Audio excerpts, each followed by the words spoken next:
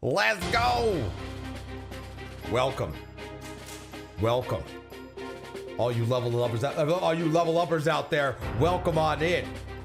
You may have just shown up. You may have just showed up with the Cost crew. What up, Cost? Thanks for bringing the party on over here, man. Hey, today is a special day. All right, we got the Cleric Best of the Best tournament, PvP tournament happening shortly. We're 6 minutes away before things start to happen. And I am super excited to have the opportunity to cover this alongside all y'all out there. We'll see how many things will break during stream. Hey, Rioisk, thank you very much for the 100 bits DPS. So, yeah, this is exciting. We have a lot to talk about and very little time to do that. Not only that, but of course, the production crew already messed up on something. They didn't save a very important, a very important thing that, whatever, I'll fix it. But hey, let's get into it. So this is the 13th best of the best tournament. Cleric is unique on multiple levels.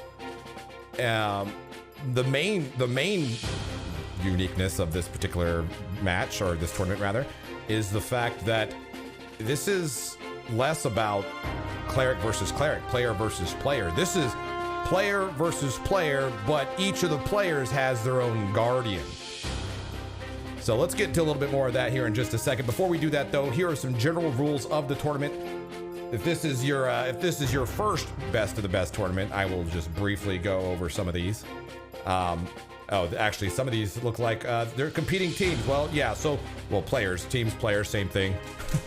These rules have remained persistent through the Test of Tactics events, as well as the best of the best. And so anyway, teams equal players. But everybody will get debuffed at the beginning of the match. After that, there's going to be a buff prep period for about 30 seconds. Every match is going to be capped at 10 minutes, so we don't go all night, all day, whatever. No detrimental spells can be casted during the prep time or the buff time. No clickies. There's a few listed there, but there's some other ones. If you need to reference the forums post, there's a few other clickies on there that you can't use. But no clickies is the rule. You can't use clickies. No charm fear. We don't have to worry about much of that. Fear maybe. Blind is definitely in some clerics tool belt.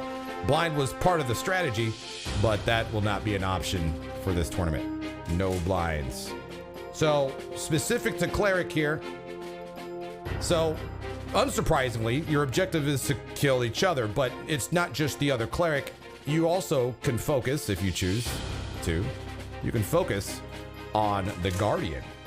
And so it's going to be very interesting. This is going to be one of the most unique best of the best tournaments because, again, you're having these clerics that are going to have to take note of their guardian's health and their own as well.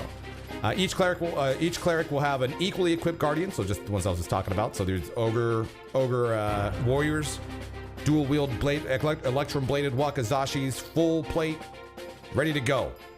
All they're doing is auto attacking. That's it. No kicks, no moving, unless they have to step forward to make sure that they're in auto attack range.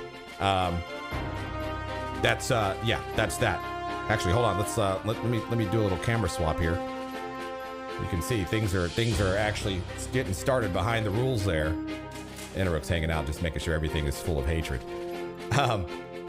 Yeah, so no restrictions to the items that can be used on the cleric. That includes epics. Those are also permitted, and no hammer pets. Well, yeah, cannot engage a hammer pet on the opposing gladiator. So there's that. No death pact, no divine intervention, nothing like that. So pretty wild stuff right here. It's going to be very interesting.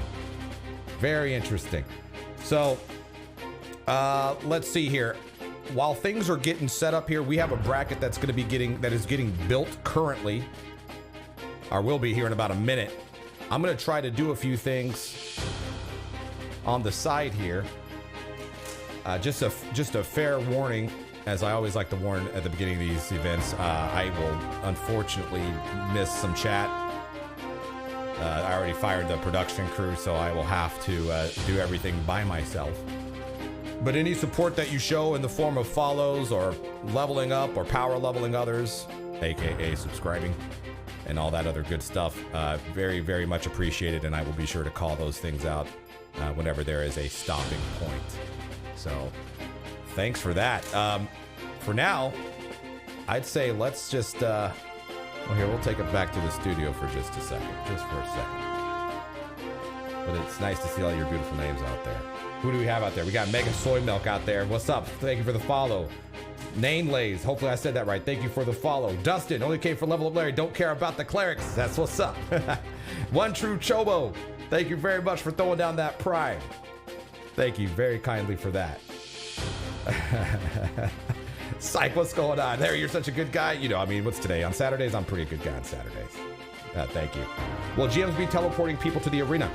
Great question. Usually the GMs, if there's an extra GM to do that, then they will do that. But they'll typically advertise that somewhere. So I don't know. I haven't seen. I don't know. I'm not sure if that's going to be happening. The brackets have been posted, so there is a bracket command. I'm not sure if my chatbot has spammed it. I should probably make sure that we update a few things, actually. Hey, Nugget, thank you very much for throwing down that prime. Leveling up with that prime. Much appreciated. Psych, ding in the level 9. Thank you for your 9 levels of support. Hey, big level of hype to everyone out there. Okay, so we are, let's go ahead and let's get in here. We'll have to just do this live. All right, so I'm not going to be on screen either, so I'll be doing a bit of talking. Bonus has increased to level 2. And I'm going to be focused more on the event.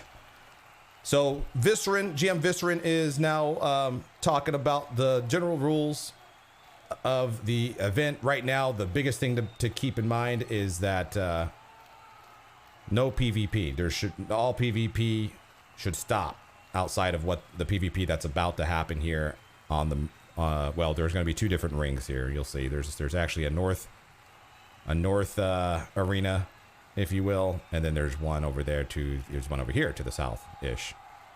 So we'll be focusing on one of those at a time and jumping back and forth as possible. Let's see. Let's get some jams going on here, or something.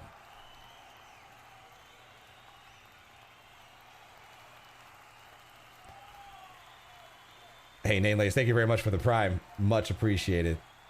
The grind begins. So, for those of you, if this is your first best of the best, can we get some ones in chat? If this happens to be your first one that you're watching here live, get some ones in chat, please. Oh man. Oh yes. Yes. That is exciting.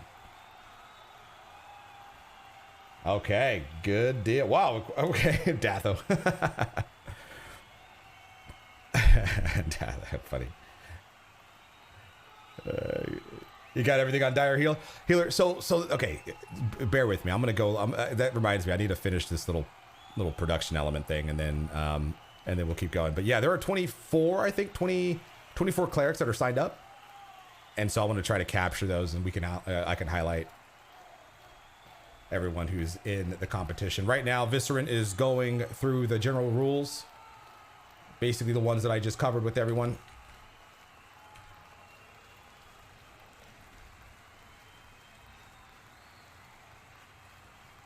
And we will be getting started here shortly. I'm furiously typing away here, trying to fix something that didn't save right before I restarted my computer. So now I'm just having a lot of fun here.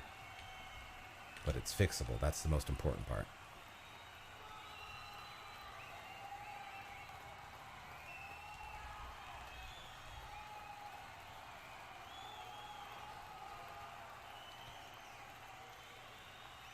It's a beautiful day here in Lake Wrath Arena, by the way. A nice crisp 65 degrees-ish.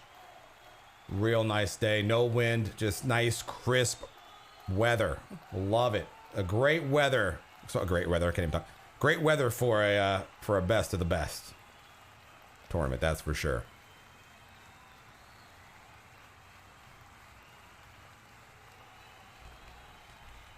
I'm about 60% done with this thing that I'm working on.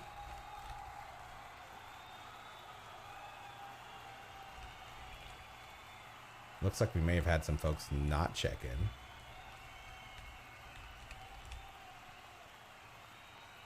So I'm still going to include them in this thing that I'm doing.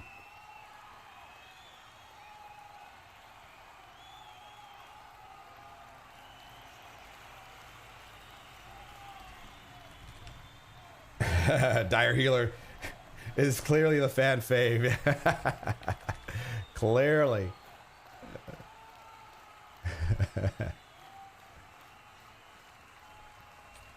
All right, this is lining up nicely. Okay. The rules are still going on. Just for a visual cue, or at least calling it out for everyone out there who's watching. There will be an explosion and a verbal statement when the fight starts, when the match starts. So you'll probably see some fireworks. And if you're wondering what that exactly that means, that's what it means.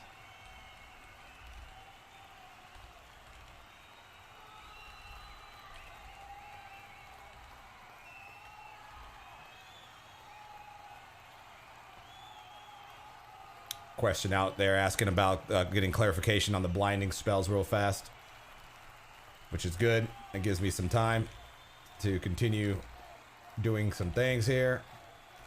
All right, perfect. EXP bonus ended at 0 of level 2. Poll is up. Oh, perfect. How many times will the production crew be fired today? Oh, dear. Yeah, they've already been fired once before the stream even started. As soon as I saw that they didn't hit save. All right, cool. So let's see. Here's a quick little list of the cleric combatants. I believe there are 2 that actually have not checked in yet.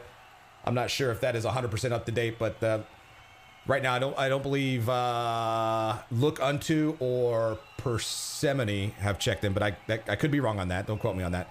But here are the 24 clerics that will be competing tonight. Pay no attention to the POS at the end there. Yeah. Anyway, there you go. There are a few more there. We'll clean up that list. Since I fired the production crew, I gotta do everything by myself. So, see, look at that. I do it in real time. I just do it. I do it in real time.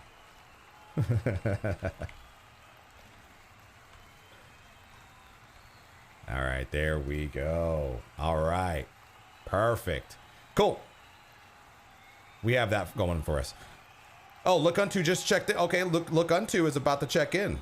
Speaking of which, look at that. Speak of the devil. Awesome.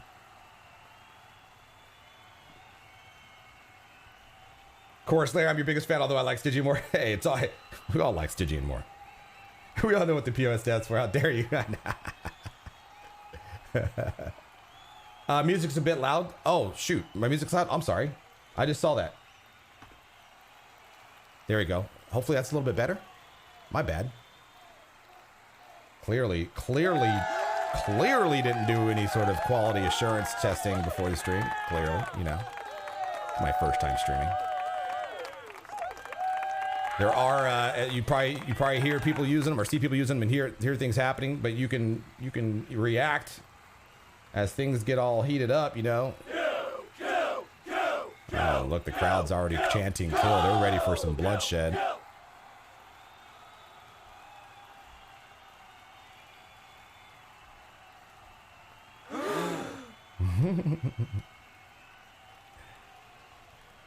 Alrighty, let's see here. So we're going to be splitting arenas, and so it's going to be very difficult for me to cover. It's going to be almost impossible for me to cover both. And so I will be focused on Visceran's arena, which is going to be to the left of the arena. So it's going to be this one right here. We're going to focus in on this one for the time being. And there's one more thing that I need to test before we start really rolling here. And I'm hoping it's going to work.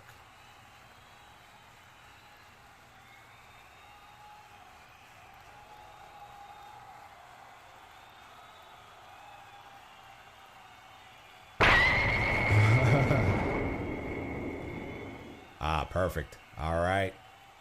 All right. That's it's not the well, it's going to have to do. So we'll have eyeballs on both arenas. Maybe.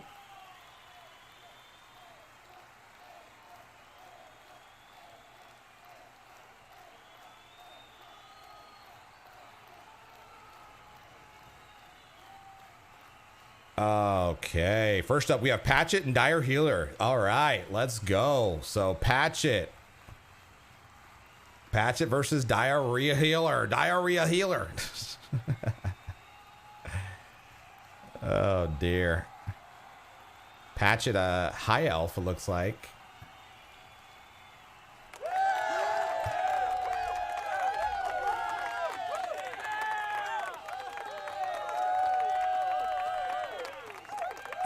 Wait, so who's with who here? Patchet. I'm not sure whose guardian is who's here.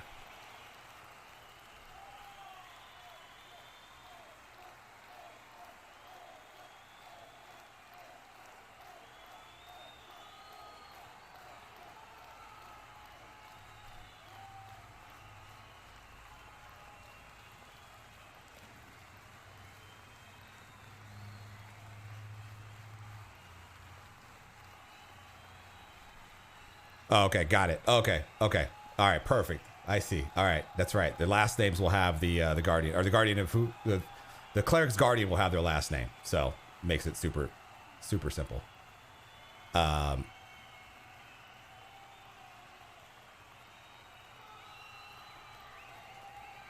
So let's see here. Cool. All right.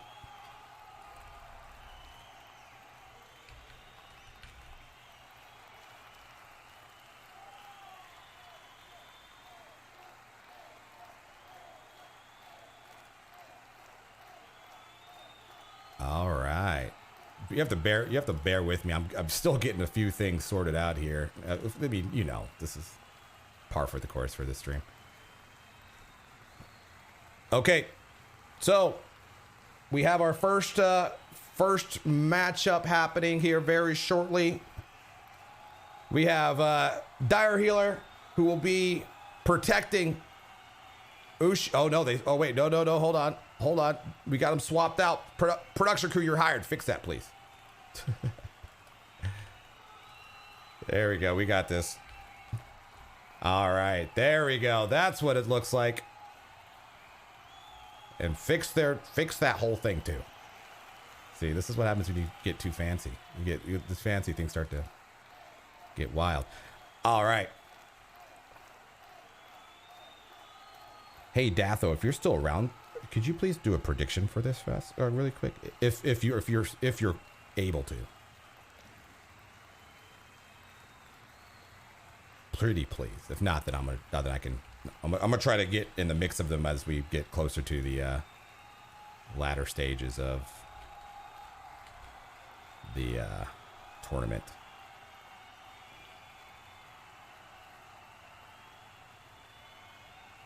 All right, 5 seconds remain before the prep. All right, we need to kill the music for a little bit. All right, match has begun. So, it'll be difficult for me to have all four health bars. I've got to track, 2 clerics and 2 guardians here, but I'm gonna do my best to do that. We'll keep Patchet targeted on the right HP bar there. And then we'll take a look here at Diarrhealer. So Diarrhealer running around. Ushio's Patchet's Guardian at 88%. Diarrhealer's Guardian at 87%. So they're neck and neck right now. A lot of meleeing happening here.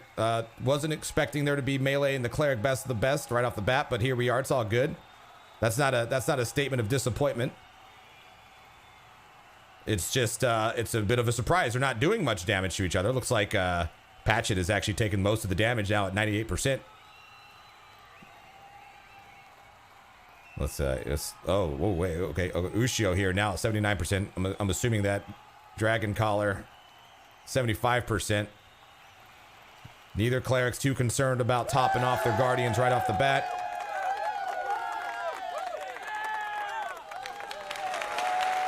Patchet running around, taking more damage than Diarrhealer is. Diarrhealer at 99%. Patchet, 93%.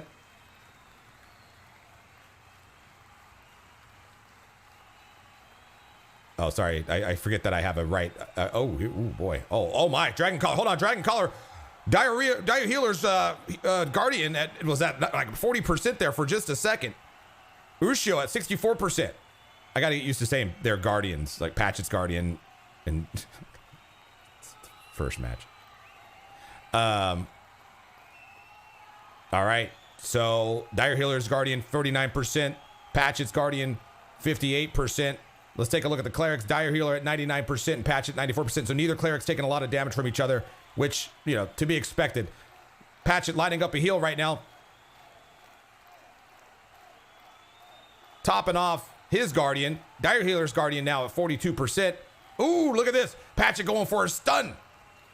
Oh, no, going for a smite. Smiting Diarrhealer's Guardian, but Diarrhealer was able to complete heal. Oh, the HP bars are swapped out. Oh, fire the production.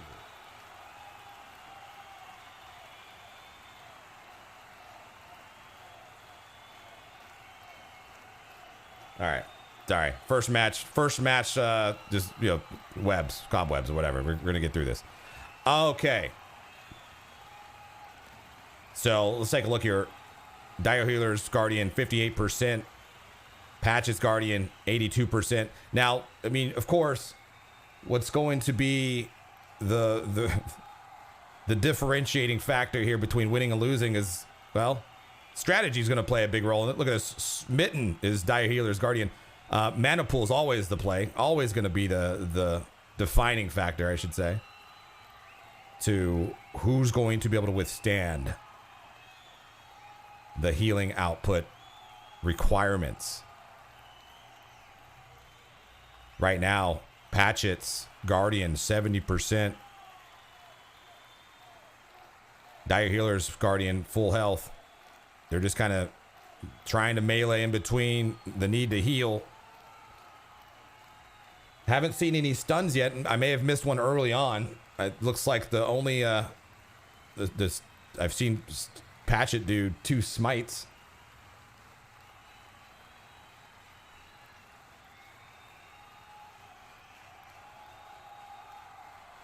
Meanwhile, Stygian's arena behind us is getting kicked off here. Vill and Urser will be battling it out on that one. I hope everybody understands, and I apologize. I wish I had a team of folks here, but I will only be able to focus on one match at a time. But as soon as we can jump back and forth. Oh, Dispel's happening. Hold on. Yeah, I'll try to cover both to the best of my ability. All right, so Patchet's Guardian, 74%. Diarrhealer's Guardian, 65%. Patchet, both clerics at full health right here. Looks like Patchet now looking, is this going to be a stunt? No, it's going to be another smite. Yes, indeed. Putting the pressure on Diarrhealer's need to heal. Diarrhealer now trying to line up that heal right now on his Guardian Dragoon Collar, excuse me. Oh, but Patchet getting some good rounds. Oh, but not enough to interrupt. Diarrhealer getting a complete heal off, saving his Guardian. Patchet not too concerned about his Guardian being sub 60%. No predictions. Oh. Uh-oh. Okay, that's fine. That's fine. So these early matches, the predictions will probably be hit or miss. But once we get to the round of 16, and certainly beyond that, then we'll definitely have predictions. I'll try to get one up next. So another heal. I mean, it's gonna be a lot of healing, obviously, but both Guardians seem to be in good health right now. Meanwhile, the fight between Vill and Urser has commenced on the other ring.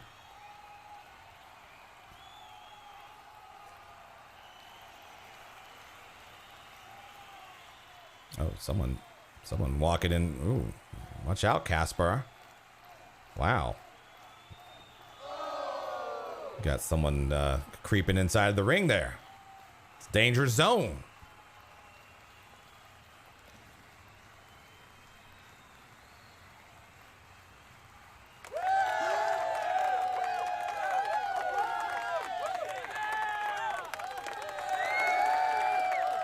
Okay. It continues. Both clerics, 100%, of course. Not a lot, just a bunch of running around here. It's kind of an interesting strategy, just the running around. I don't know if the Diarrhealer is trying to be evasive. There's no melee. I mean, I'm sure this has been the case now for the entire match. It's just Diarrhealer running around. And then, out of nowhere, stopping to... Oh, ducked out of it. Wrong spell? Okay, here we go. Diarrhealer. Okay, wait, Patchet just kind of stopped. Oh, Patchet had to target his Guardian, make sure that he had him targeted heal. Looks like Patchet must have heal over timed his Guardian, sure enough. Diarrhealer's Guardian out, 44%. Hold on. Diarrhealer going for the meta there and dispelling the heal over time off of Patchet's Guardian. And if it didn't look, I mean, whether or not it was successful remains, well, it doesn't really matter. I mean, his Guardian's at 75%, but take a look at this. Oh, Diarrhealer's Guardian there was getting low, and Patchet tried to line up another smite. Patchet's been real heavy on those smites. Heavy enough? Don't know. Not a lot of bursty damage. Diarrhealer might be using Mark of Karn. Oh, good call out. Yeah, you're right. There might be some Mark of Karn action going on in here. I didn't even factor that in. That is very true, and more than likely something that might be going on.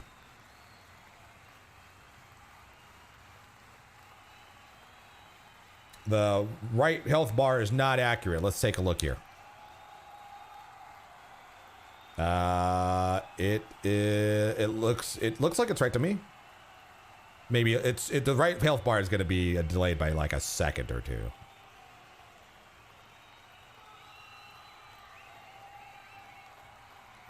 Otherwise, it should be good. But let me know if you're seeing something different. All right. So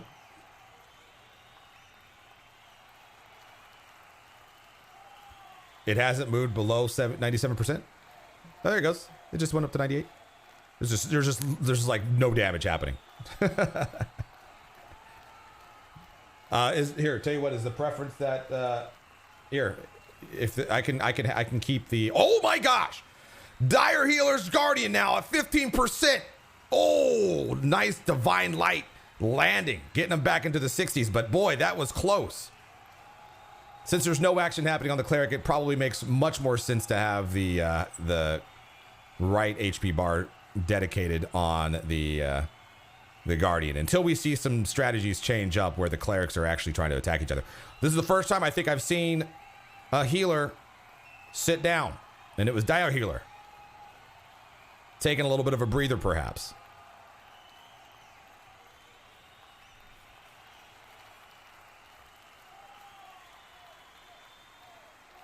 He sat down a bunch so far. Well, it shows you how much I'm paying attention because he just sat down again. So clearly he's done it multiple times and continuing to do so. Now that I've said something, now it is painfully obvious that I was not paying attention. Jeez.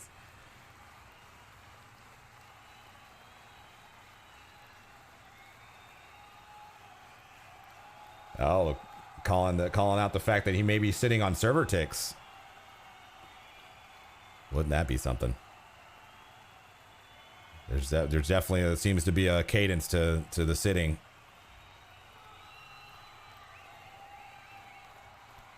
I do not have a timer for this match, but I do believe the match time is still going to be capped out at 10. I think. I'm not sure what happens when things escalate.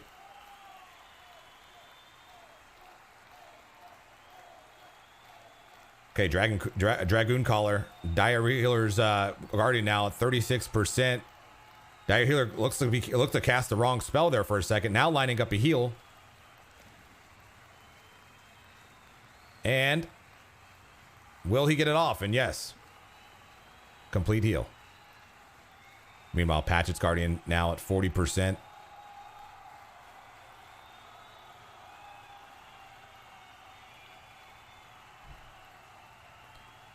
And no problem. So it's going to be, I'm very excited to see how strategies start to evolve. They always evolve over the course of a tournament. Always. And I'm excited to see how they do evolve. Because right now, I think everybody, this is the first match over here on this side. Oh, we got a crying baby. One moment. Yeah, sorry. I'm not in my own private studio. Oh, dear.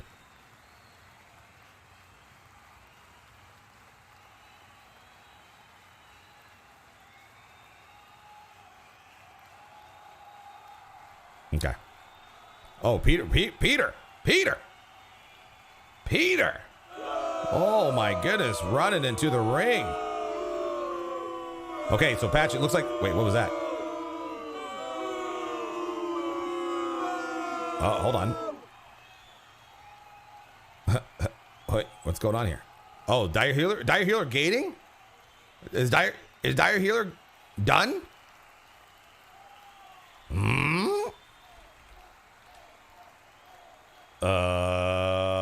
Okay. Well, yeah. There you go, just like that. Okay, interesting. Can we run that back real fast? Look at this, right at the end. Diarrhealer just saying peace out and gating out. I guess Diarrhealer was done. Patch's mana pool was just too much. It's too much. Well then. Yeah, that's interesting. Must have been out of mana. Okay. Well, that is that. Let's see here. We'll take a look at what's going on at the other ring. Just bear with me for a moment.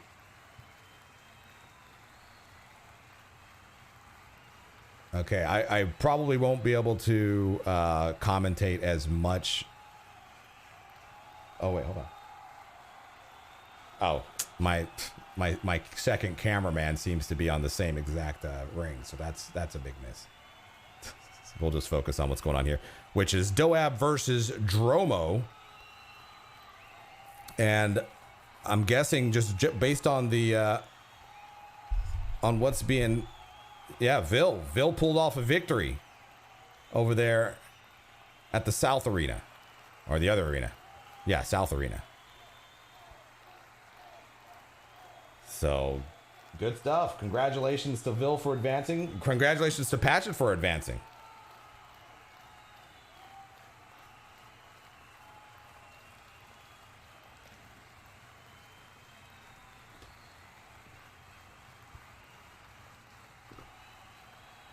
Okay, let's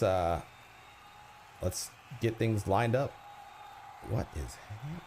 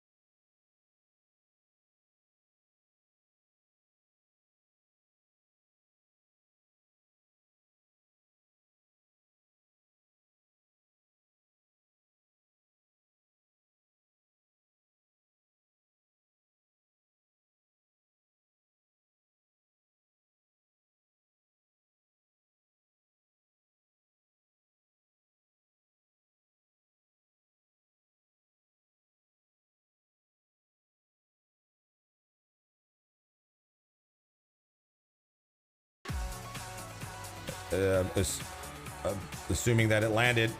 What it debuffed, we don't know. Ushio now at 56%.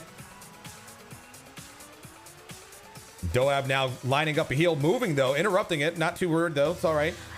Damage seems to be pretty predictable for the time being.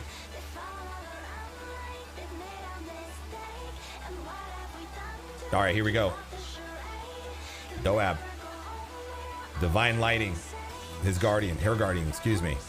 No problem, but interestingly enough, Doab's guardian taking a bit more damage. Or at least it may have seemed that way.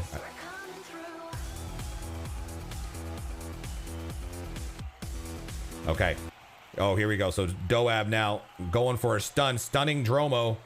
Dromo stunned, but a little too late, it would seem. No, not necessarily, actually. Dromo's guardian is still at 62%. A lot more action, a lot more variety of things happening here in this match. So I was used to just seeing a bunch of running around.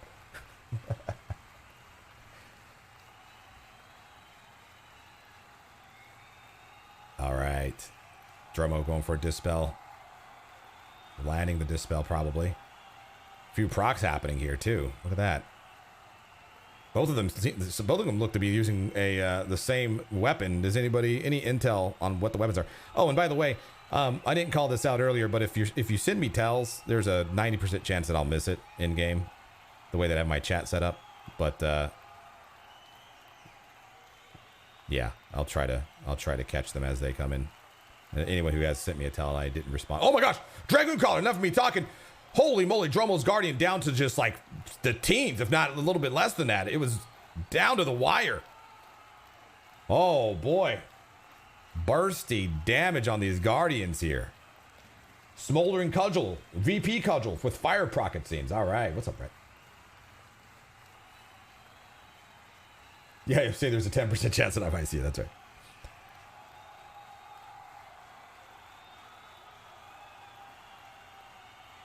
All right, now it's down to melee. Just some melee and hoping for some procs to happen. Let me just take a little glance here at the health of these clerics here. Oh my, look at this Doab now. Doab at 50%, Dromo at full health. So Doab having to worry about 2 health bars.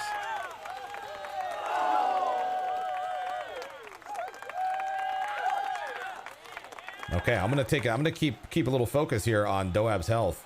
46%, while her guardian is at 77%. Guardian, of course, in much better state.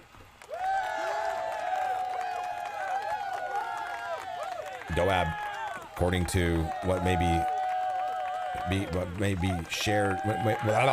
have just been shared in the audience here, just pulled out the Black Star. Doab doesn't seem too concerned about her health at the moment. At 38%, though, I'm wondering if it starts to be something to be worried about. And there we go. Doab now lining up a heal. Dromo, oh, a little slow on the draw with that stun. No, not a stun. Hold on. Not a stun. He's going for the blast. Oh, smited. Doab's guardian, forcing Doab to have to burn some mana to just heal not only herself, but also her guardian. Oh my. And then Dromo just bringing on the pressure, this melee pressure. Oh dear.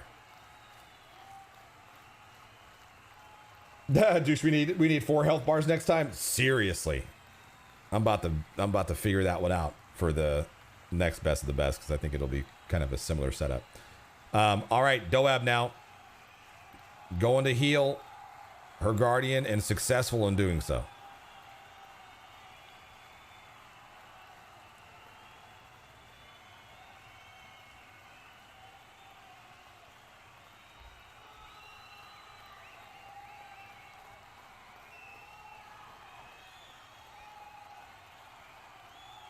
Okay, I'm just gonna be bouncing around targets here, waiting for things to start to get interesting. They were getting really interesting there for a moment.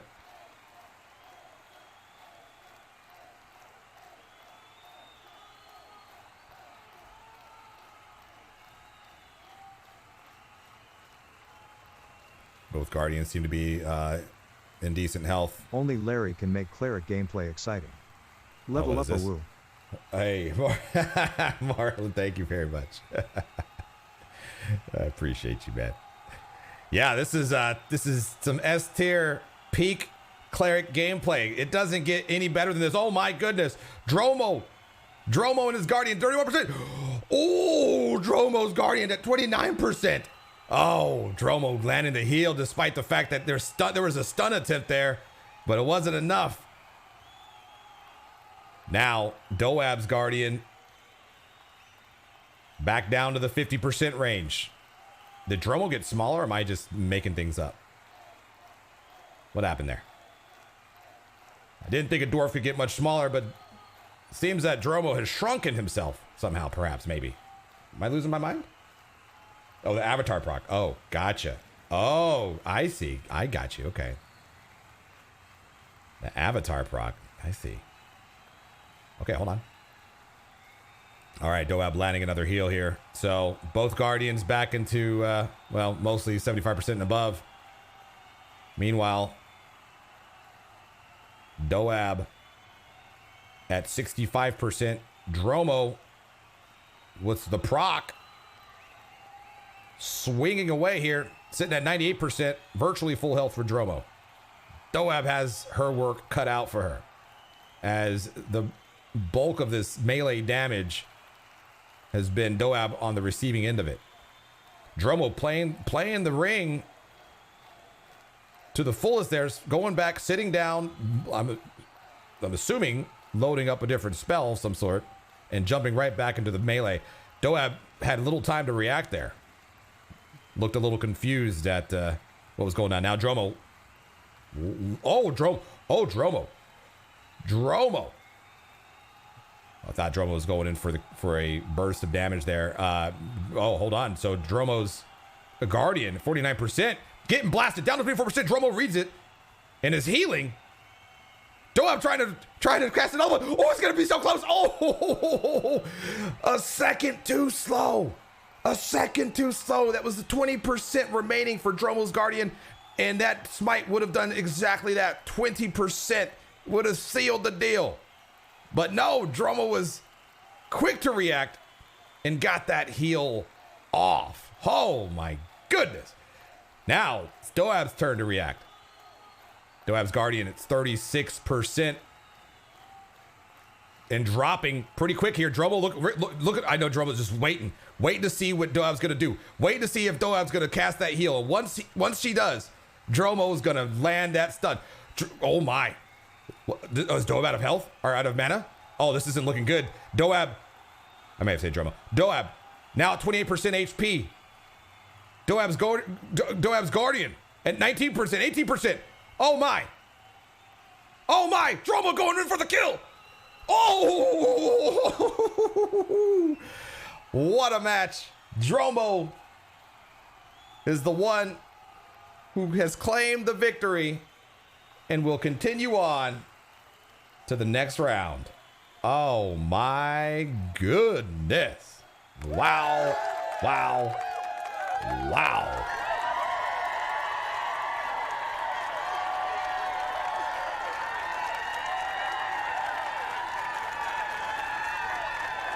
That is awesome. Well, good job, Dromo. Let me good job to both clerics for that matter. Let me turn around here briefly and just glance, see what's going on over here. Looks like that match is also concluded. I'm not sure who won that one. Again, once we get on the main stage here, things are going to start going a bit smoother, just because we'll be down to the round of 16, or maybe a little bit after that. I'm not sure at what point we're going to move over to the main stage. Right now, I'm keeping my focus on this stage right here, or this ring right here. So my apologies for not being able to cover both at the same time. No excuses. I'm just joking. Alrighty. So the next match here is going to be Panacis, I believe is how you pronounce that, versus Microchad. Microchad, oh no, Panacis is the lowest level cleric in the tournament. Matter of fact, I think Panacis is level 54. Oh boy. Well, Panacis has his work cut out for him. For sure.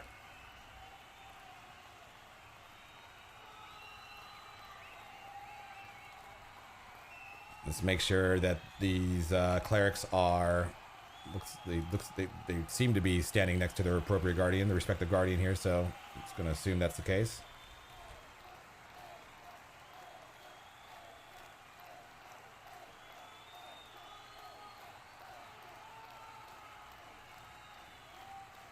All right. I'm just going to wait for the guardian names to change here before we talk about this next match that's about to be happening. Eratati, nice to see you out there. KJ says, Larry, just always be on Patchet fights. Well, hey, Patchet keeps on going. We'll definitely have we'll have Patchet Patchet spotlighted for sure. Morland, so the cleric has to keep himself in his warrior alive, you assume? That's correct. That is 100% correct. That is right. They are not allowed to use clickies. No clickies are allowed. Yoshimira, thank you very much for the follow.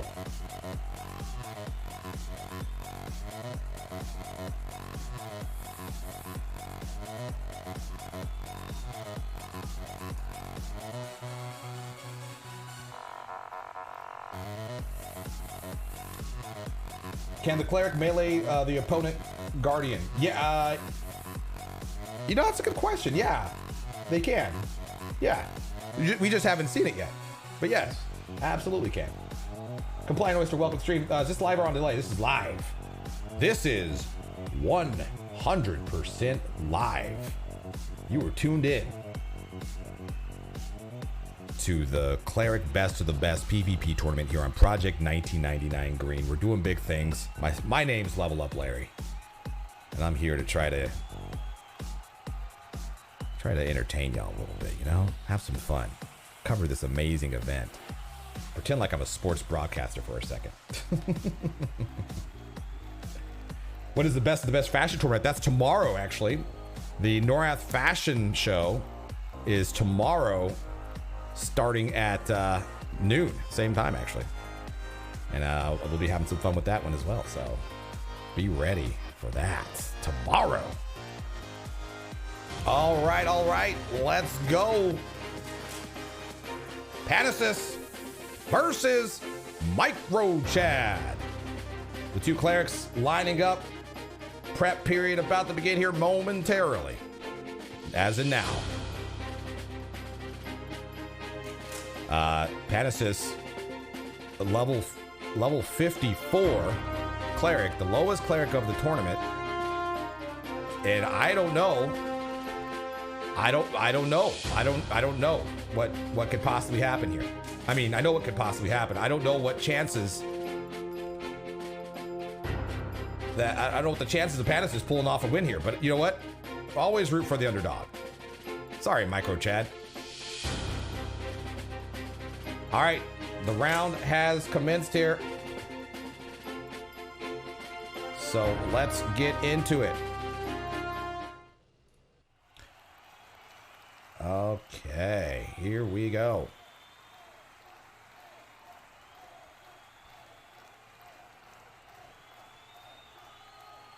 So the round of eliminations continue here.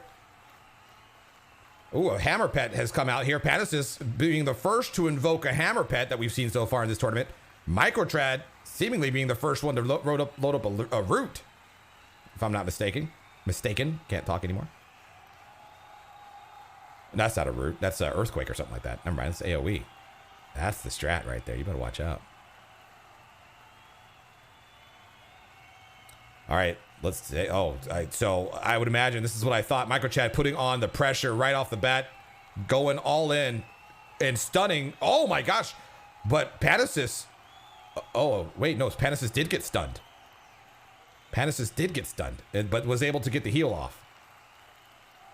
Interesting. That could have very well been it. Microchad now going for his first heal on his Guardian. No effort there.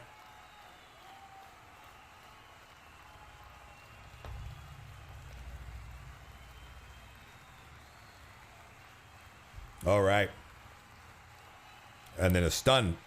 Panacis is now the one trying to do it. And then, oh, Microchad smiting Panacis' Guardian. Panacis is going for an early here. Heal over time. Microchad reading it and going for a Dispel immediately after. And presumably landing that as Panacis' Guardian no longer regenerating health. So wasted mana is what we call that in the industry. Not a lot of melee happening here, just some running around, not sure with what kind of intent. Maybe just waiting. Oh, Panacis was thinking about healing, but then ducked out, and then Microchad following suit. Panacis, there's a little bit of footsie work here. You wouldn't think that there'd be a lot of footsie game in the Cleric best of the best, but here we are. A lot of footsies, some juking. Trying to throw off the other Cleric, thinking that you're going to cast, maybe not cast. And then Panacis here casting. Microchad lining up the Dispel. Realized that it was not a heal over time spell and then ducked out of that Dispel.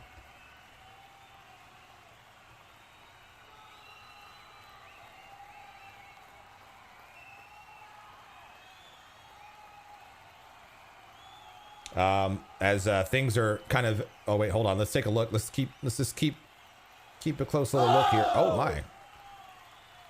Panacis now going for a smite, and looks like that was a partial resist, perhaps.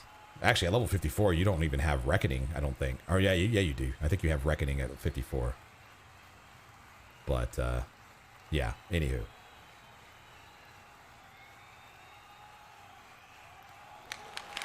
Okay, well, real quick here. So rules say you can't melee the opposing Guardian. You would think that I should know that. But I might need to confirm that. I mean, I haven't seen anyone melee the Guardian, so I'm assuming that's the case. All right. Panacis' Guardian. 46%. No melee on either Cleric, so I'm not too concerned about checking health. Let's just take a look at Microchad very fast. 84%. Let's take a look at Panacis. 72%. So there's a little bit of damage happening between the two. I'll keep an eye on that. They're both swinging their epics around.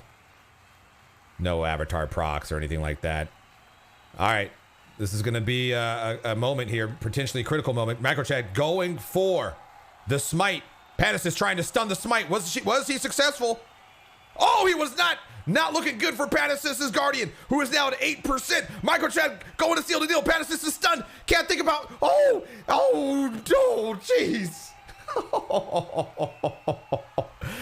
Oh, Microchad went in for the kills. He saw blood. The halfling saw blood. The Guardian was down to 8%. Panacis just kind of sat there confused, not sure what to do.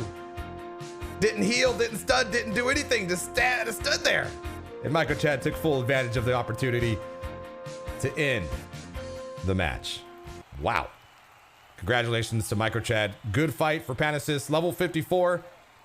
It takes some cojones to step into this tournament being anything less than level 60.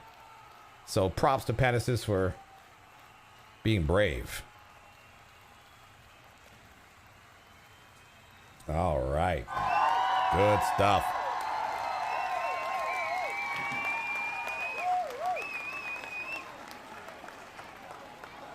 Hey, Miss Sophie, nice to see you out there. I hope you've been well. Milkman Larry, don't you know how much confusion you're causing for EQ spouses today? I heard baseball. Yes. That's funny. Throw it on the big screen. Okay, there's things are actually starting to move a bit. So we have Patchet up again. Patchet versus Tippani. Hopefully I'm saying that right. Tippani. Get a pronunciation check, please. Yeah, let's just keep on going here. Team Patchet, though, I'm sure is very excited to see Patchet fighting again on this in this ring here. so we get to cover it.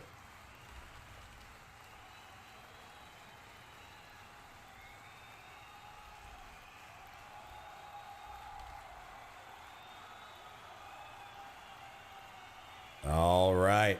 And it looks like on the other ring, Sangor. Let me just kind of turn around there for a second. Okay. I'm seeing some Go Sangor. Seeing some Rip Torlanson. I'm wondering if Torlanson got eliminated. Not sure. But right now, we are focused in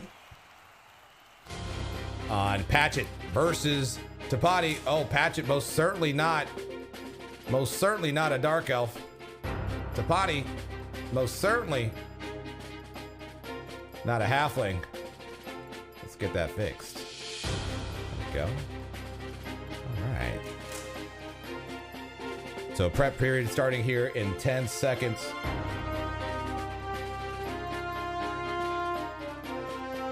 Five seconds. Let's go. Whoa. All right.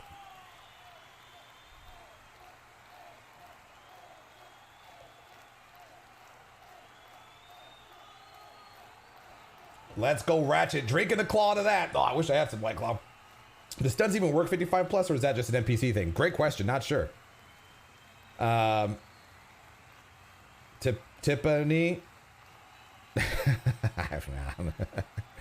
All right. 5 seconds remain for prep period here, and we are off. The fight has begun.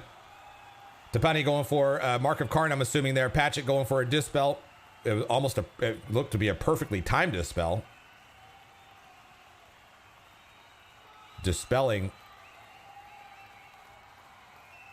the Mark of Karn that Tippani just casted on Patchet's Guardian. Pan the camera a little bit here. So, all right, I'm going to say her name differently every single time, I'm pretty sure. Tippani dispelling her Guardian of any detrimental effects. Now, both clerics here are meleeing each other. They look to be using, similar to the cudgel situation, they both seem to be using the same weapon. Can we get some intel on what weapon that is, please?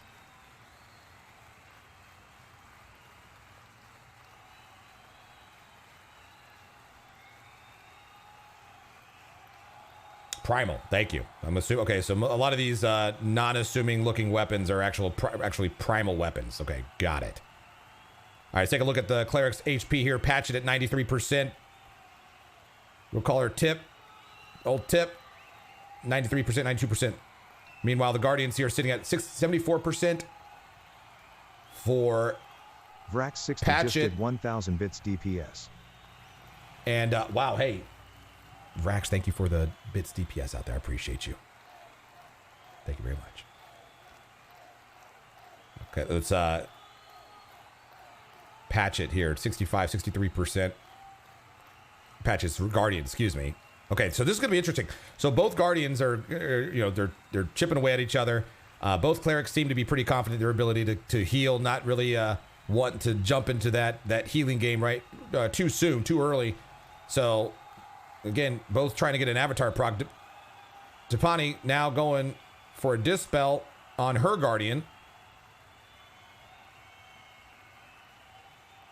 And now we have Patchet's Guardian at 47%. I have to think that we are going to be seeing a smite from Tippani any second now. Or a heal from Patchet. Looks like it's going to be Patchet healing. And it was a Divine Light. It looked like Tippani had lined up a Dispel thinking it was going to be a heal over time, but guessed wrong. Looked like Patchet got a Black Star proc off at the right, in the right area, or right next to his Guardian. That was pretty awesome. Both clerics now working the ring all the way in the corner of it. Wonder what the significance of this corner is. We've seen a few clerics over here. Okay, Tippani now lining up the heal. Oh, I see. Getting him out of range, getting him out of AoE range for that Black Star. That's what's going on there.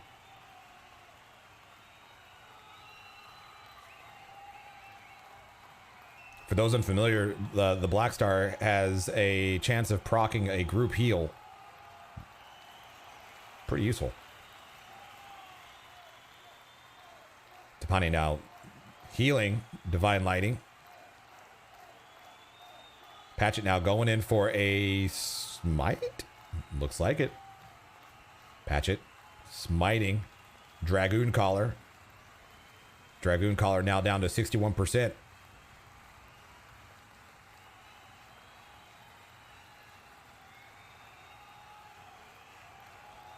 Patchet's Guardian, 75%.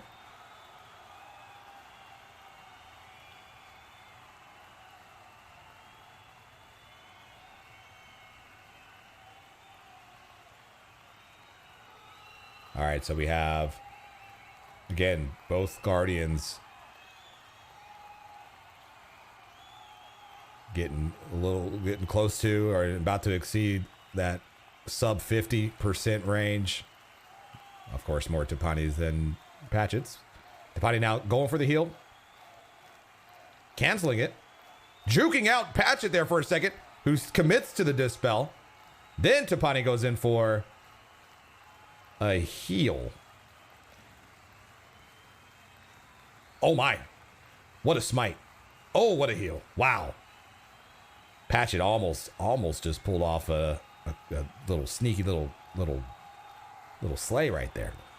It's close. Tippani's Guardian was down to about 13-14%.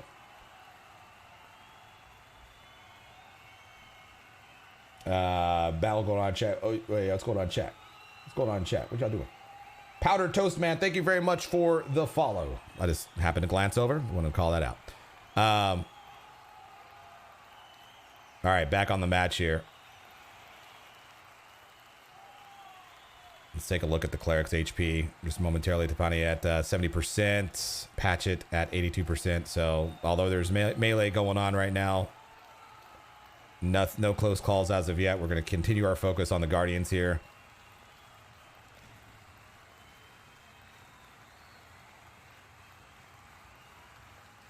Looks like Patchet.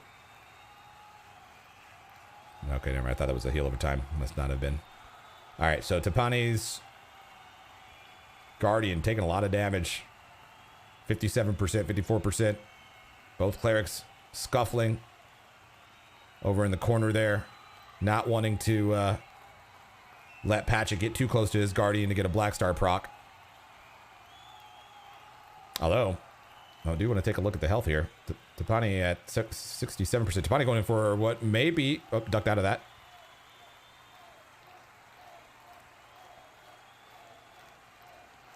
Patchet 74%. Tippani at 63%. Guardians... Patchet's Guardian at 50%. Tippani's at 46%. Things are starting to look like they're going to get interesting here. Patchet going for a smite. Tippani going for a heal. What's going to happen? Probably negate.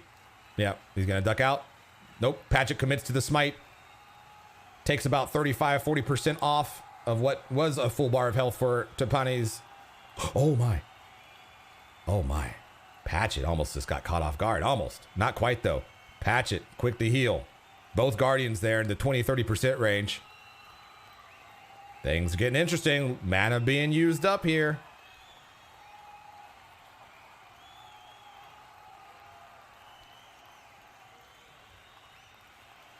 This is when we start paying attention to the Cleric's HP bar.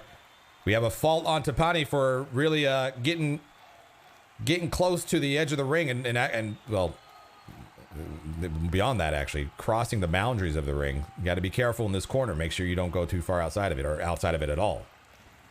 You will get a fault. You only get one fault. All right. So the melee continues in the corner. Meanwhile, Patchet's Guardian 63%. Tippani's Guardian 44%. Patchet landed a something. Oh, Tippani now going for a smite and landing it. Both Guardians now 37%. Tippani going in for the kill. Ooh, a resist. Oh, her smite was resisted. It looked like.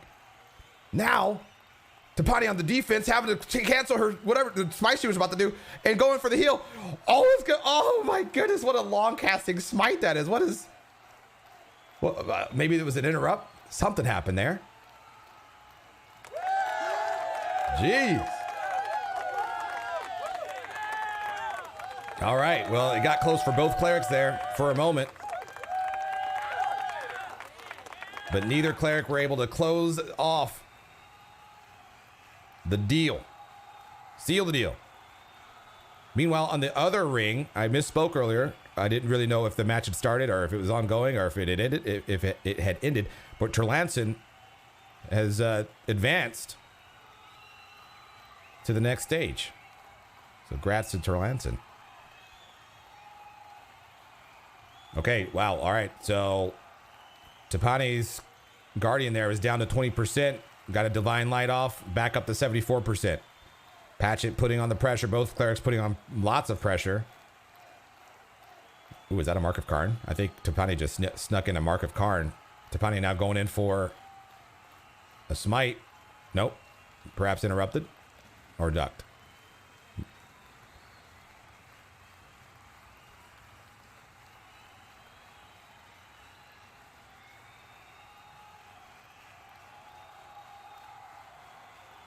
Patchet now going in for a Dispel. Tippani going in for a heal to follow the Dispel. Timed nicely. Well. Yeah. Now Patchet.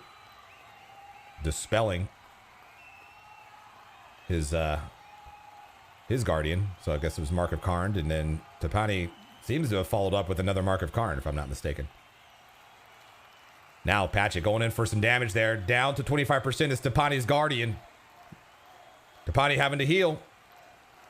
Patchet continued to melee. No problem. All right, in Stygian's ring, we have Odyssey and Petyrr about to go at it. It's FYI. We'll keep our focus and coverage on this one. Not to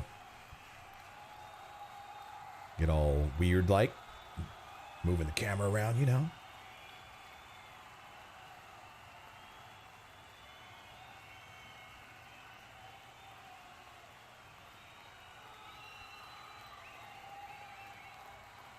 Oh, look at this weapon change here. Oh my, Tippani pulling out the big stick and is swinging it. Swinging it. Patchet able to heal his Guardian. What kind of damage is Patchet taking though from that big old stick? Quite a bit. Patchet at 47%. Oh my. Tippani 52%. Both clerics now getting into dangerous territory for their own health, let alone their Guardian's health. Although Patchet's Guardian looking a lot more healthy. Will it matter though? We'll see. Because now Patchet's down 44%. Tippani at 51%. So they're holding on. But as always, the mana game. How much mana is left here?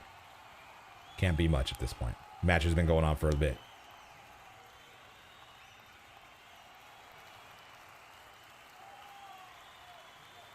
While let me just check health one more time. I don't want to be caught off guard by someone next, like someone's just out of nowhere dying because I wasn't paying attention. Looks like okay. Hold up, here we go. Patchet going in for a big smite. Tippani can't do anything about it except swing. Ooh, 10%, 10%, 9%. 9%. Oh, man. Tippani had enough mana to heal, but doesn't seem that Patchet has enough. Oh, wait. I spoke too soon. I thought Patchet didn't have enough mana to cast. It was just on cooldown. Patchet going again. Blasting. Dragoon Collar Tippani's Guardian, who's now at 5%. Can Patchet seal the deal? Well, what Patchet can do is continue to wail on Tippani, who seems to be sitting for some reason, trying to memorize a different spell, perhaps. Oh, man. That is that. Tippani's Guardian. Incapacitated. Still fighting. Oh, getting healed. Oh, my goodness. Are you serious? Oh, boy. Talk about drama. Short-lived. Because it looks like there's going to be a healing situation not in favor of Tippani right now, whose Guardian is at 13%. Patchet's Guardian at 40%. 11% now. Oh, man, look at the taunting here. Tippani laughing. Laughing in the middle of combat here. Sitting down. Now they're just chain sitting back and forth. I believe that's a sign that there's no more mana. Patchet now loading a lower level smite, I would assume. Which this is it. That is a done deal. Victory goes to Patchet. Congratulations to Patchet for advancing. Whose Guardian is very happy about that victory. Tippani, good fight. The battle is over for Tippani. At least in this ring for this tournament. Wow. Oh my, oh my, oh my goodness. Whoa. Wow. Well, hey, I hope all of you are enjoying yourselves so far. We still have a lot of tournament. We have a lot of tournament ahead of us. We haven't even gotten to, I don't think we're at the round of 16 here. I got to take a glance at the bracket just to see where we are at. Let's see. Okay, I think we are, yeah, we're about to hit the quarterfinals here shortly. So we are working through the round of 16 very shortly. So next we have Ohmat versus Jumjumshot. Oh man. Oh man, oh man, oh man. Hey, I'll link the bracket. Yes. I should have a command for that. I need to, here, tell you what. Let me do that right real quick. The chat bot spams it like once every, not so often. Not as often as it should. Bear with me just a moment, please.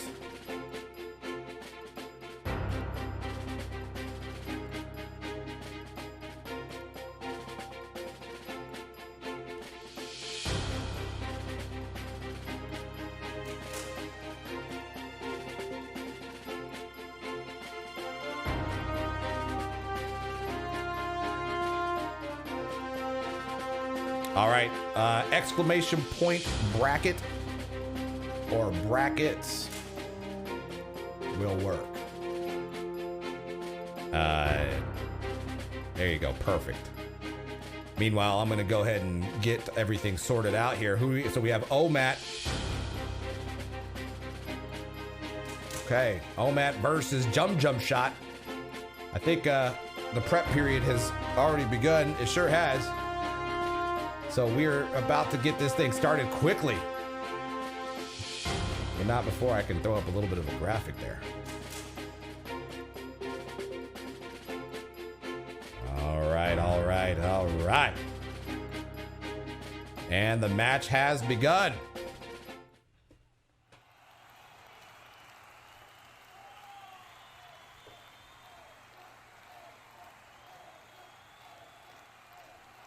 Sorry that I gave the warning at the beginning of the broadcast that I would be very bad at keeping up with chat, but I really do appreciate everyone being out there, and I'll try my best to get caught up on things here. Actually, I should probably do that right now. So so yeah, I saw the bracket one. That's awesome. Real quick. Hey, Justin, thanks for streaming this. Hey, you bet, man. You're very welcome. Zidal out there, you want to see Adi lose? We'll see how Adi does. All right. Let's focus in here. How we looking? All right.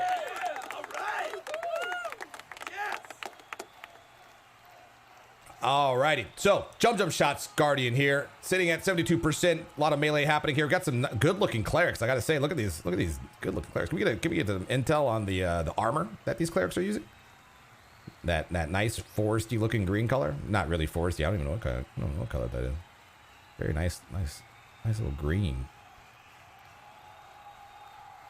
All right, Jumjumshot going for the smite, trying to get things moving quickly. Ohmat casting some buff. And continuing, so Ohmat seems to be healing with a HP buff, if I'm not mistaken. Jumjumshot going for the Dispel.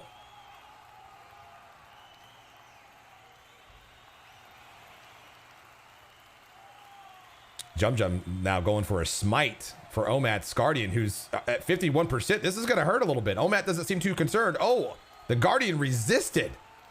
Ooh. Wait, I'm sorry. Sorry, I gotta have the HP bars mixed up there. It's actually Jumjumshot's Guardian that was at 50%. My bad. No wonder. Ohmat seemed very calm. Okay, Jumjumshot now going for the heal. And landing that heal. All right. All right. Turquoise is the color. Yes, I'm not good with words. English is my 19th language. Oh. Why did he turn into a skeleton? We get some intel on that one.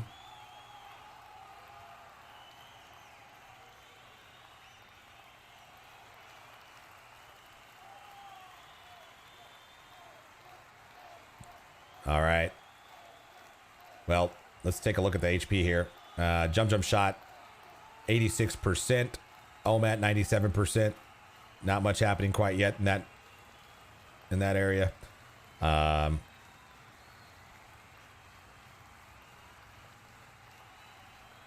Ohmat's Guardian sitting at healed.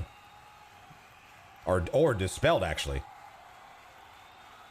Just lost a big chunk of HP just due to a dispel. That Jumjumshot just landed on Ohmat's Guardian.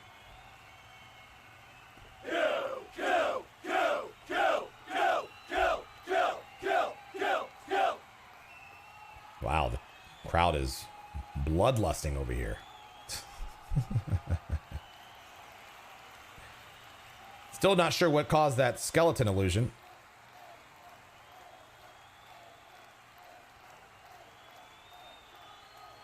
Paybella Hammer. Does that have a skeleton proc or something like that? Ohmat continuing to cast an HP buff to heal his Guardian. Seems to be working so far. Jumjum.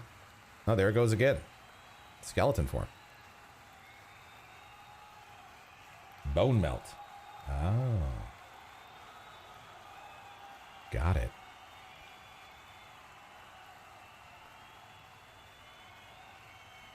All right, Jumjumshot's Guardian now going back into that 50% range.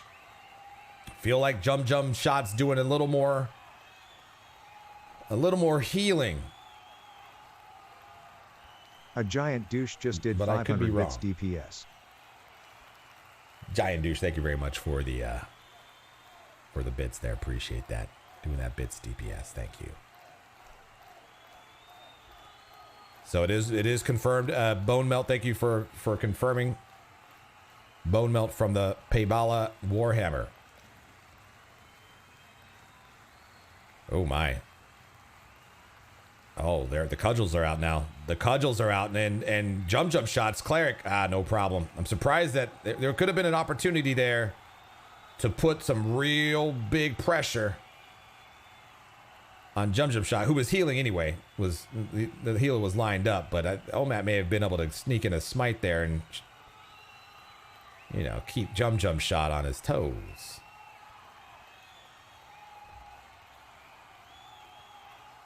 You remember that guy who hammered accidentally during the previous Best of the Best tournament? That's right. That was the very first Best of the Best tournament, the Warrior and Mage tournament. And we had a warrior who forgot that they had their over there hammer equipped. They thought it was the slow hammer, I guess.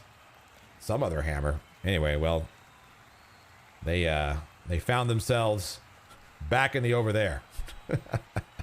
and eliminated from the tournament. Talk about classic Best of the Best experience right there. Holy moly. Oh, Kaido. Never forget.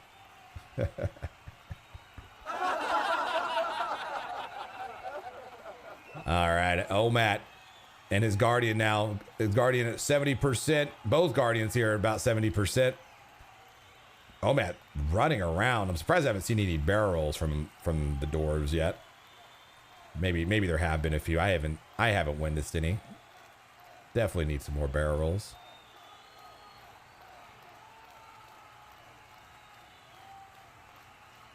All right, Ohmat pausing for a breather, as well as to HP buff his Guardian. Jumjumshot reading it, dispelling. Ohmat lined up a dispel as well. A lot of casting going on. Ohmat going in for Mark of Karn on Jumjumshot's Guardian.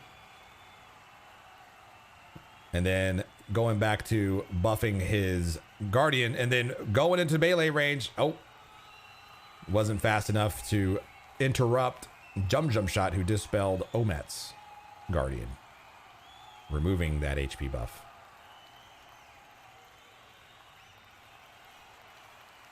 And that is correct. Hey, what's up, DZX?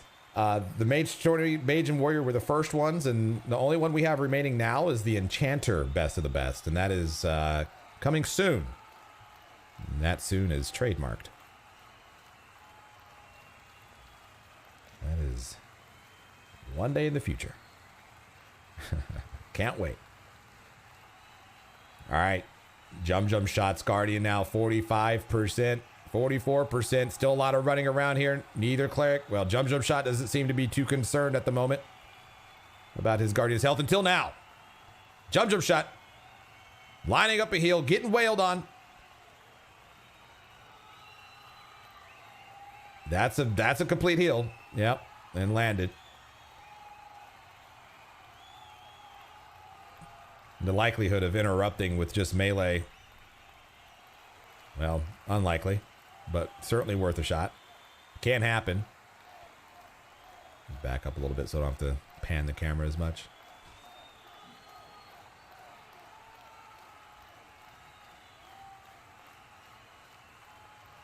Dispel's happening here on Ohmat's Guardian.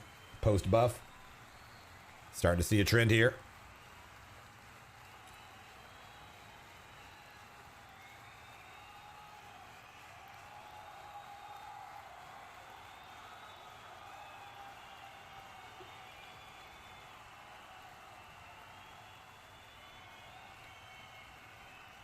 I was talking about this earlier. We were talking about the Enchanter being the last event. This is the 13th Best of the Best tournament. Clerics are the first one. Clerics and Enchanters, once we have the Enchanter one as well, will be the only ones that have their own dedicated tournaments. Every other, or all the other Best of the Best tournaments have had two classes, and they've all seemed to work out. But these, judging by the fact that we had 24 Clerics register for this one, we're talking about record numbers here. Amazing participation. And I would guess that the Enchanter one is going to be packing some heat as well. So it's good that we have the time to focus on just one class. Monks were not dedicated. Or they didn't have their own dedicated one. It was monks and golly, was it bards? No. Yeah, maybe monks and bards.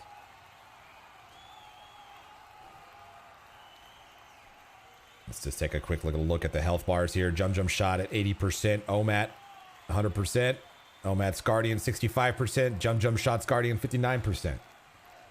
Rip Necro and Rogue Best of the Best video. Look, RebelMex, I'm telling you, I have not had quality sleep since I realized that I do not have that footage. There were some great moments in those in those two tournaments, and I have nothing. I have nothing. Just memories. I can't post memories on YouTube. Can't archive memories. I mean, I guess I could write a memoir or something like that about my experience. But nobody wants that. Jumjumshot, or at least Jumjumshot's Guardian, 55%. Jumjumshot dispelling Ohmat's Guardian. Once again, very consistent with that. Some good awareness there. Monks and Druids. There you go. Brett, the production crew was fired before I even started streaming, believe it or not. Well, I'm sure it's much more believable than it is not. They forgot to hit save on something that was kind of important, but it's okay. We'll get by.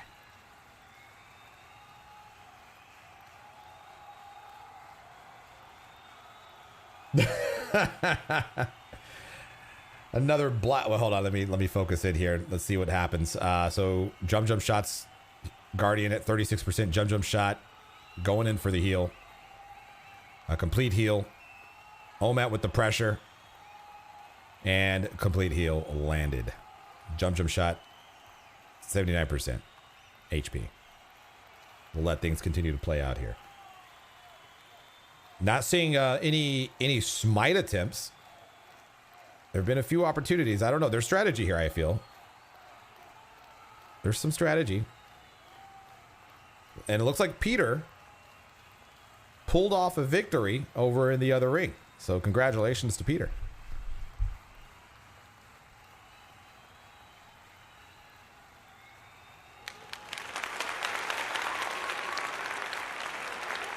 Riker, get someone to animate it. Yeah. Yeah, that'd be nice. Get someone to animate my recollection of the event. Yeah.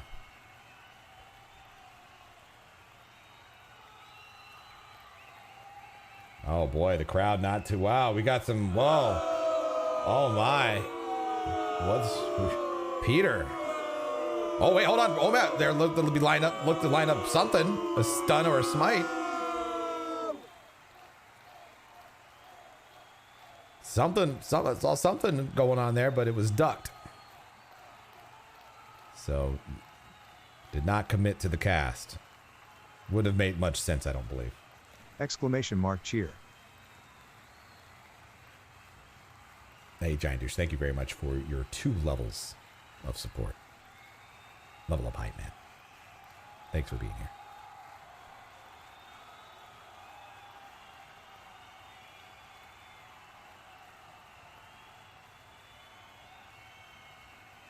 So more running around here. Ohmat pursuing with aggression. Jumjumshot the halfling. Let's take a look at Jumjum's health there just to see here. 81%, so it's just a proc game.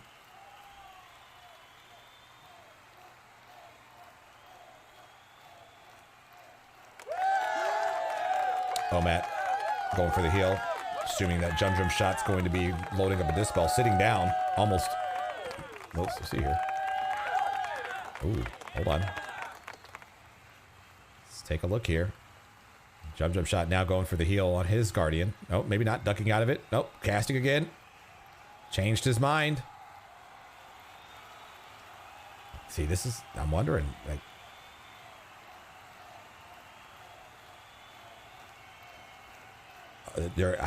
is there opportunity to disrupt those long complete heals? I know there's melee happening here, but whether that's making a move to try to smite, get a kill that way, perhaps, or stun. Do stuns not work? Are they 99% unreliable with this kind of gear?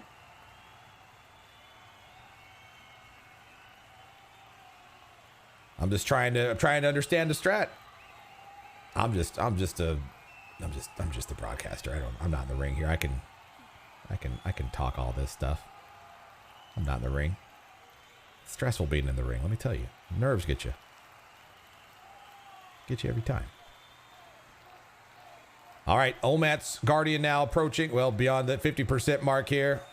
It's usually when clerics start to pay attention. Wonder how efficient that is. Whatever HP buff he's casting. How mana efficient. Seems to be working so far. Maybe he's just... Here's... Ohmat's probably just... He's probably just waiting for Jumjumshot to burn through all his mana. It's the safe play. Oh, heroism. Gotcha.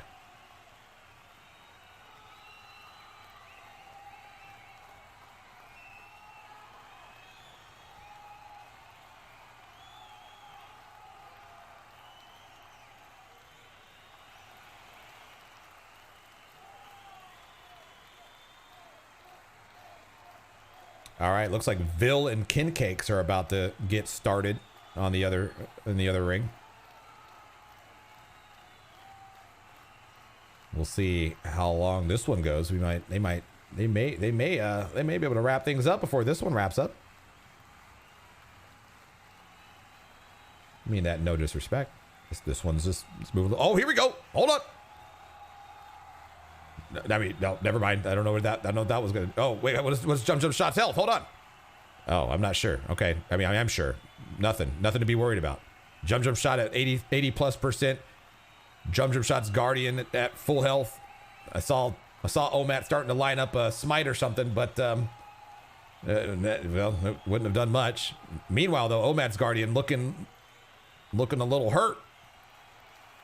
Ohmat going for another heroism, landing it.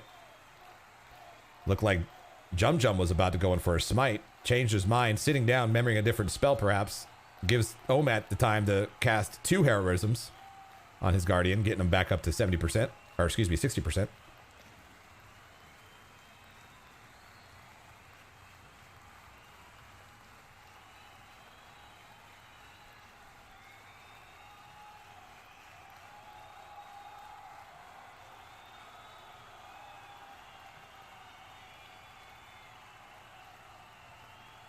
All right, so the Vill versus Kincakes match just started.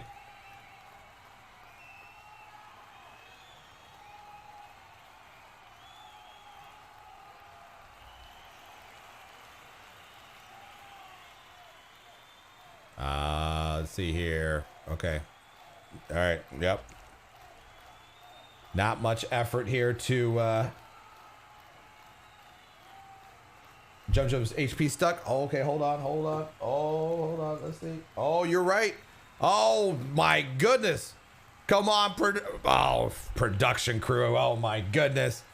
Oh, this match was much closer than my broken HP bar was giving off. Holy moly. We got Jumjumshot's Guardian sitting at 50%, less than 50%. Oh my goodness.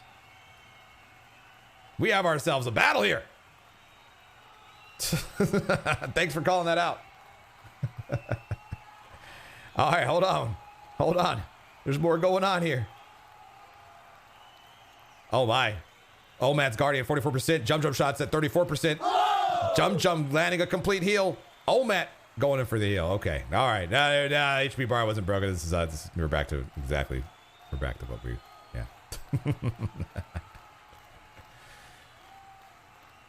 I'm assuming that this one will be wrapping up here shortly. We'll try to sneak on over to the south ring and catch some of that fight if we can.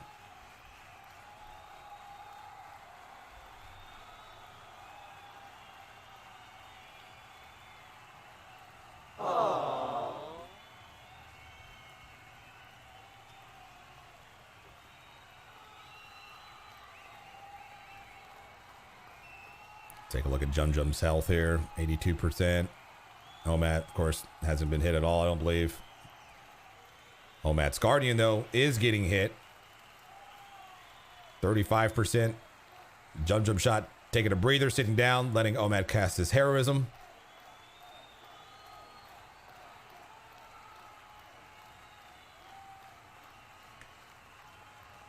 Jumjum used it insta-click?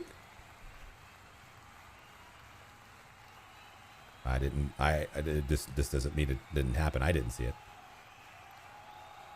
Oh no, so that was the question that we had earlier into the match. It was the Paybala Warhammer that has the proc of Bone Melt.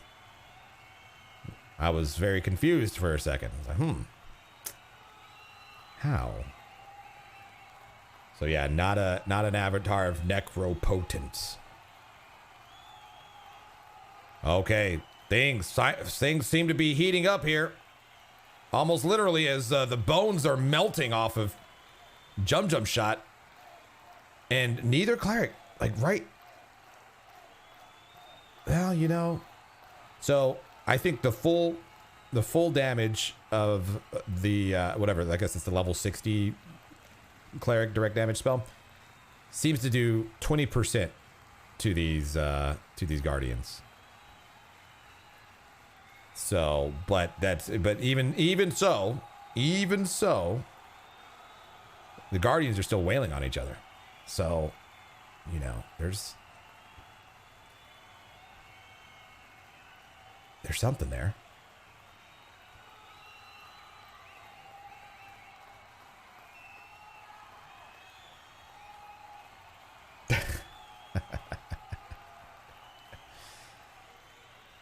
Take a glance at Jumjumshot's HP. Ohmat has been really working the keyboard today. That's for sure. Been chasing and landing hits. It's worth calling out here. Oh, Jumjumshot sneaking right in between the guardians there. Strategic. Ohmat's guardian now at 30%. Let's see if we see an HP buff, aka heroism. Or could it be that Ohmat is out of mana? Nope.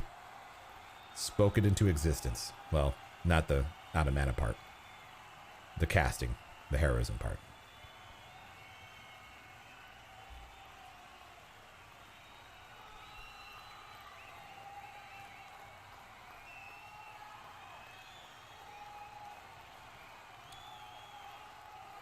We'll keep an eye, as we have been here, on this match that looks to be getting to a point, a decisive point here, that will leave one of these two clerics eliminated.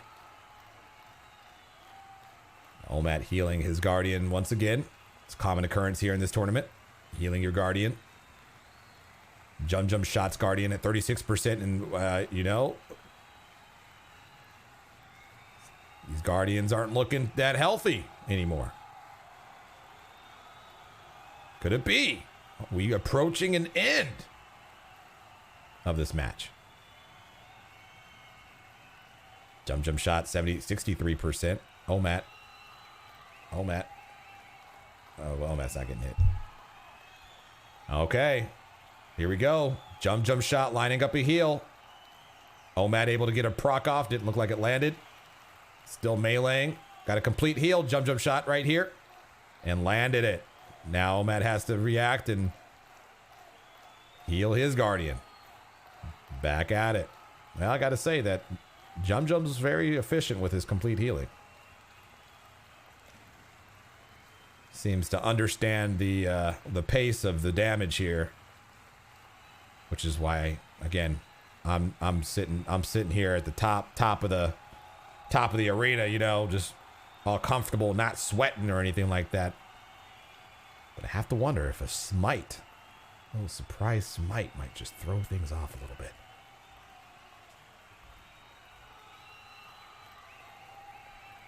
We'll never know, maybe. At least not in this match. I don't think anyone's classed a smite yet.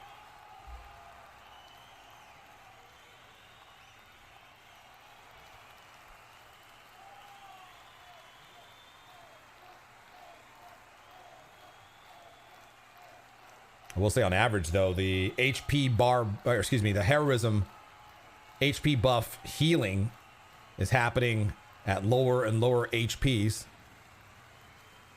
Oh, new rule. Small rule change. After a 10-minute mark in the match, the call to do so will be, you'll be allowed to melee the guardians. Okay. The rule will take effect after these two matches are done. So after 10 minutes, it'll be announced that clerics can then melee their opposing guardians to help speed things up a little bit.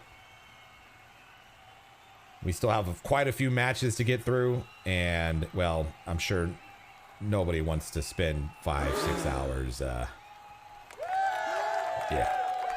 watching clerics go at it. I mean, I'll commentate for 5 or 6 hours. Actually, no, Mindy wouldn't. Nah, these kids, nah.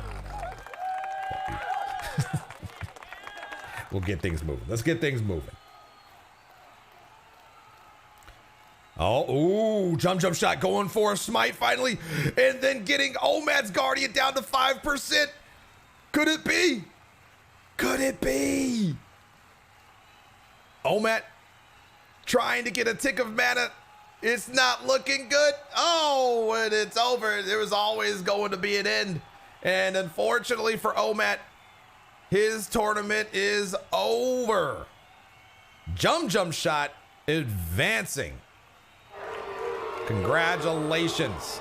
All right, we're gonna make some moves. And we'll spend a little time here watching Vill and Kincakes, maybe. Maybe. Un momento.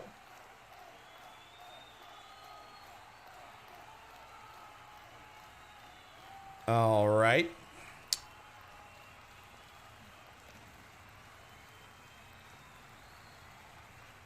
Let's see here. Who do we have? We have Kincakes with Lilfane.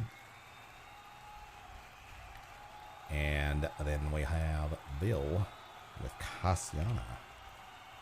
Cool. Let's see here. So, not sure what we've seen, what has been going on over here on this ring. Let's just kind of... Oh, my. Lilfane, 33%. Looks like we got here just in time. Kincakes casting a heal over time. Vill not interested in dispelling it. Vill more interested in healing. Oh, wait. I don't want to... Oh, my bad. Hold on. Okay, there we go. Sorry, friends. We don't want to see Cleric HP all the time. We want to see their Guardians.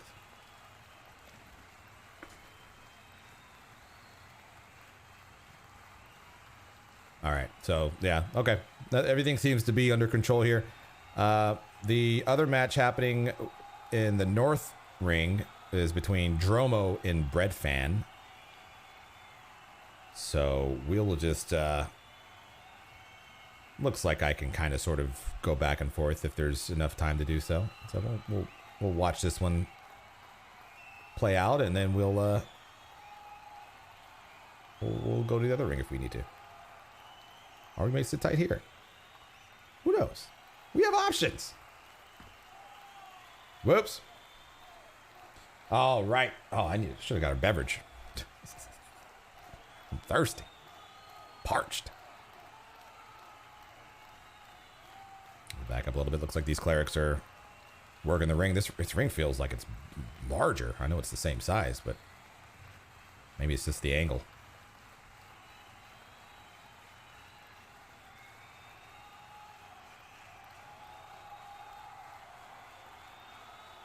D-Loves says, Kincakes and Vill are two of the most geared clerics on the server.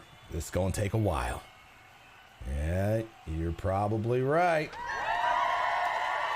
Let's see what happens.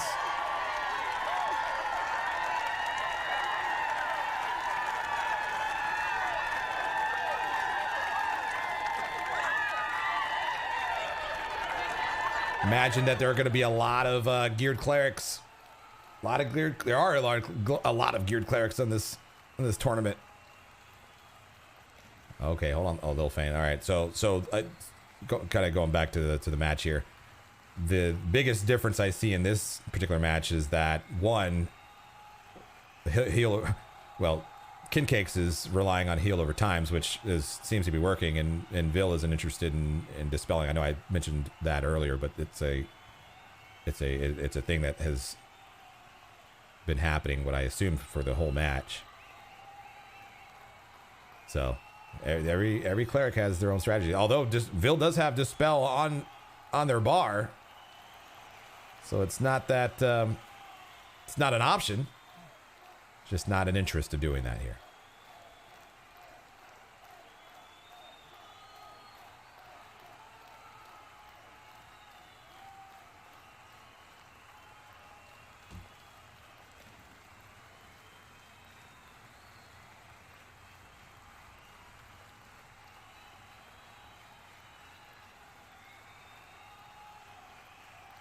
All right, just getting caught up on a few things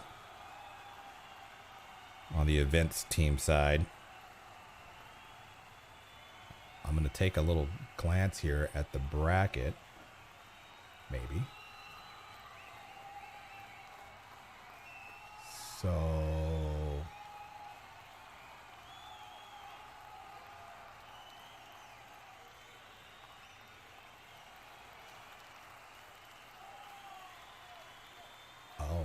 It's not updated.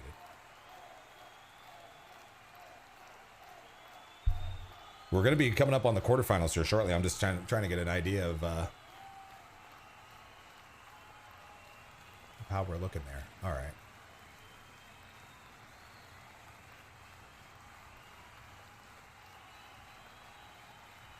Well, I don't know how we're looking because that just ignore me. All right. Kincakes. Guardian at 40% here.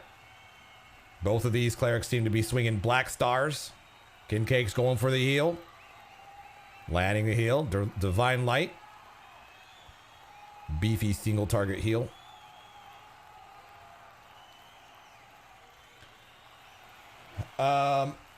Any ideas what the rewards are going to be? That is a great question. So all of these best of the best tournaments, they reward something that is virtually priceless, that cannot be achieved in any other way on this server, or any of the Project 1999 servers for that matter. And those are titles. So let's just, a theoretical here. Let's just assume that Vill wins the entire thing. Then Vill could choose to keep their last name, or in which I would assume in this theoretical situation that they would, and they would have the Hierophant as their title. And so there's the top 3 clerics will have the title. So third place will have the level 51 title, which is, what is it, Vicar? The second place will have the level 55 title, which is Templar. And then first place, like I just mentioned, will have Hierophant. And that's the only way you can get titles in this game. So very, very cool. Very, very nice to show off to your friends.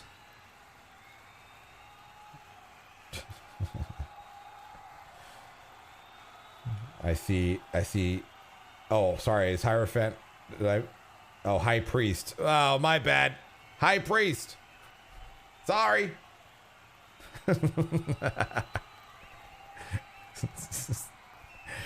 Oh, my bad. Oh, I know.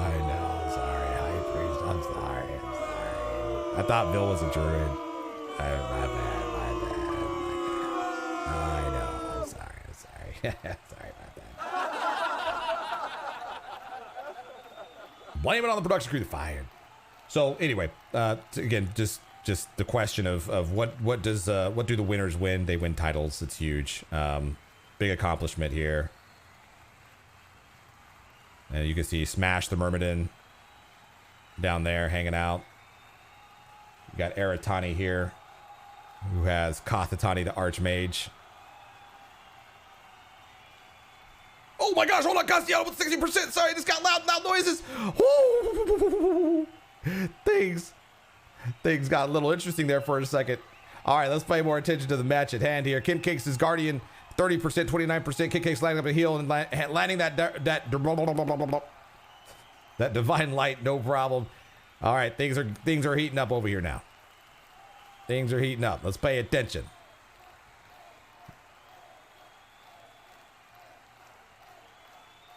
All right. I don't know. These warriors seem to be getting some good rounds of combat here. They're some nice damage. I don't know. It seemed like maybe it's just a nice few rounds. Oh, let's keep the clerics in frame here.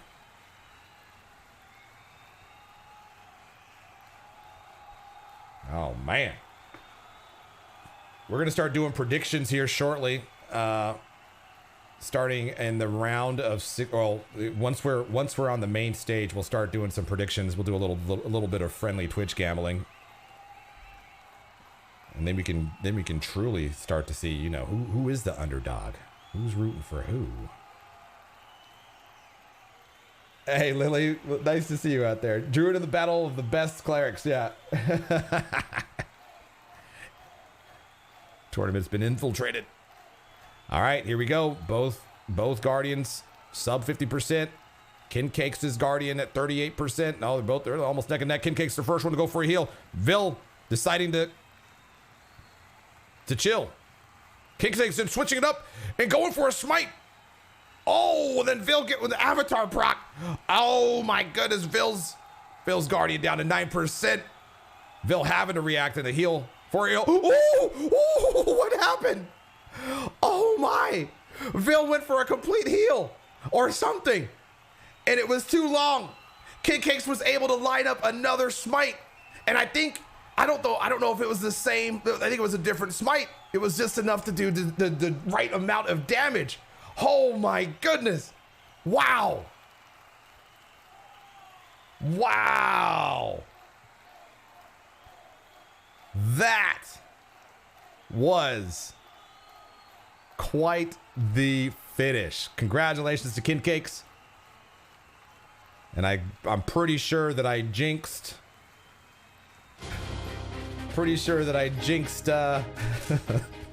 Vill with my little theoretical scenario. That was my bad. All right. Well, on to the next one here. Let's see who's up next here on the South Arena, South Ring. The Guardians in good spirits today. Jaladian and Nonphixion. Oh, my brother. Oh, I was wondering when my brother was gonna get going here.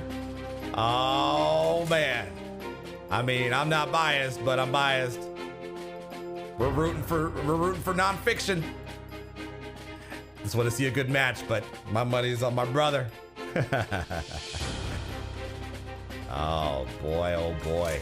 This is gonna be good. Okay.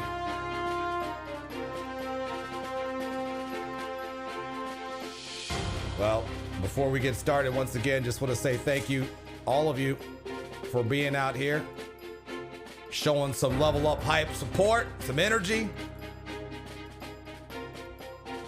Thank you very kindly. And we're still, things are moving.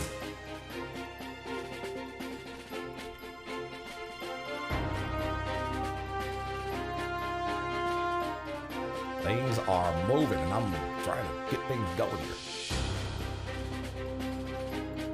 Jaladian, the high elf. I see.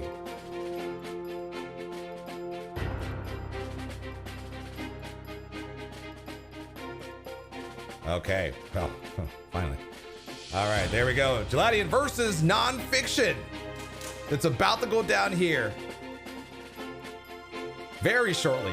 Prep period has begun. We have 30 seconds before this match goes off. Jaladian sitting still, not really doing much during this prep period.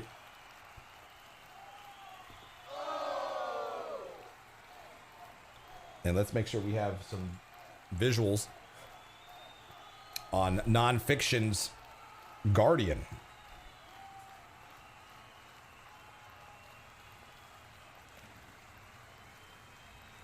And the fight has begun here. Jaladian going in for the Dispel to even it up very quickly. Playing the game. I see what happened there. Jaladian was going for the wasting some mana there right off the outset. And immediately dispelled. So anyway, well, here they go. So stun. Non-P with the stun. Looked like the stun landed. Was able to go and pop him in the back of the head. Both Guardians back at it. Got to give shout out to the Guardians here who just continuously swinging endlessly for all these tournaments, all these matches rather.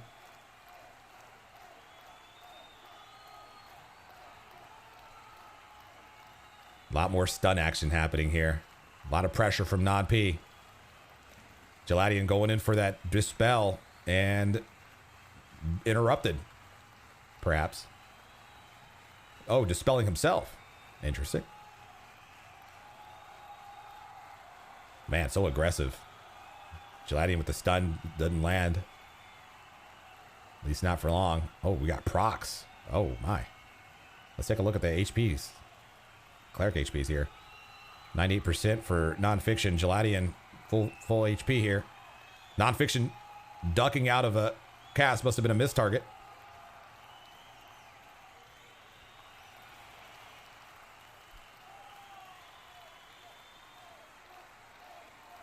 Jaladian quick with those stuns. Nonphixion going for HP buff. Heroism landing on his Guardian. Successfully.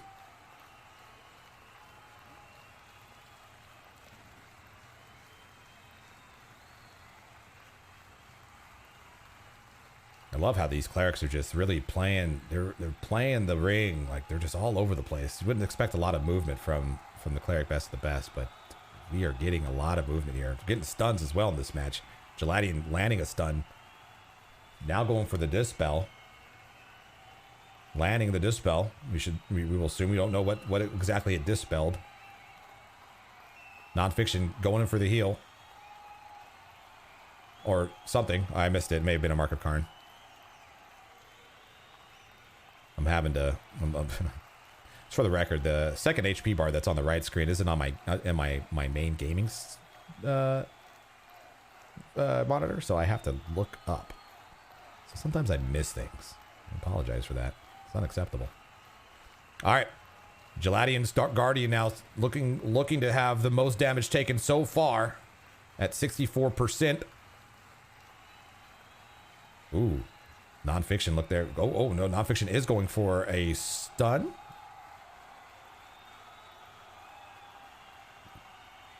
Let Nonfiction's Guardian do a little bit of damage in between.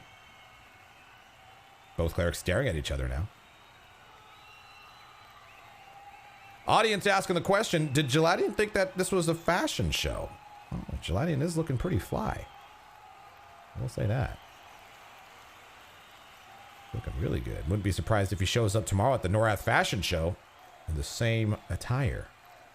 Wouldn't be upset either.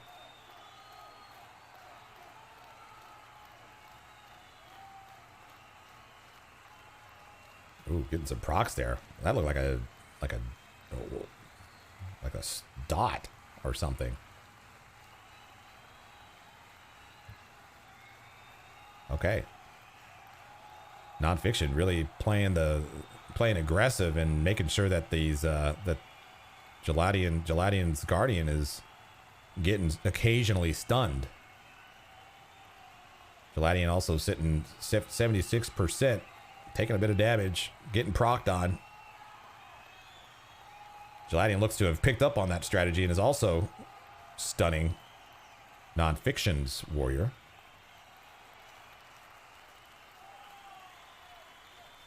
Jaladian's warrior now here at 49%.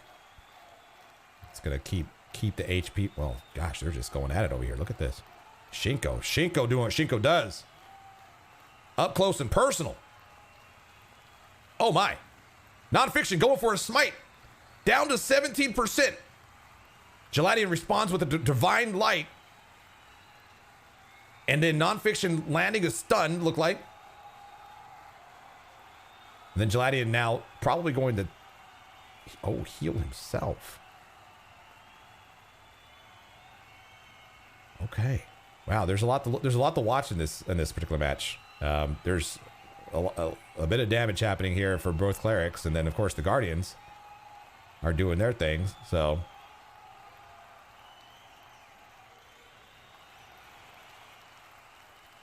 Jaladian getting stunned, or Guardian getting stunned. What up, brother? Jagot, thank you for your 46 levels of support. Appreciate you, man. Welcome to the cleric best of the best. Wrong button. Okay. Jaladian, or at least Jaladian's Guardian, healed up. Oops, sorry. I see people running outside of the ring. Caught my eye.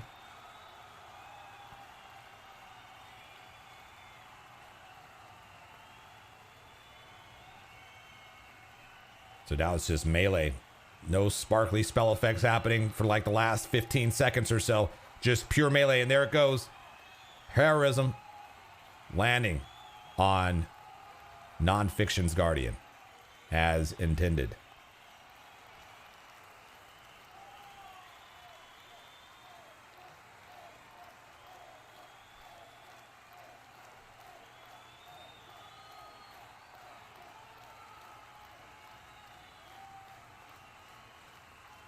Ducking out of the stun or smite there for a moment. And recasting stun on Jaladian's Guardian was Nonphixion.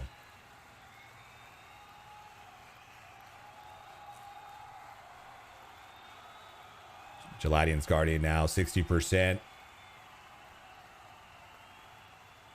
Nonfiction's at 68%, as you can clearly see here on the screen. Just in case anyone's just listening, you know, that information may be useful. Both clerics back to meleeing a lot fewer spells being casted once again. Conserving the mana when you can. Even the occasional stun here and there will start to drain the mana. Oh. Jaladian managing to get a heal over time off. Nonphixion thought about stunning. It's too slow on the draw. Heroism on Nonfiction's Guardian once again.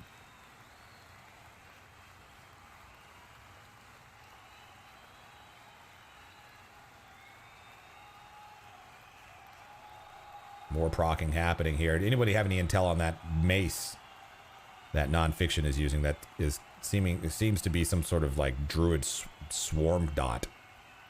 At least that's the spell effect.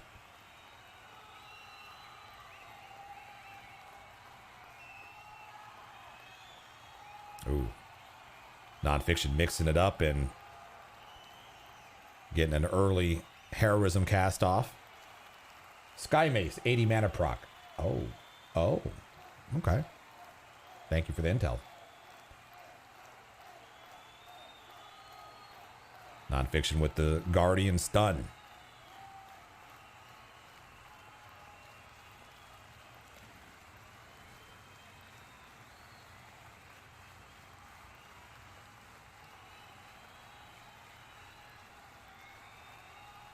Jaladian's Guardian now down to 44%. Let's take a look at Jaladian's health. Down to 59%.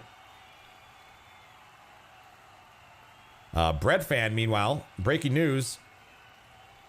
Breadfann has defeated Dromo. Oh, hold on. Nonphixion with a massive smite. Jaladian's Guardian at 4%. Jaladian not responding. Nonphixion just able to, wow. Okay, well, there you go. Nonphixion advancing. And I'm assuming that Jaladian was out of mana. Because there's no response there. Just continued melee. So congratulations to Nonphixion. AKA my brother.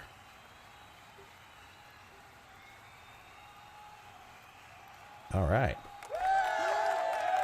And congratulations to Breadfann.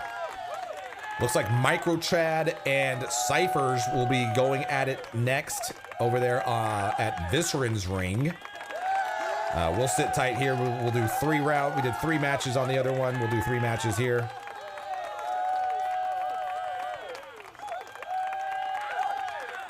And then let's see the bracket here. Quarterfinals. Am I looking at the right bracket? I need to look at something real quick. I think I'm looking at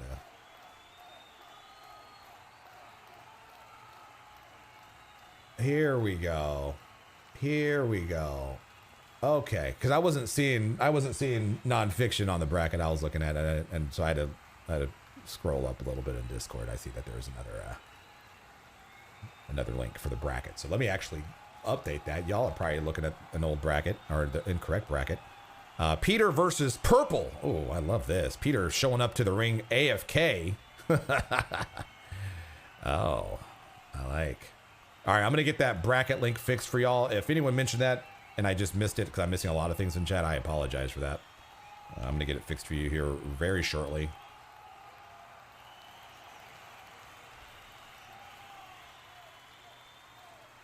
Petyrr versus Purple. Petyrr the Dwarf just staring down Purple. Oh my, this is going to be a match right here.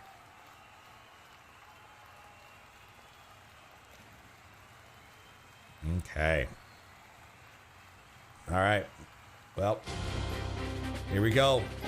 Another match. Petyrr versus Purple. Dwarf versus human. 10-second remain for prep period. And here we go. Match begins.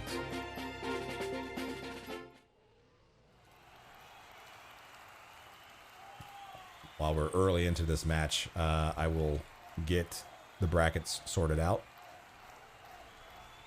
And then that should give us enough time to let this thing kind of start to play out. Wow, hold on. There's a lot of damage happening right at the beginning of this match. Hold on. Whoa. Hold on. Hold up. Brackets will have to wait a little bit. Oh, dear. Oh, Petyrr putting on some...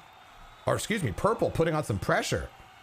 Petyrr having to heal probably a little sooner than he was planning to heal, but nonetheless, crisis averted. Oh boy, Purple using a lot of mana here. That's 3 smites at least. I was curious about when we were going to see a very aggressive cleric, like just going out of the gates, just blasting. See if you can. I mean, shoot, what's the casting time of the smite? You can probably get what, two and a half? Maybe not 2.5, probably 2, maybe 2 smites per complete heal.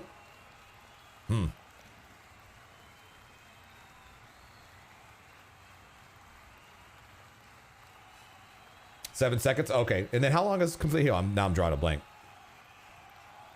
It's longer than 14 seconds, is it not? 20 seconds. Oh, it's 10 seconds? I'm tripping. I don't know. I know nothing about clerics. Yes, I have one that's level 54. I know nothing. I know nothing about nothing.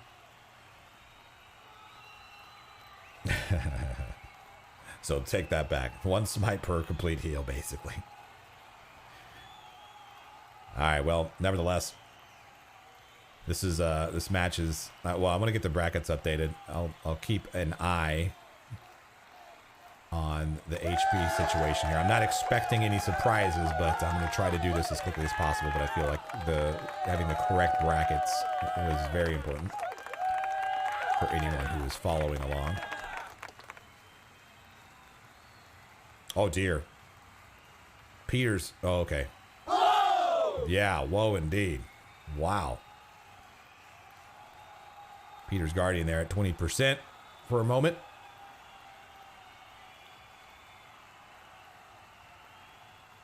Now it's Purple, who will be prepared to heal briefly.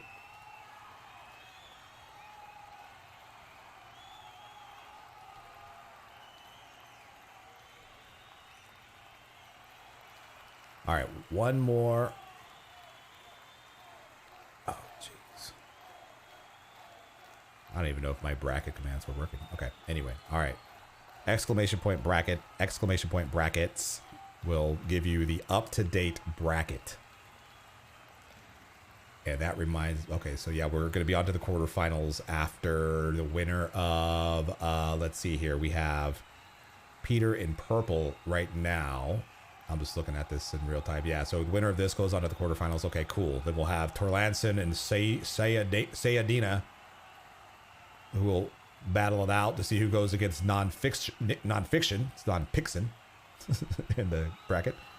And then Breadfann awaits the winner of the Microchad versus Cyphers match, which is happening right now just behind us.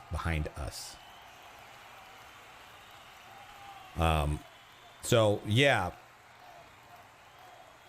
Purple doing... I looked away for a little bit. Purple still seems to be casting a lot of smite spells.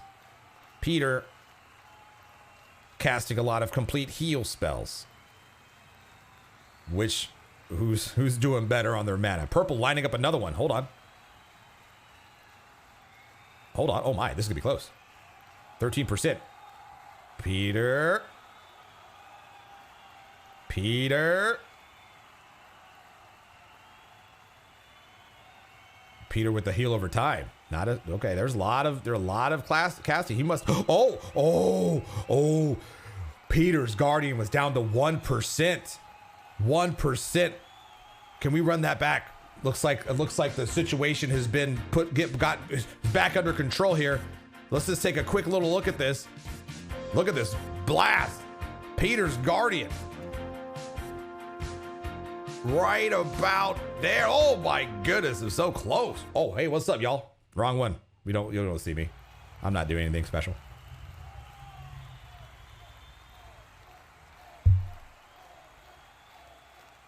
Okay. Wow, that was really, really close. But close is not enough in the best of the best. I'll tell you that. It is not enough. Oh yeah. No, that was profound. Thank you. Yes, very profound statement there. Okay, Microchad will be advancing to the quarterfinals. So congratulations to Microchad advancing, defeating Ciphers, and going on to face Breadfann. Petyrr now having to heal. His Guardian's at 30%. I feel like Petyr's been interrupted at least once now via melee. Not that time, though. I don't know. That's a lot of casting. I think he's getting interrupted and having to cast a Divine Light or a Remedy even.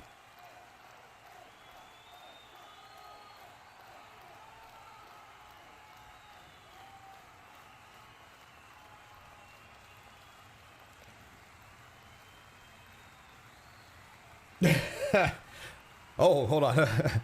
Yes, I have a shirt on, surprisingly. Okay, Petyrr able to get his Guardian that was sitting at about 14-15% or so, maybe a little bit more than that, back up to full health with another complete heal. That's probably, I don't know, don't quote me on this, but that's the 7th complete heal from Petyrr, and probably the 14th smite from Purple.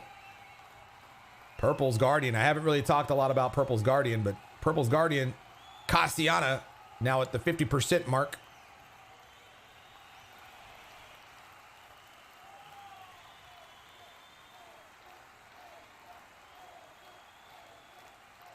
End of statement.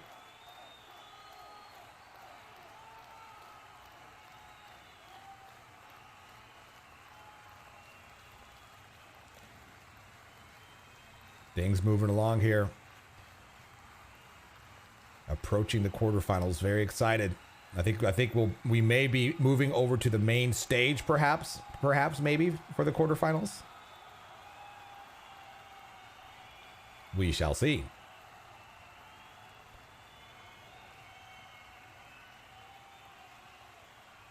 All right. Prep time and the fight. Prep time just ended. Fight has commenced over there on the other ring, at the other ring. Between who is fighting over there? Sayyadina and Torlanson are going at it. Keep seeing Stygian falling from the sky.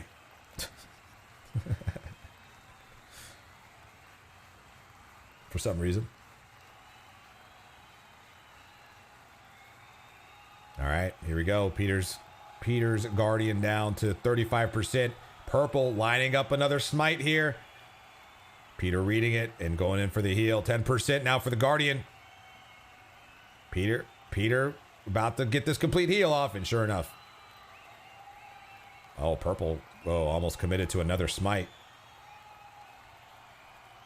Well, if there's one thing that we can deduce is the fact that, oh, he needs some avatar procs. Is that Purple's mana is probably not looking to. How much mana does the level 60 smite cost? I know I'm asking these questions out in the wild. How much mana does that smite cost? If anyone can do the research on that. Because I think we can do some simple math here. 250. Thanks, Singori. So 250. So about 500 mana to every 400 mana for a complete heal. Oh, getting some really good intel here. Huh? So, okay. Huh. I'm thinking that we're about to see some out of mana situations here real soon. Oh, that's remaining. Oh.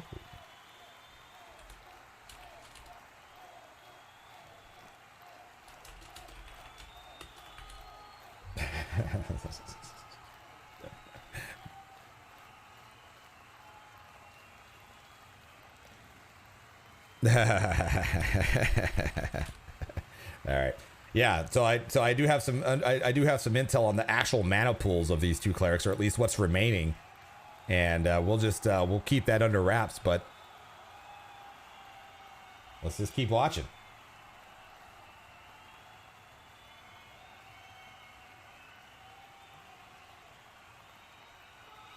All right, let's see. Purple's Guardian now 41%.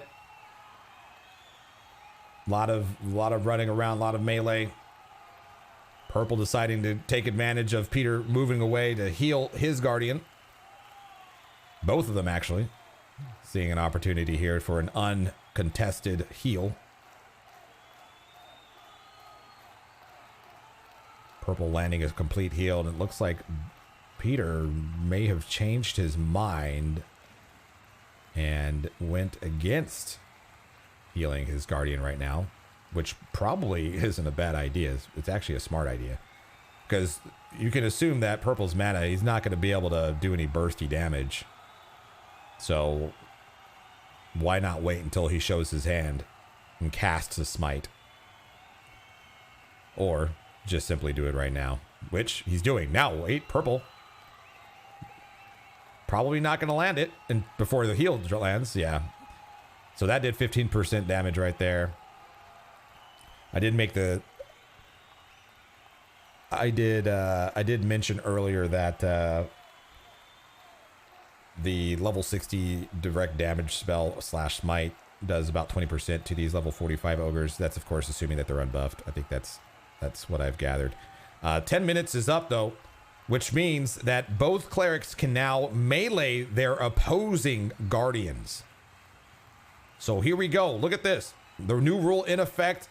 Purple just laying into Petyr's Guardian. And it looks to be pretty effective. Wow. So Petyrr having to react a little quickly there and get a complete heal off.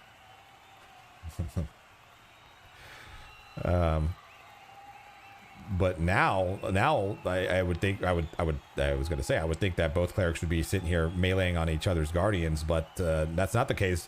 Purple saying, wait, I'm not going to let you just sit there and med. No, but I'm going to go back to roughing up your guardian. No, but go back. A little bit of multitasking here going on for Purple, but I think that Purple might need to make a decision here. You going to stay on the guardian, or are you going to let him med? Looks like he's decided, well, nope. It's going to bounce back and forth. That's the decision. Oh. Some procking going on here. What's Purple's health looking like? 72%? Petyr's health looking at, okay, 91%.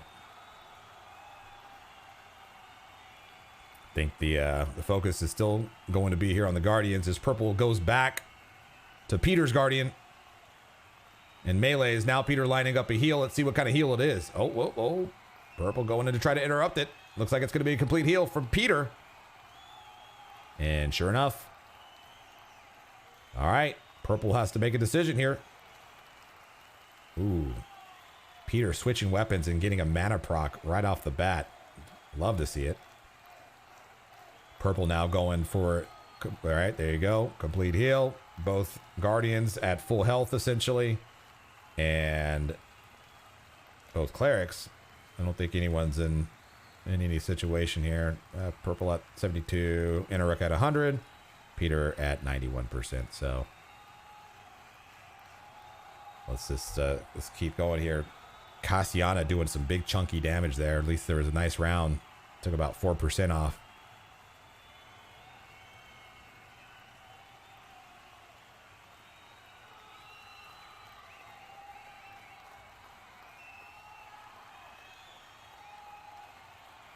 Purple switching it up.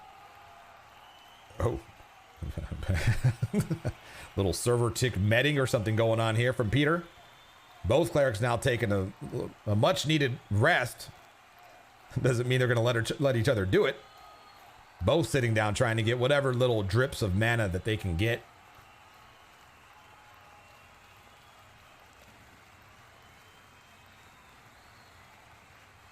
Purple now focusing it on Petyrr, who is trying to get another complete heal off here.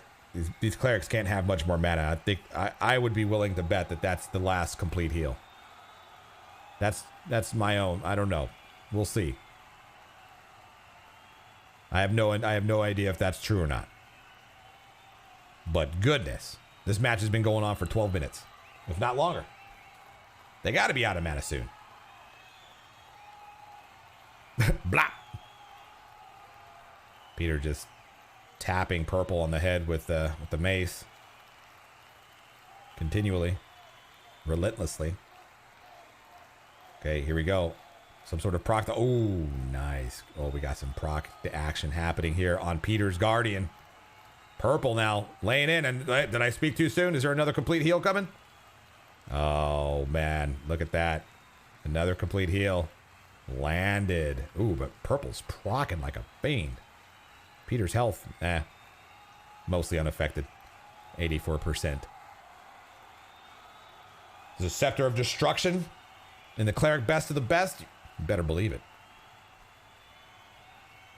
You gotta bring your A game with your A weapons.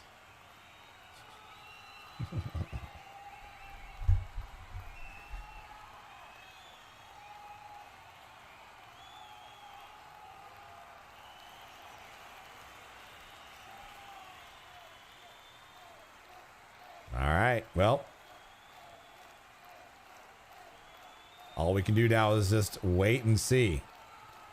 Purple not taking the opportunity to med like Petyrr is. Much more consistent in the medding game right now. At the end game, you would have to think. Oh, hold up, here we go. Petyrr scraping up mana for a heal, a complete heal. Looks like another one. Purple also doing the same thing. Oh man, oh gosh, a smite. Oh man. A smite. A smite might have done it, but that probably wasn't the play.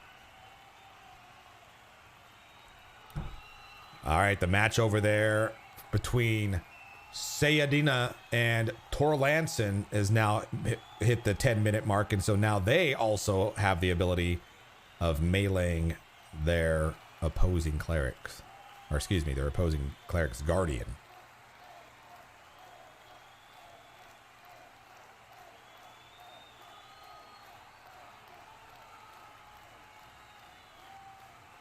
The Scepter of Destruction might be the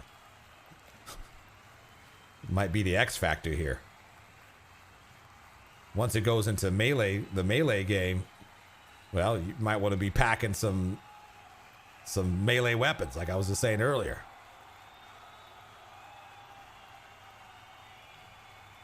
And it's going to be hard to keep up with that damage. I mean, that is some chunky damage. And then here we go, Purple going in for the smite.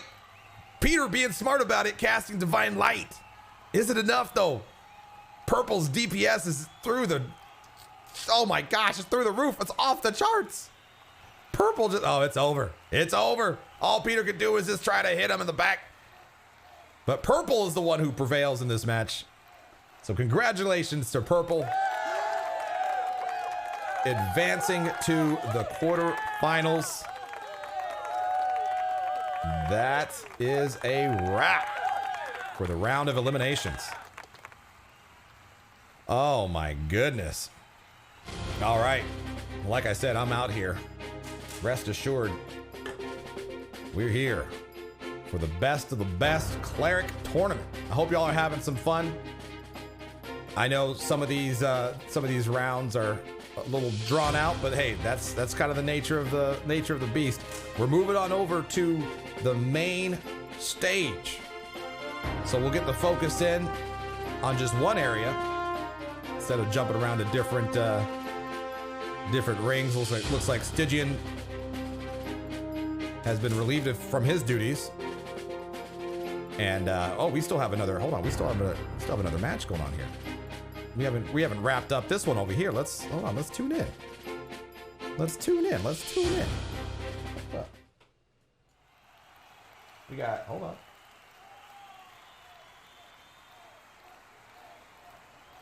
We got the later stages of the Torlanson versus Sayyadina fight, which I just mentioned. The fight did hit the 10-minute mark about a minute or two ago.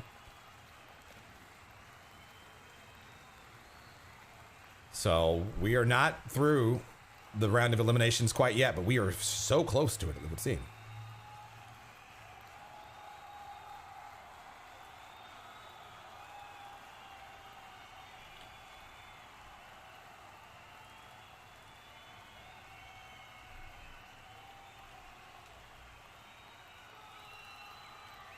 Okay. Had to change a few things back. We're not in the quarterfinals yet. All right. Here we go. So, not sure. I mean, I know. Okay, we're deep into the. Wait, is that a cleric? That's not a cleric. Look at that cleric. That's a monk. Someone do a who check on Sayyadina. That's a monk. And look at Torlanson, not even wearing a shirt. What is going on over here? I like it. I like what I'm seeing. Is that a Mistmord battle shield? Oh, this is great. Oh my. We got some action over here, ladies and gentlemen.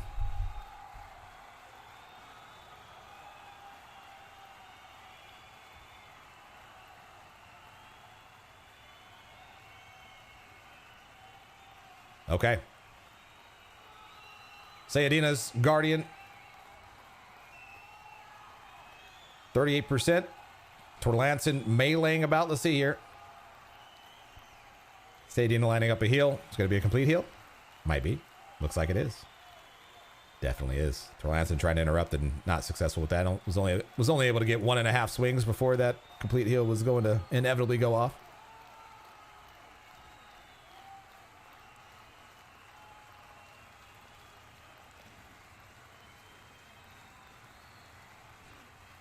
Meanwhile, we have players running into the pillar, trying to get some a little bit of height there. Looks like that must be Godsend over there. Has to be Godsend. Yeah, I know a human wizard in play when I see one. With who also seems to be wielding a lute, some sort of stringed instrument. Golly, Godsend's just a beautiful, beautiful human. Oh, Lauren back there looking. Okay, you got these folks in the background looking all dangerous. That ogre.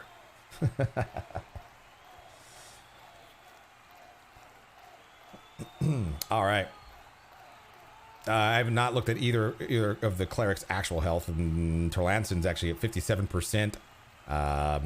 So Torlanson, you want to keep a close eye on Torlanson and Dragoon Caller, his guardian, because mana's going to start to get strained here pretty quickly. You got to worry about your health and your guardian's health. Sayyadina going in for what looks to be a heal. Oh, because she should, because her guardian was sitting there at 20 some odd %. Wasn't even looking at that.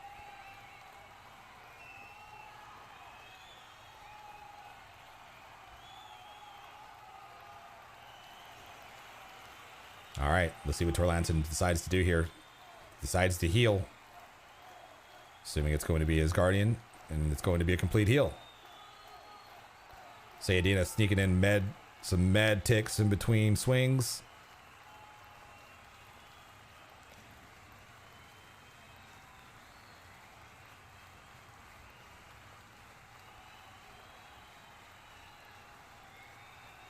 And both guardians now back to full HP.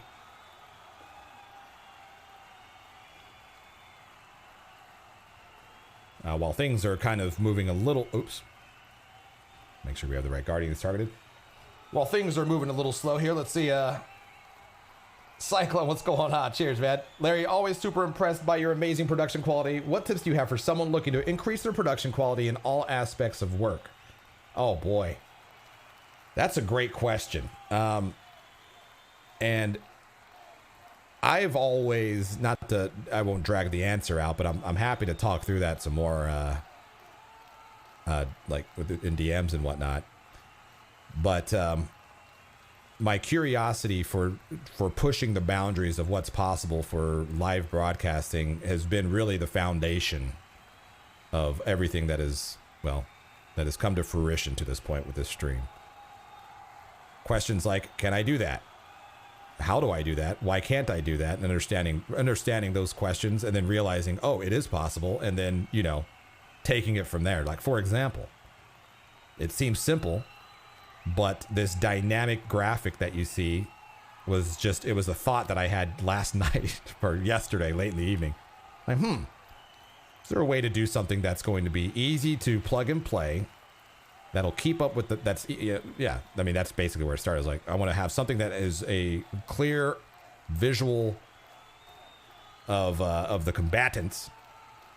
And then also, I want to make sure that I can include the health bar improvement that I did a couple Best of the Best ago. So anyway, I know that's a very general answer, but plus it's just a lot of fun. So happy to talk through it directly. If anyone has any questions or wants to talk through production value stuff. Oh my gosh. My DMs are always open. All right, Sayyadina. Guardian of 5%, hold on. Ooh, Sayyadina getting her heroism off, but it's not going to be enough. Oh my gosh, it's over. Torlanson about to kill Sayyadina's Guardian.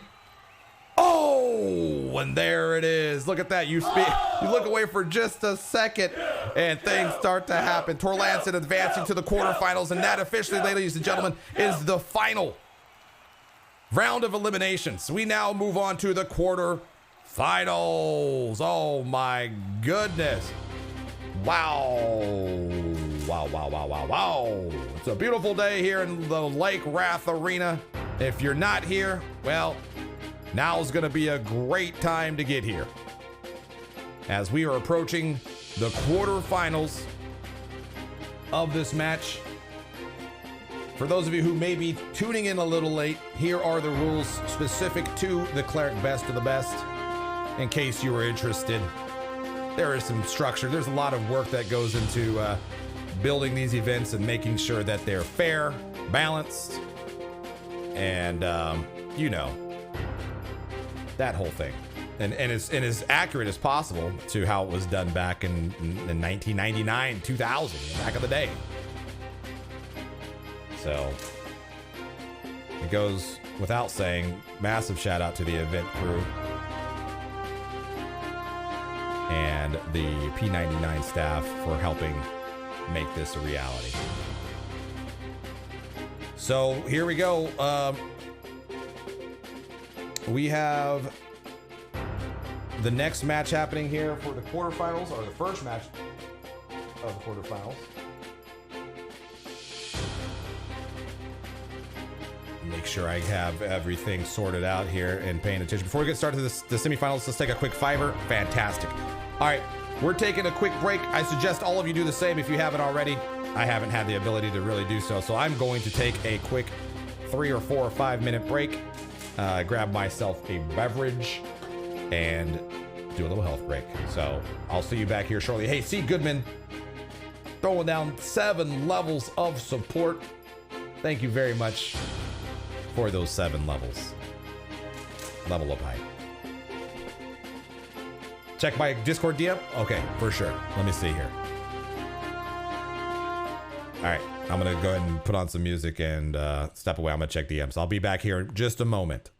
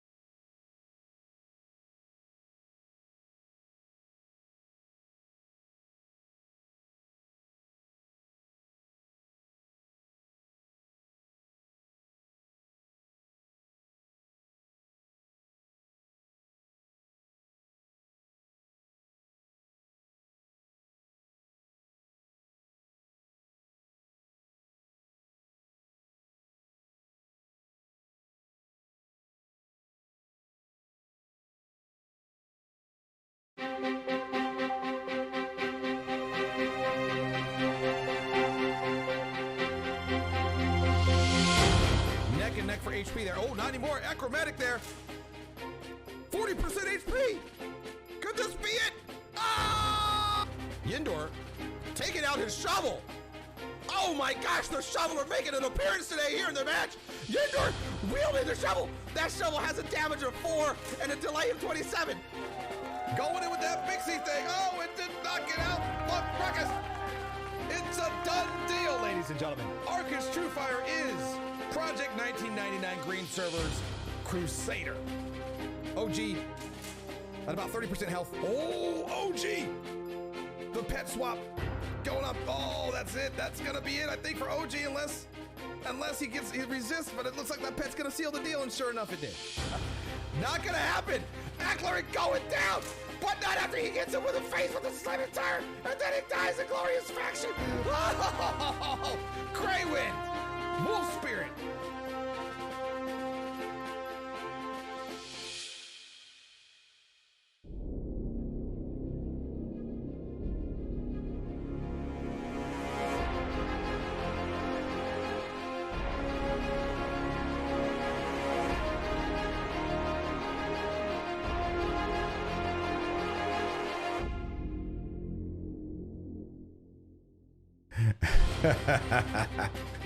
Hey, look, Dave, look.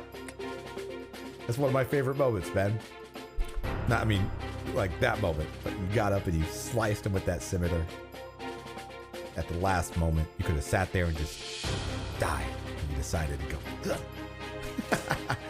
Welcome back, everybody. All right, I am refreshed and feeling good. Got myself a beverage and stretched a bit. And all sorts of good stuff. Hey, Sifu, I see you out there. Hey, Sifu, thank you very much for increasing the party size. Hope you had a great stream, and thanks for bringing the crew over here. We are covering the Cleric Best of the Best today. And we're out here in Lake Wrath Arena, and it's been a lot of fun. And it's about to get very interesting as we are now in the quarterfinals. And we'll see who will be starting things off first. We'll find that here shortly as Viscerin is making the plays, calling the shots, doing what he does. Yeah. English, I'm not very good at words. Doing what he does.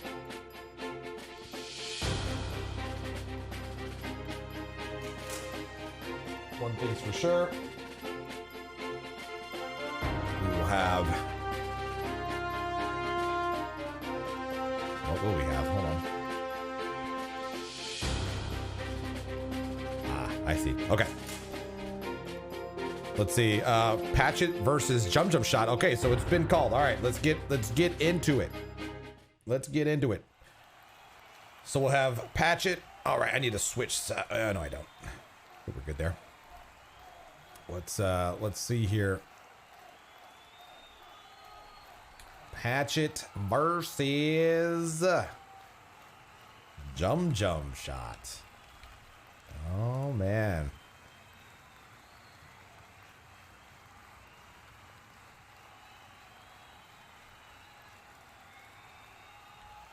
All right, as they get set up, I'll get a few things set up. Got to get back into the groove of things.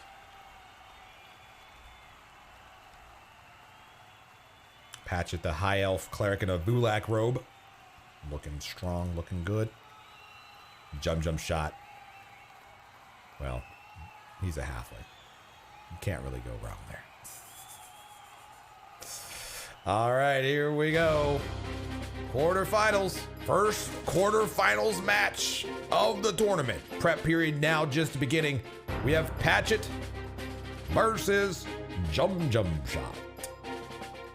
Let's see how this plays out and who will be advancing to the semifinals. This is a very important match. Okay, going back to it. Let's go. All right. 30 seconds remain for prep period. Oh, we got to do a prediction. Prediction.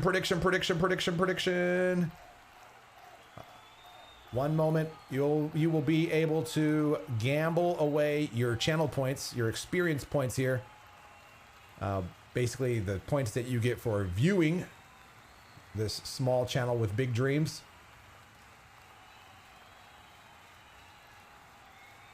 Here's an opportunity to do so. Oh gosh, so Datho someone may have tried to do one earlier, and you probably couldn't, because I had an outstanding one from doing some tests earlier, so that's cool. All right, the match has begun. Go ahead and this, we probably have longer than a minute, so I'm gonna make this one a minute long. Who will win? Who do you feel will win this match? Patchet or Jumjumshot? Put your points wherever you would like. We got oh my, look at that. Oh wow, Patchet getting a lot of votes there, but hold on, oh my goodness, look at that. Wow, Patchet showing as the favorite here, both in game and out of game, it would seem.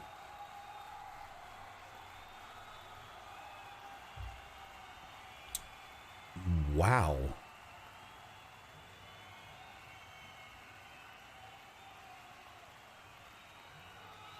All right. Well, while you're voting here, well, the vote's over. So there you go. That is that. We will see how that all plays out here momentarily, but Patchet definitely the favored combatant here. Man.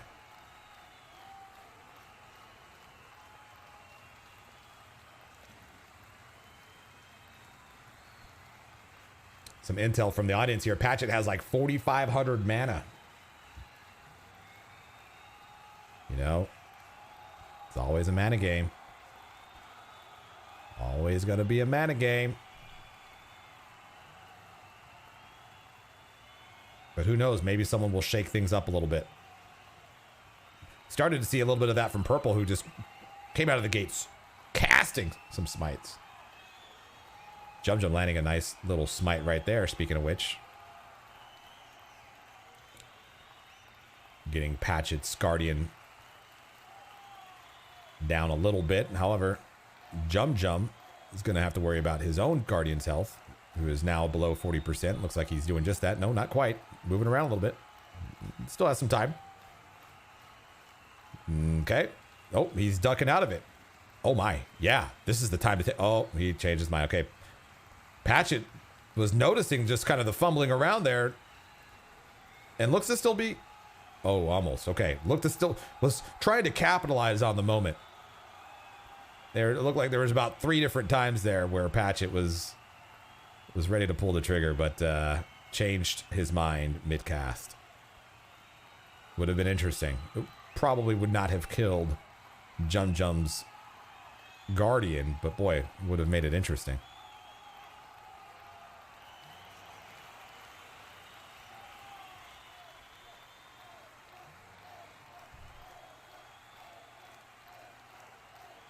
Both clerics running around. I do recall Jumjum doing a lot of running around when he was up against Ohmat.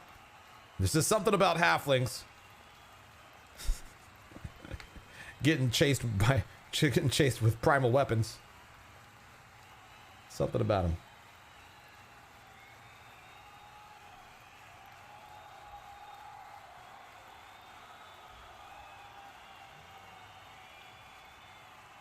We'll continue to let things play out here.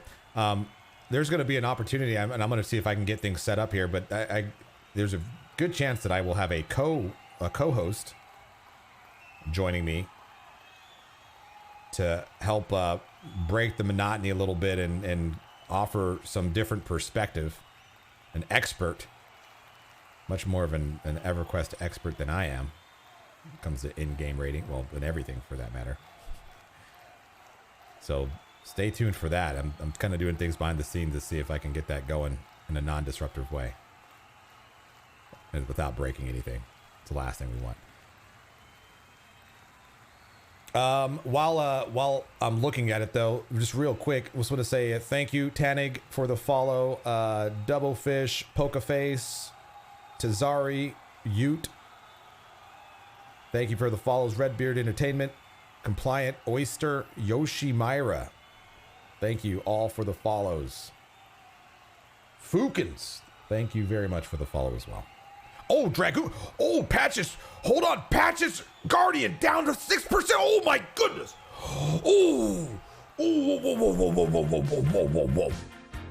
Wow. Take a look at this. Jumjumshot is running laps around Patches Guardian, and then all of a sudden. Wait, no, I'm sorry. I'm sorry. My bad. Jumjum's Guardian. Patches Guardian's just fine. Patches Guardian's just fine. Nothing to worry about there. It was Jumjum's Guardian. Oh, my bad. It was Jumjum's Guardian that was about to get got. I'm a little swapped around and I'm not paying much attention. Patchet's meleeed the pet is what's being shouted out here in the audience. And as a reminder, with that said, anyone, oh, hold on. Try to keep it in OOC. Shouts reserved for the for event announcements.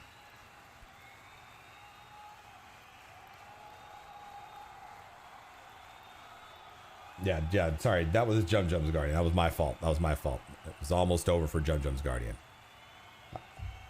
I may change angles here, actually. Bear with me. It confuses my brain when I have the nameplates on different sides of the combatants. There we go. Much better.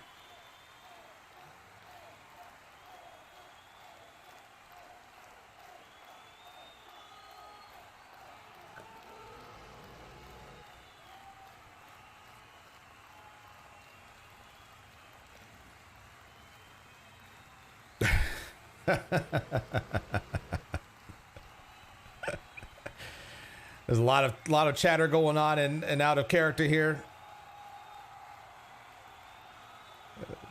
Okay, and here we are. So both Guardians now deceptively low. Certainly both Clerics have plenty of mana. Jumjumshot going for the heal first. Patchet going for the smite. This is a smart move by Patchet. Oh, man. Probably wouldn't have been enough damage to, well, clearly it wasn't. But that was a good read. Just barely not enough. 4% remaining for Jumjumshot's Guardian. And now both Guardians looking mostly healthy. Of course, Patchet's now 67%. Can trust that Patchet's not concerned about his Guardian at this exact moment. We're not quite at the 10-minute mark. The 10-minute mark is significant because that is when Clerics can start to melee the opposing Cleric's Guardian. But we're not there quite yet, but I feel like we'll be getting there here, obviously, in the next few minutes.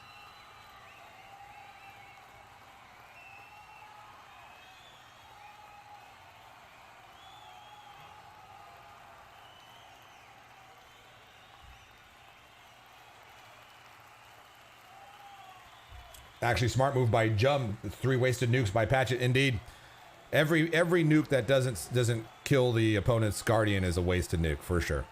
Now, obviously, you put the pressure on the other Cleric, but in that case, the heal was already lined up. So, you know, if you can't kill, then the heal's going to land no matter what. So that's just wasted mana.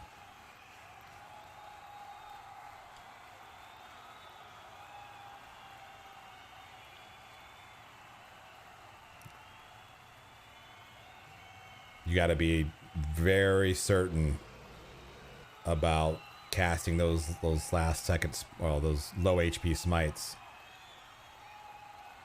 Doesn't seem like stuns are working at all in this tournament, which is why you see none of the Clerics casting them anymore. At least not here. Looks like Jumjumshot changed the clothes. there. Now wearing some orange pants and orange belt, or excuse me, orange arms. What's that about?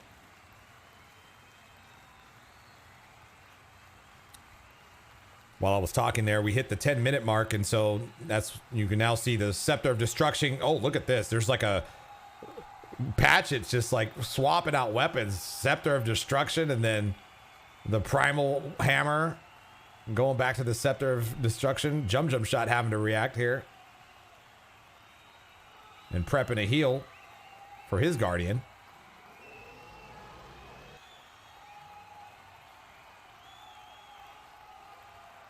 Landing it. Not wasting an opportunity to also melee Patchet's Guardian. Patchet now deciding that he's going to probably heal over time. Nope, Divine Light.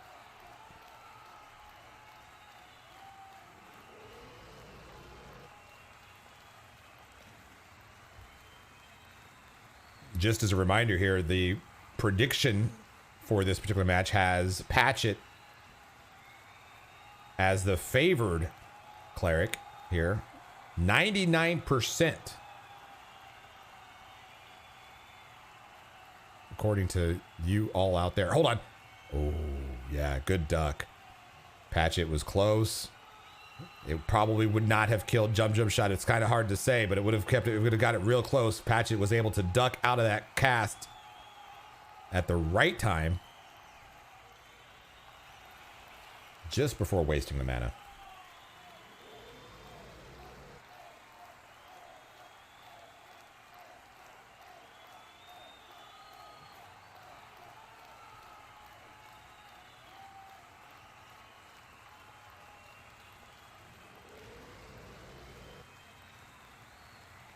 Who needs to pass around Scepters of Destructions around when they have their own? Yeah. I don't have one. I didn't try to get one, obviously, you know. If I would have tried, I would have had 2 or 3 of those bad boys, you know. Had to make sure everybody else was able to get one. Yeah, that's right. Patchet's Guardian healed. So now if the previous match, well, not the one, which one was it? Hold on. Let me get my facts straight before I say what I'm about to say.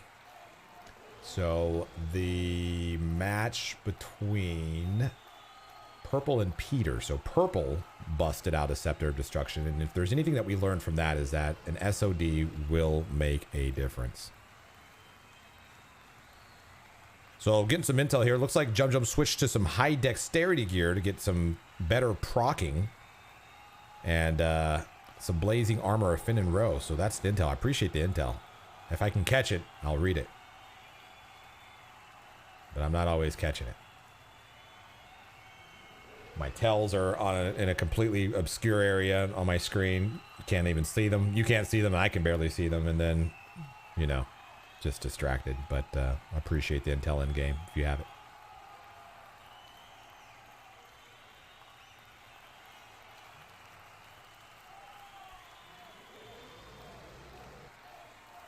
All right, Patchet's Guardian now. Okay, Jumjumshot on the offensive here, going for the smite. Patchet a little slow to respond. Has to get a remedy out. Patchet's Guardian was down to 7%. Uh-oh. Drag. Oh my gosh. Oh, no. Uh-oh, we may have lost the right side HP bar for a second until I can get it up and running. Oh my gosh! Oh!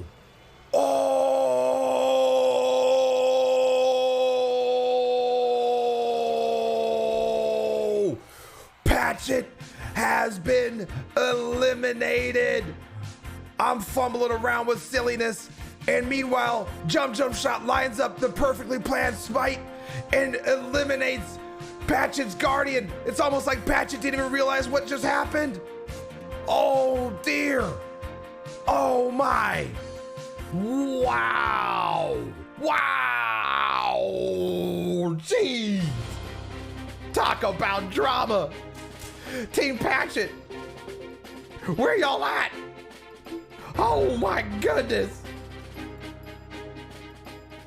Well, if you put any points down for that prediction, which many of you did, well, you just lost some money. Well, not really. Sorry, you lost some points, not money. Wow, talk about an upset. Or was it an upset? Team Jumjumshot may not have even been phased.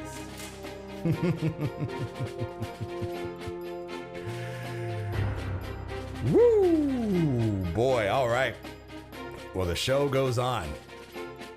That's a lot of channel points. Breadfann and Microchad going up next. Gee. We lost, oh, there we go. We're back in this. We are back in this. Okay. Sorry, I'm still gathering myself. That took me off guard completely. Completely took me off guard. All right, let's get things lined up here as we have Breadfann. Didn't get to see Breadfann fight earlier, or Microchad. No, I did see Microchad's first round. But Breadfann is going to be, this is Breadfann's first appearance on stream today.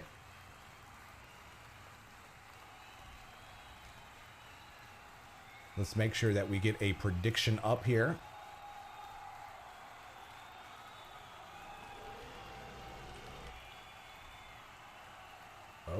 Okay. All right, you have 1 minute to put down some channel reward points if you so desire. Closest thing to gambling you can get. If that's your sort of thing.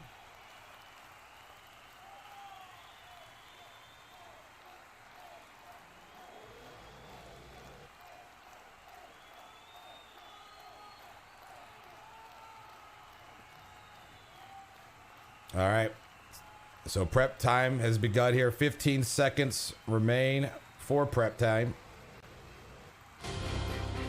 Breadfann versus Microchad.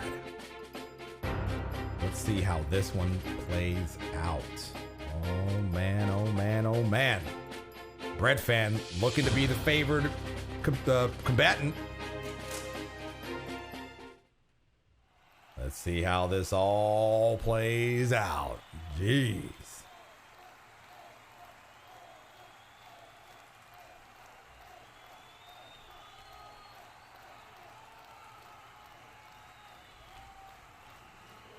Okay. The predictions have ended. I didn't get a good look at the predictions, so I'm not sure if people are being shy with their points or if they threw down a bunch of points, but Breadfann's Guardian here at 36%. See Breadfann having to pull up a heal. No problem. Complete heal landed. Microchad already sitting down. May not be a bad idea. Meanwhile, I haven't looked at chat since the end of that last match. Got kind of caught off guard and had to scramble a little bit. But yeah, some of you got paid out there.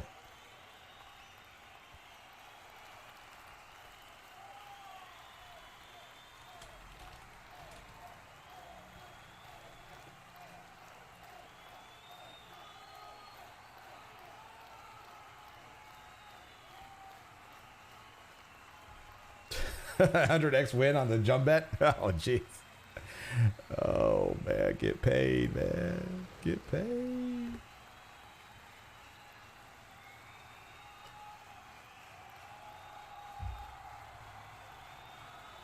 Okay, Breadfann. Ooh, Microchad going in for an earthquake. Oh, smart move. Oh my gosh. Breadfann having a, oh my. Breadfann, what's going on? Oh my gosh, are you serious? Oh, Breadfann able to get a heal over time off, but was stunned by that earthquake. And Microchad had Oh, that was brilliant. I didn't realize Earthquake stunned, but Breadfann was just sitting there doing nothing, so I'm assuming that was the case. But unfortunately for Microchad, not able to seal the deal. However, Microchad's Guardian now sitting at 68%. Well, it's now 68%. Well, it's 20% there for a second. Breadfann now lining up a heroism on his Guardian. And things are back to being somewhat calm. But wow, did things escalate there pretty dang quick.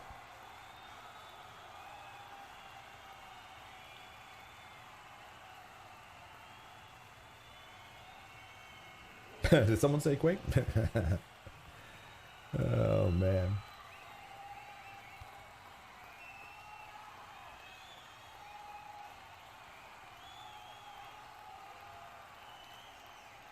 Okay. I was going to say the chasing has begun, but yeah, here we go. Yep. Got to get them going for a Black Star proc, actually, is what Breadfann's doing. Microchad might want to be aware of his surroundings, and looks like he may have been there.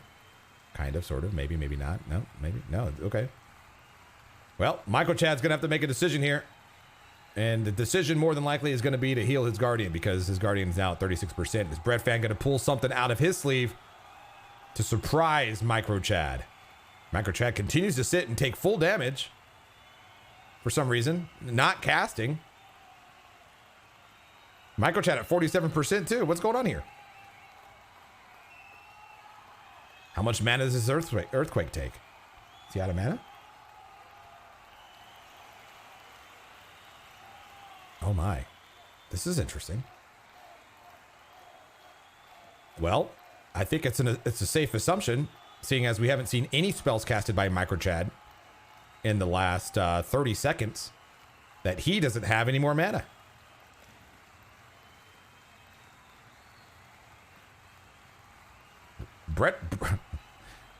Breadfann deciding, you know what? I'm just going to let this one play out here. We're just going to let the Guardians do what they do. Melee each other to death. But it's not going to be Breadfann's Guardian that goes down. Nay.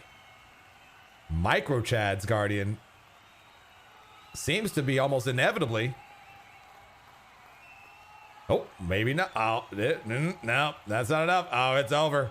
It's over. It's GG. Breadfann going in for that final Kamehameha. Doesn't need to. Wasted mana. The Guardian did everything. Ushio. Finishing the match there. Breadfann advancing to the semifinals.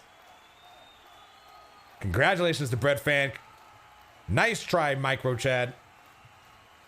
What were those predictions like? Did some of you win some channel reward points? That was a pretty fast match.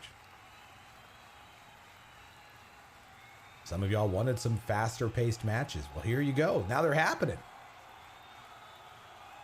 91% of you thought that Breadfann was going to win, and well, 91% of you were correct. Congratulations. 24,000 some odd channel experience points being rewarded. Torlanson versus Nonphixion is next. So let's get that one rolling here.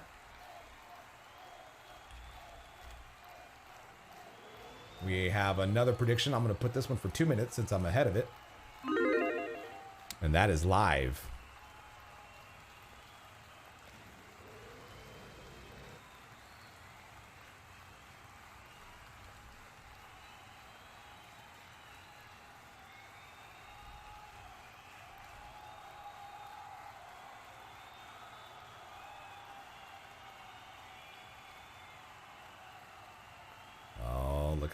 Look at them points. Look at them go.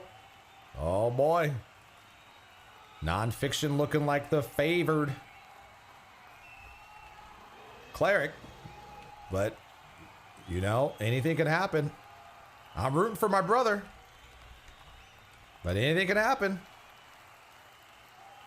As we all know.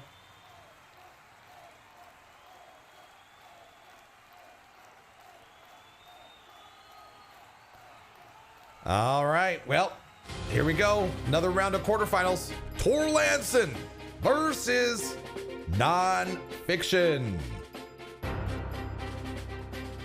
Prep time has just commenced here. 30 seconds remain.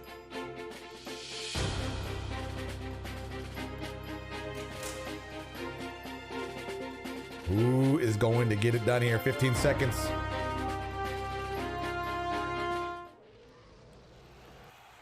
Oh, we'll wait for the prediction to wrap up there before we do anything else here. All right, and the match has begun. Let's get some eyeballs on Dragoon Caller's HP bar, who is Nonphixion's guardian. Torlanson has Ushio representing him. And here we go. Torlanson, Torlanson going in for heroism. Nonphixion dispelling that HP buff off of Torlanson's guardian, excuse me. Nonphixion going for that early mana game with that mace there. Hoping that it'll proc. Nonphixion going for a dispel again. This time on his guardian, which I guess I missed it, but it may have been a Mark of Karn.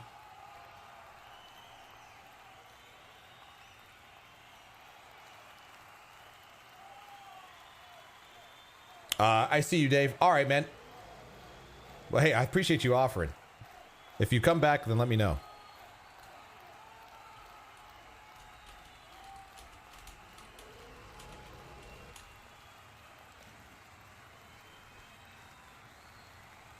All right.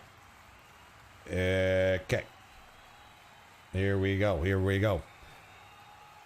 So Nonphixion really good at reacting with the dispels, and it seemed to work for him. Well, he's my brother. I know it's a him. His character is a female, but it has worked for him the previous match, and so let's see how it works out this time. Torlanson taking an opportunity to sit down a few times, whether to med or to swap out some spells. Not too sure.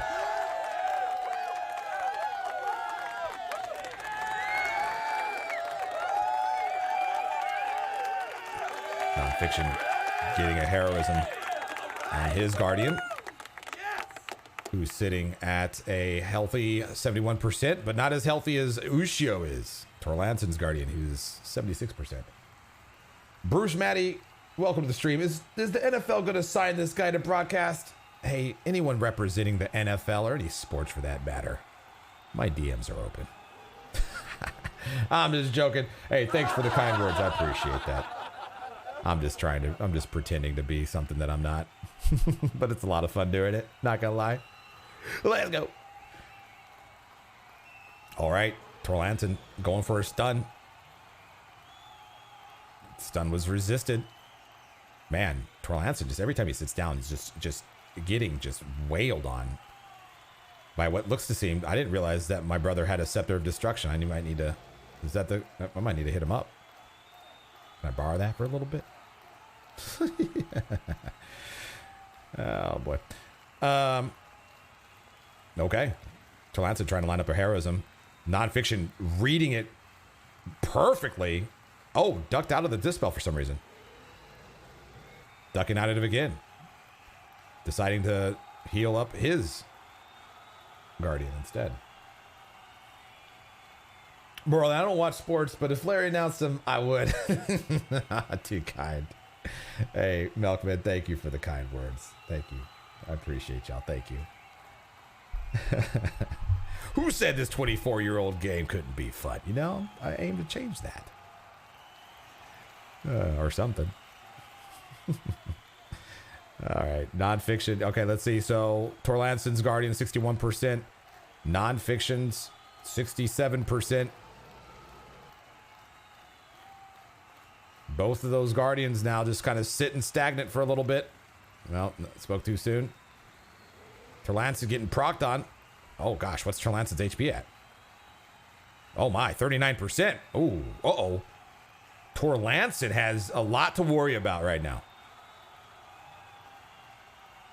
I believe I'm going to this is a strategy that was happening just a moment ago. with Microchad. A lot of sitting down and not a lot of casting. Torlanson may be having a mana issue.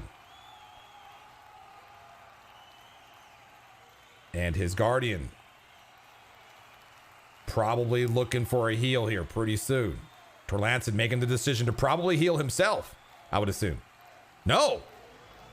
Torlanson making a decision to heal over time his Guardian.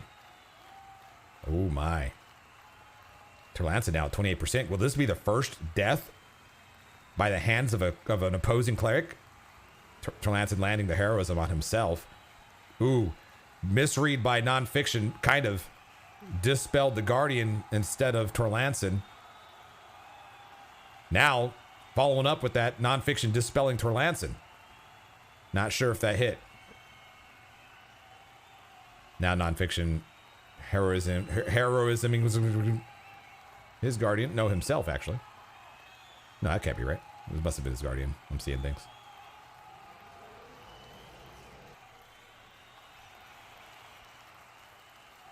Nonphixion now probably, yeah. Oh, what was that? Mark of Karn. Mark of Karn on Torlanson's Guardian.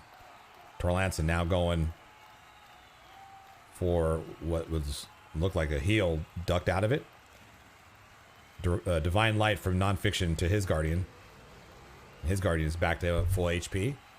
Torlanson here. Let's take Torlanson at 47%. His Guardian 60%. A lot to worry about still. You know, this is a non-biased opinion. Again, Nonphixion being my brother, IRL brother, like actual real brother, not just like, you know, some brother from another mother, an actual brother. But I will say, non-biased. This is my non-biased opinion. He is displaying some of the most aggressive cleric combat that I've seen. No joke. He's absolutely relentless with just chase. I mean, look how quickly he's reacting. Now, of course, in Torlanson's defense, he's doing a lot of sitting. When your target isn't moving, you know, it's easy to pursue, but anywho. Oh, here we have a smite hitting Torlanson's Guardian down to 18%. Nonphixion went for the stun, but stunned the Guardian instead of the Cleric. Now going for another smite. Not fast enough. Has to duck out of it. Torlanson managed to get the complete heal off on his Guardian.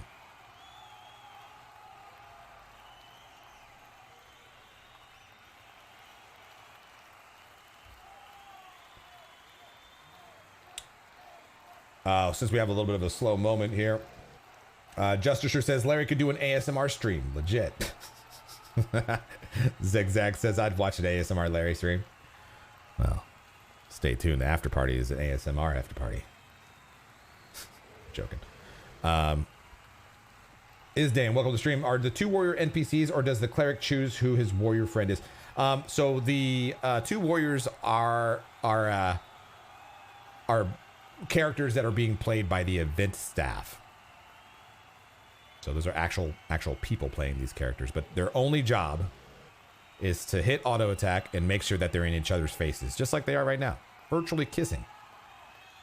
That is the only thing that they do. Nothing else. Not kick, not turn. Don't move. And make sure you're in auto attack range. Then you can move.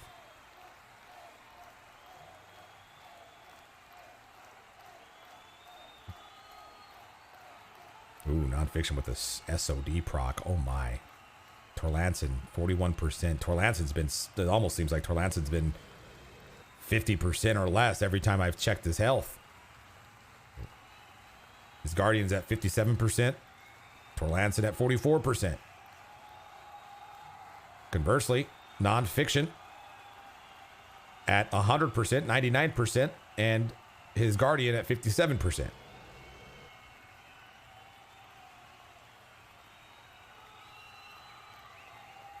Inadaf doing a little bit of power leveling out there. I see you out there, Inadaf. Thank you very much for that.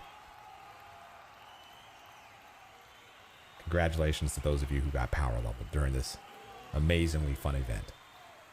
Level up hype. Nonphixion going for the heroism. Torlanson going for the heal on their respective guardians.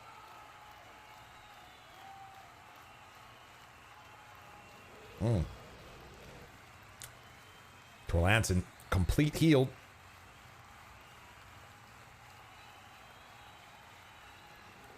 His guardian.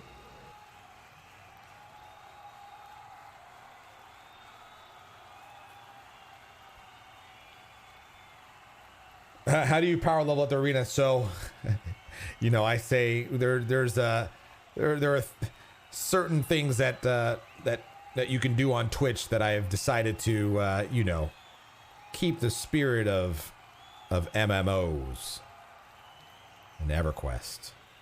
And so power leveling is when you gift subscriptions to other folks out there. So yeah, it's a huge sign. I mean, everything that y'all do is a huge sign of support, and I really appreciate it. So thank you very much. And when y'all go above and beyond and level up or power level each other or others, very grateful for that. So thank you very much. Okay. So things looking a little interesting here. Maybe, maybe not. Maybe an exaggeration, but Nonphixion's Guardian, 42%. Nonphixion deciding to go with a heroism heal instead of a, nope, changing his mind again, going with an actual heal. Probably a Divine Light. Both clerics now ducking, trying to read each other. Torlanson's managed to stay in there despite the fact that he's been chased with a Scepter of Destruction at his tail. Nonphixion now, not really scrambling, but trying to get a heal off and landing that heal. Completely healed both Guardians. Or, no, excuse me, Nonphixion's Guardian. Torlanson's Guardian now at 54%.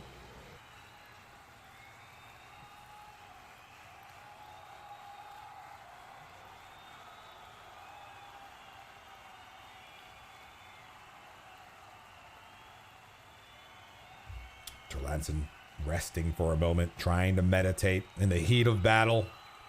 Working well. I think Nonphixion assessing the situation there for a moment, deciding on what his plan is, and it looks like it's going to be to stun Torlanson and then follow up with a smite. No, not quite. Ducked out of it. The heal had landed. It's a good duck. Torlanson now buffing himself, healing himself, doing a little bit of both, actually. Nonphixion quickly dispelling it.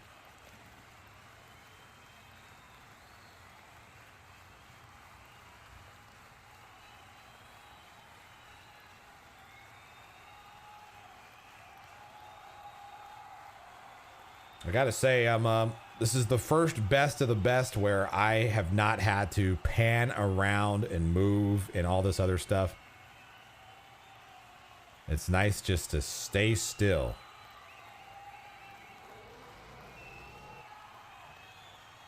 I probably didn't need to move all around in these previous best of the best, but I chose to. Should have just been here, just like this.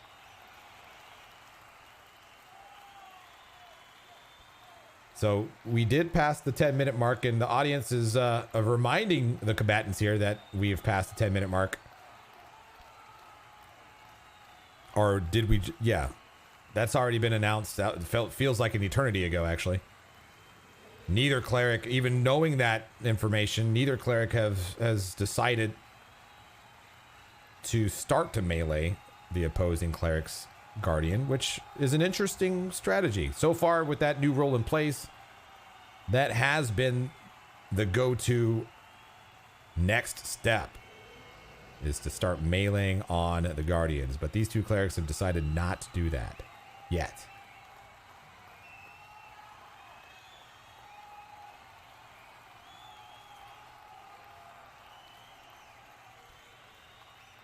We only had a kind of an IRL update here.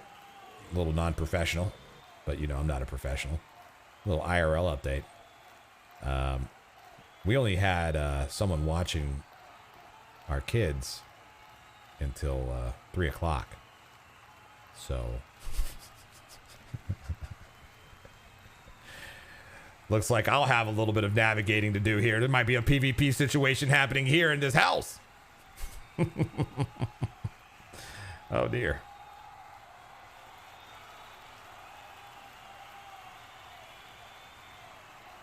Okay, Nonphixion going for a smite. This is going to be a big smite here. Taking Torlanson's Guardian down to 13%, and it was short-lived. Right back up to 100%. Oh, boy. The attrition continues. All right, so here we go. The strats has changed a bit. Or maybe for Torlanson, it certainly has. Torlanson now focusing on meleeing Nonphixion's Guardian. Nonphixion having to heal. Torlanson taking a little bit of a break. Probably medding. Is that a sign of Torlanson being out of mana?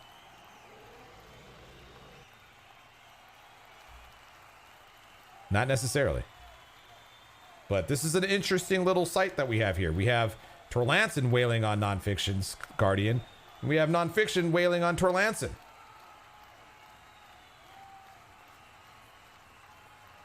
Oh, you're back, Dave? Oh, right on, dude. How much time do you have? Sorry, I totally missed it. Oh, now I see it. You have an hour. Oh, right on. Hey, so you want to jump in for this match? You want to jump in for the next match? Parent versus parent. That's right, Omega Topic. That's exactly right. Oh, let's take a look at Torlanson here. 57%. Okay. Thing. All right. Not as close as I thought. Hey, Moral, and thanks for power leveling Double Fish. Much appreciated. Oh, I see what happened there. Nice. Ida Def. Thanks for power leveling Vrax. Thanks, y'all. I missed it earlier. Thank you very much.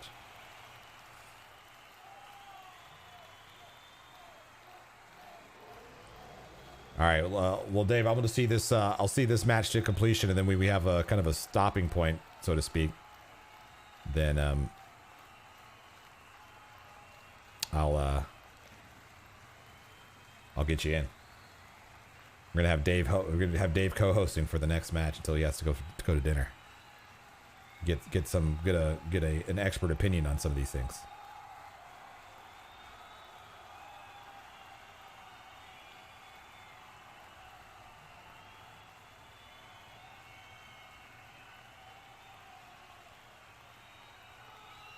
Ooh.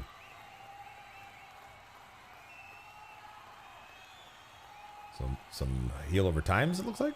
No. Stun. Just oh my goodness. Torlanson seems to have unlimited mana here. Getting another complete heal off.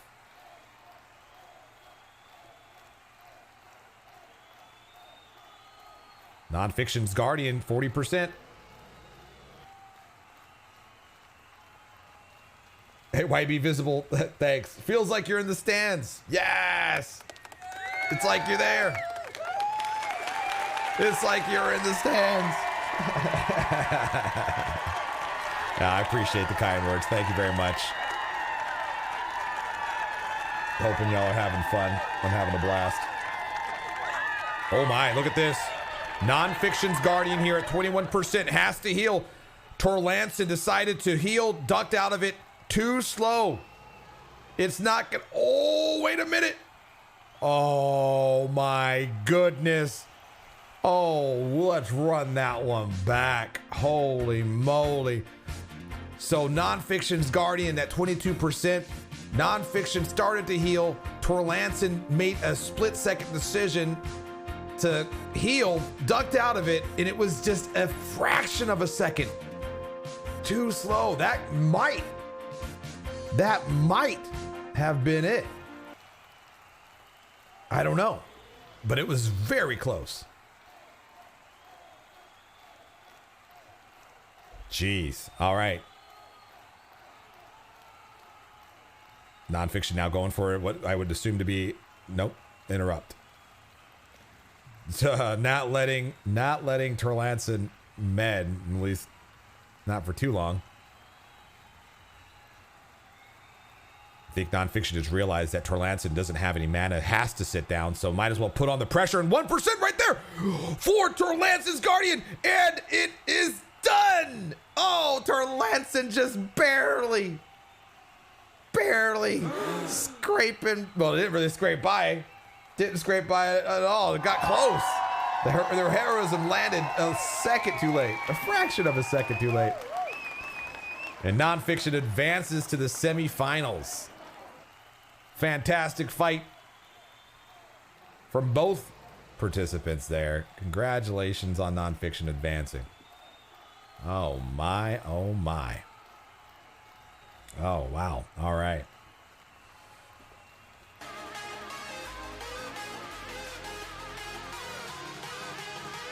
Does he heal himself? His warrior wasn't low. No, I think he was just simply out of mana. His warrior was sitting down at sub 40% there for a bit, and just, I don't know. All right, last match of the quarterfinals coming up here. For those of you who did, let's see here, the prediction, I think, was in favor of Nonphixion to win that. No, actually, Torlanson was the favored one there. 52%. Nonphixion was the underdog. Oh my. Not by much, but an underdog nonetheless. Nonphixion takes the win, and some of y'all may have lost some points there.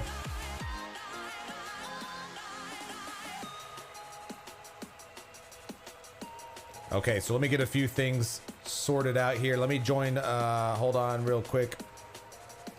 We're going to get, let's see here. All right, Dave, are you there, sir? How's it going? It's going well. Welcome, man. We are. What are your thoughts of this? Well, first of all, let me introduce you. So some of you should, well, many of you should know Dave Churchill in here on in this community and many EverQuest communities. But Dave is also an avid EQer and has accomplished quite a bit in this game. Like 10 times today already. Thanks a lot for that. That's right. If you didn't know that either, today Dave is Ecklerin in the trailer that I've spammed time and time again. I might have to turn you out a little bit. Okay, you're good. But yeah, man. So what are your thoughts of the tournament so far? Before we get started, I'm going to update some things while you're updating us or giving us your take. It's very interesting, actually. So it's obviously the first one where, you know, there's something outside of the two people just meleeing each other. So there's lots of interesting decisions. Yep. Like, do you melee the other cleric to stop them from meting? Do you melee the guardian after the 10 minutes is up? Like, who do you heal? Do you go for the nuke? Do you go for the heal? I think that, you know, without giving too many strategies away here, I think that you don't nuke unless you're going to kill the thing, right? Right. Because the thing about complete heal is that, well, it's going to heal it to full, no matter how much percentage it's at. And so we've seen a number of times so far that, like, the thing is at like 31% and someone will nuke it to 2%, and 2% is as good as 1% is as good as 20% if a CH is about to hit, right? So right. I think that just going, like, unless you're 100% certain that this nuke is going to kill, then it's just a complete waste of mana. And I think we've seen some fights with 3 and 4 nukes that were just CH'd, and so that's almost probably 1,200 mana. Yeah, that's down the drain. But I will tell you that, like, it's very easy to judge people like that. However, you know, when I was competing in the best of the best, sometimes if a match is going on for a long time, you can't see the other guy's mana bar. And so you're just sitting there thinking, well, you know, maybe I could just end it right now. 4,000 bits DPS. So some people are telling me to turn up my mic. Is my voice okay? I just turned it up. You should be good now. Okay, perfect. So yeah, so what happens is you get in there, your hands are all sweaty, it's like mom's spaghetti, stuff like that. I know about that. I know about that. We both know about that. You might, like, miss-target the other guy, or if anyone, like, sends you a towel, you instinctively look at it, and it just messes you up completely. So, like, I was in one match in the finals. Like, let's not talk about the thing everyone knows about, but, like, I was like, okay, I'm never going to nuke ever because he's just going to resist it. But there was one time when he was at like 30%, and so I'm like, maybe, right? Maybe this is the 1 in 100 time it lands, and I just got completely baited into nuking, and I actually lost that fight eventually, because I just didn't have that like two heals that the nuke would have done. So it's very easy to bait yourself into thinking, oh, this might win it for me. Whereas if you just play the long game, you'll end up winning on efficiency. So. No, you're right, and you bring up a lot of good points. Like there's a lot of just like with all these best of the best tournaments, there's a lot of strategy, there's a lot of meta, there's a lot of things to think about. But I mean, ultimately, a lot of these things are going to come down to nerves and just quick reactions, game time decisions, so to speak, and you don't really know what those decisions are going to be until you're in the match facing your opponent trying to survive. So. Exactly. And also, unfortunately, in this best of the best, I think more than most, there's an RNG factor that comes into play. So in other matches, the procs from weapons weren't as big of a deal. Right. Maybe in the Warrior one it was, because there was like, the Warrior one I think was the first one, right? And so gear wasn't as good yet. People weren't resisting as much. But here, for example, like in that match, with Patchet and Jum, they were so close, and I think Jum got like 3 cudgel procs within like 15 swings or something, and that's 1,000 damage for free. And if that hadn't happened, the match would have been completely different, right? So, but Jum played it well, switched into Dex gear, and tried to do that. So, yeah, it's really interesting. You've got to be able to not only stick to your strategy, but switch when it's not working as well. Yeah, absolutely. You got to be flexible. So so hold on. Like I have to. My attention is being drawn here. Vrax wants to talk as well. So and is throwing down a lot of bits in the process. So thanks for that generosity, Vrax. Let's see if we can get you into the. Not that it's pay to win here on the stream, but I think having some other perspectives is always a nice thing. Just don't get me banned on Twitch. But let's. I want to talk about the match that we have here at hand between Kincakes and Purple. And what do you, is there any, aside from the obvious that we've seen so far, is there any intel or any insight into these two combatants, and what is your as neutral as possible prediction on how this match is going to play out? Well, I do know that Kincakes had the first primal in Kingdom, so he has that going for him. Okay. As a cleric even, so he could whip out that primal and like start beating Purple with it. I know that Purple does have a decent sized mana pool, probably not the biggest on the server, but he seems to be, pretty chill, just casting those heals, not getting baited into the nuke game. So I think this is anyone's. Yeah. Anyone's to take, just like every other one. All I know is that Breadfann's mana pool, that's the end. I think that's the final boss here, is that you got to beat. Oh yeah. Okay, well, we'll see what happens. I've seen a few upset folks out here that have made some predictions, and I don't know. They're leaving with, at the very least, some a lot fewer channel points. But we shall see. I just sent you a message about something. Might be some secret intel. Sure. On Discord. All right, let's take a look. So this is a very interesting match. Both of the so Kincakes is getting a bit low. So here, when those warriors start getting below 40%, I think someone said earlier that the level 60 cleric nuke, if it's not resisted whatsoever, takes 27%. Oh, so 27%. Okay. So I don't know, like whatever it is, it's a number, right? So if the nuke lands before that number and there's a CH casting, that's what you got to look for. But it's so crazy because you just start panicking. And so while people may say, okay, yeah, it's mana inefficient, why would you ever nuke? Yeah. It's like it also causes that panic in the other person that makes them play badly or make a mistake. So it has value outside of just wasting mana as well. Absolutely. Yeah, I'm wondering what if any, if there are any other tricks up these cleric sleeves. I mean, as these clerics are advancing in the ranks here, at least in the tournament, I'm just wondering if we're going to see some strategies that haven't played out yet. Do you think there are any? Well, I guess we don't want to talk things into existence and give anybody any ideas, because there's a good chance that folks still in the tournament are listening in. But I mean, generally speaking, very abstractly, do you feel like there are still some strategies that have not shown or revealed themselves yet? So I personally don't think we've seen enough big fat two-handers. I know everyone and their mom in this tournament seems to have a borrowed Scepter Destruction, so maybe that's the reason. So here's the thing about these best of the best, which is kind of unfortunate, is that the strategies in this particular Cleric best of the best are limited by how magic resist works. So unfortunately, or fortunately, depending, what side you're on, you need very little magic resist to resist all of the roots, all of the nukes, all of the stuns, like the SOD proc. All of that is just going to almost be trivially resisted by all the competitors, because they all probably have 200 magic resist. And so something where, you might have a strat where you like lure someone away and then maybe root them so they couldn't melee the thing, or you try and stun them during the CH. Basically all of that is just kind of out the window because of the magic resist. So in terms of like real secret, hidden playbook stuff, I don't know if anything just beats sitting back, maybe stopping them from medding with a smack every now and then, and being mana efficient. And I think that in the last match we saw Nonphixion meleeing the other person with the SOD. I think that might, he's ended up winning, but I think that's a mistake, because these warriors are level 45. They're going to get hit by that proc all day. Right. But it's the proc that's doing the real damage. And so,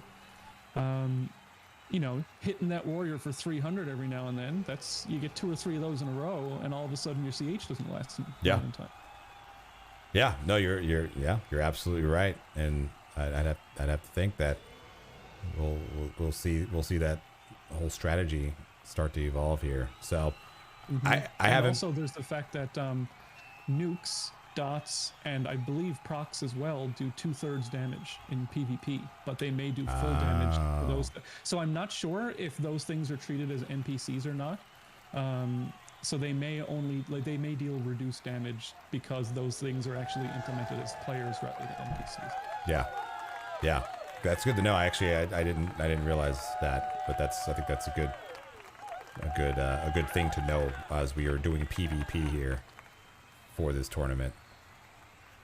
So there haven't been a lot of calls here for this match, but clearly it's not over yet. It continues on, and I haven't really even noticed anything out of the ordinary with the strategy necessarily, which is not surprising for anything in this tournament that's happened so far.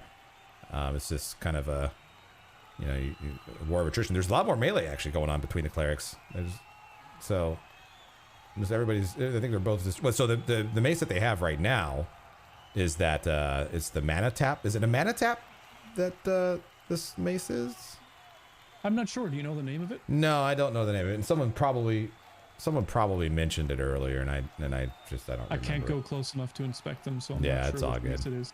There's a mace that procs Cannibalize from Jelinek. There's a mace that procs a heal from TOV. There's a few maces that proc a direct damage, but I don't think those DDs are actually going to be landing on anybody. Yeah. So we'll see. I do know that in these sort of priest best of the bests, there's that period of sort of relative inactivity at the beginning before it sort of gets interesting, because we can't see their mana bars. But if you could, if only. That's no fault of your own. If you could see mana bars, I think it would be like a much more interesting thing, because you could see, what's he going to do to come back from this mana deficit? Right, exactly. And I think consistently we've seen, as time goes on, we see more sitting. And I mean, that's the best thing. That's the most reliable thing that a cleric can do in this this tournament is try to get them server tick, med ticks, and hope for the best. But yeah, that would be really interesting. That it's kind of a practiced skill, I guess, to be able to sit just on the med ticks, because the way, in case people aren't aware, you just have to be sitting for that split second of that 6 seconds when it server ticks, or not server ticks, but when your character ticks up the mana. So it would be very interesting to see if someone is able to do that. So just sort of run around, and if they know the tick is about to come up, then just sit for that split second. Brax60 just did 5,000 bits. That would have the same effect as sitting the entire time. Yeah, absolutely. All right, we got 10 minutes. So we are at the 10-minute mark here, which, as a reminder to everybody, in case this is your first match here in the quarterfinals, that's when both clerics can, if they choose, they can go and melee the opposing cleric's guardian. which of course opens up the strategy a little bit for both clerics.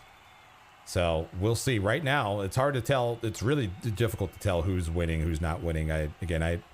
Normally you can kind of just eyeball. Oh, here, hold on. So purple busting out the Scepter of Destruction. This is exactly what we were talking about. And so this is where things start to get very interesting. You want to see those particle effects if you're on Team Purple. That's right. And I'm not sure where we landed with the prediction. Do you? And yeah, I don't know if you were paying attention either. Did you see the spread there? I'm checking now. So we got 57% for purple and 43% for Kincakes. Okay. Well, we shall see who's going to pull this one off here. But purple with the SOD looking pretty good. I've got to turn on my spell effects so I can see people. No, absolutely. That's absolutely critical. Oh my, look at this. So purple's Guardian down to 19%.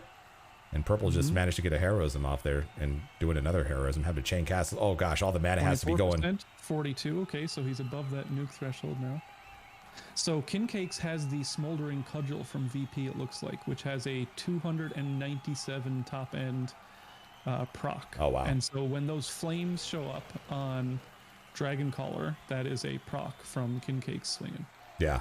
So it looks like Kincakes is going really offensive, which if you win, like if you get it to 0, it's great. If not, then it's a bunch of wasted mana, right? Right. Well, at the very least, looks like I was going to say heroism. Purple not very interested in complete healing, so yeah, you've got to get it to that threshold of hit points where it has 10 seconds to live, right?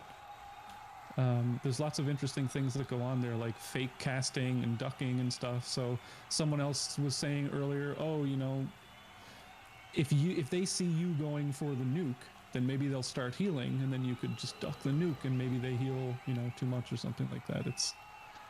There's a lot of mind games going on here. Oh yeah.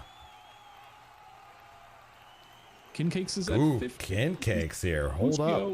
Oh like my. Nailed the CH. Yep. That was close, but probably not close enough for there to be any cause for concern there.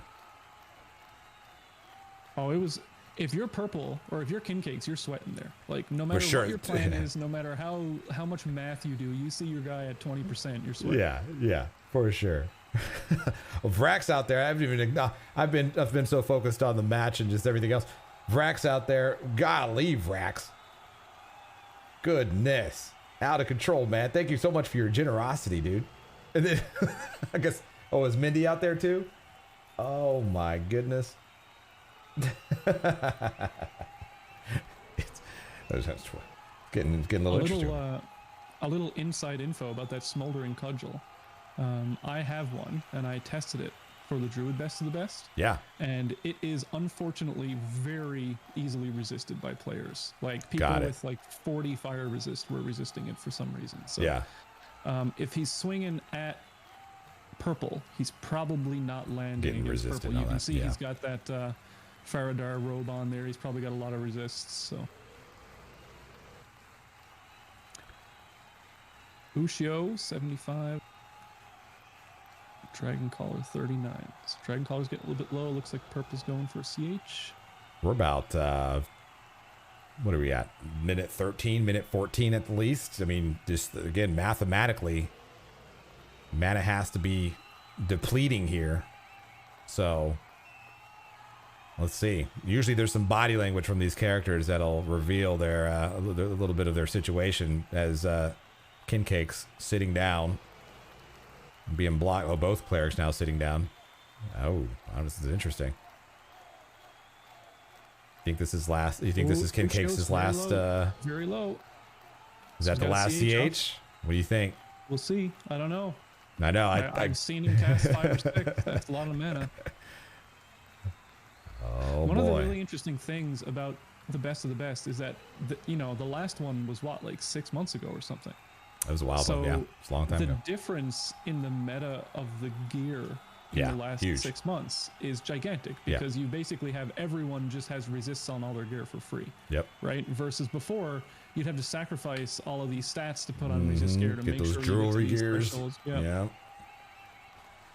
Yeah, that's definitely a very significant difference from the previous tournament now. That's for sure. There's a lot of people talking about how, whether or not it's fair for a cleric to use an SOD that they didn't loot. And I mean, that's part of the fun of MMOs, right? Is that it's very gear dependent. So if you want pure skill, go play Counter-Strike or something like that. There's gear in an MMO. There you go. Pays to make friends who have SODs, I guess. Dang. Want to buy some friends with SODs? Things getting a little interesting here for Kincakes' Guardian. 33%. A lot of sitting around. 24%. Oh, look at that big two-handed damage. Kincakes having. Oh, Kincakes ducked. Oh, Purple's gonna try to seal the deal. That has to be a divine light from Kincakes. No, it's a complete heal. Oh my. That's it. Oh. It was a complete heal. I thought it was gonna be a divine light.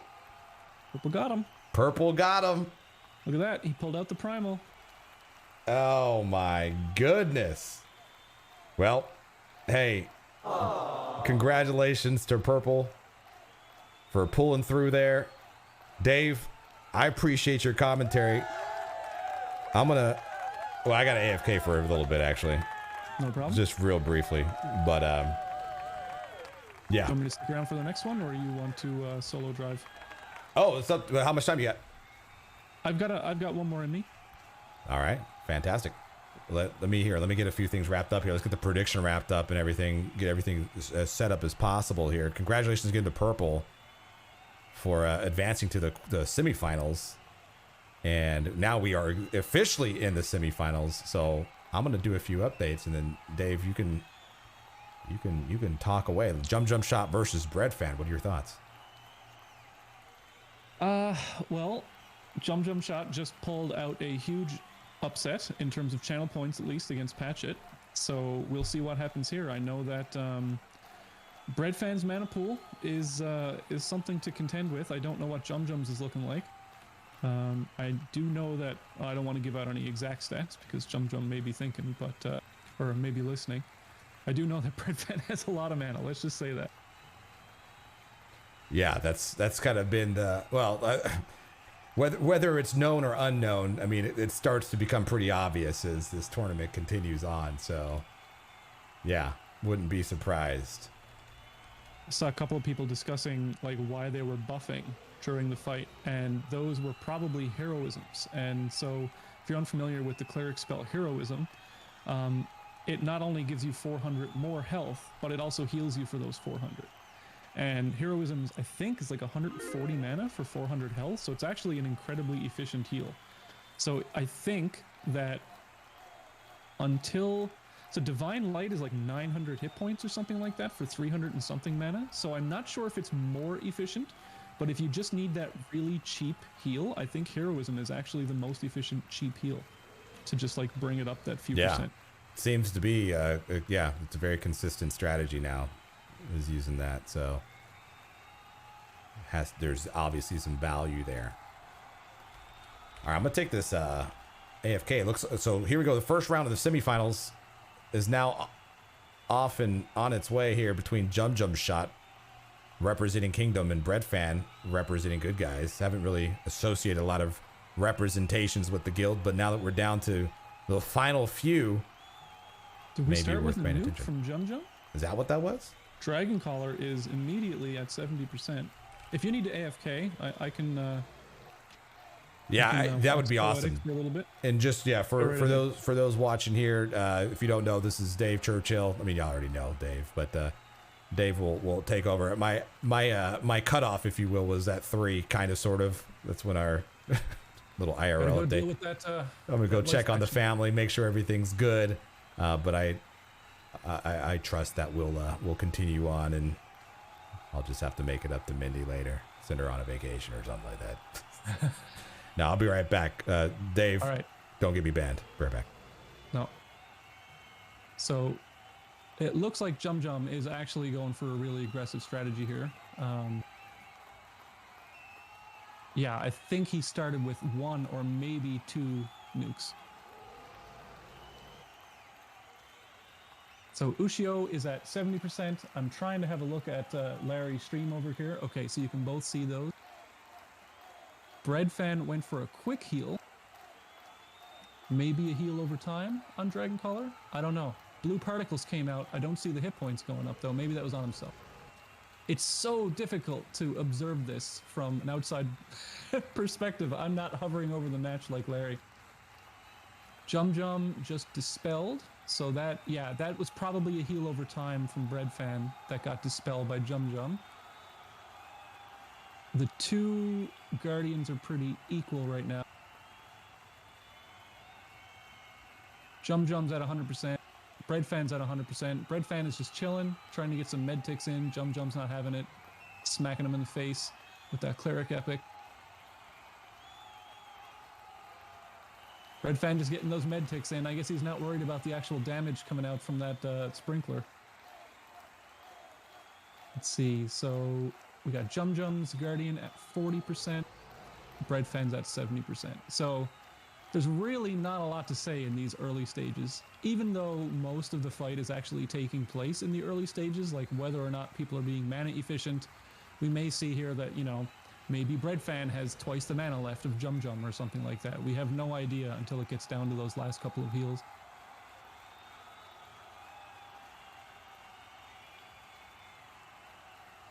What's the prediction looking like? Did we do a prediction for this one?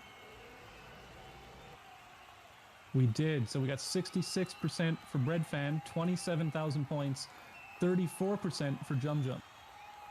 Lots more people bidding for Jum this time after the upset against Patchet.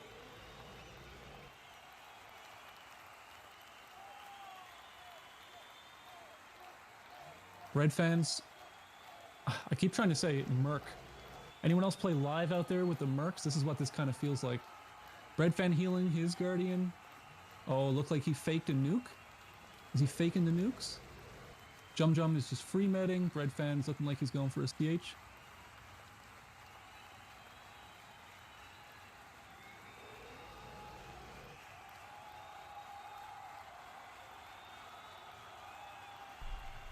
I think we've got some drunk spectators out here in the chat taking shots at old Dave. I'm back. Okay, all right. Yeah, sorry. Not sure what's So I'll give you the recap.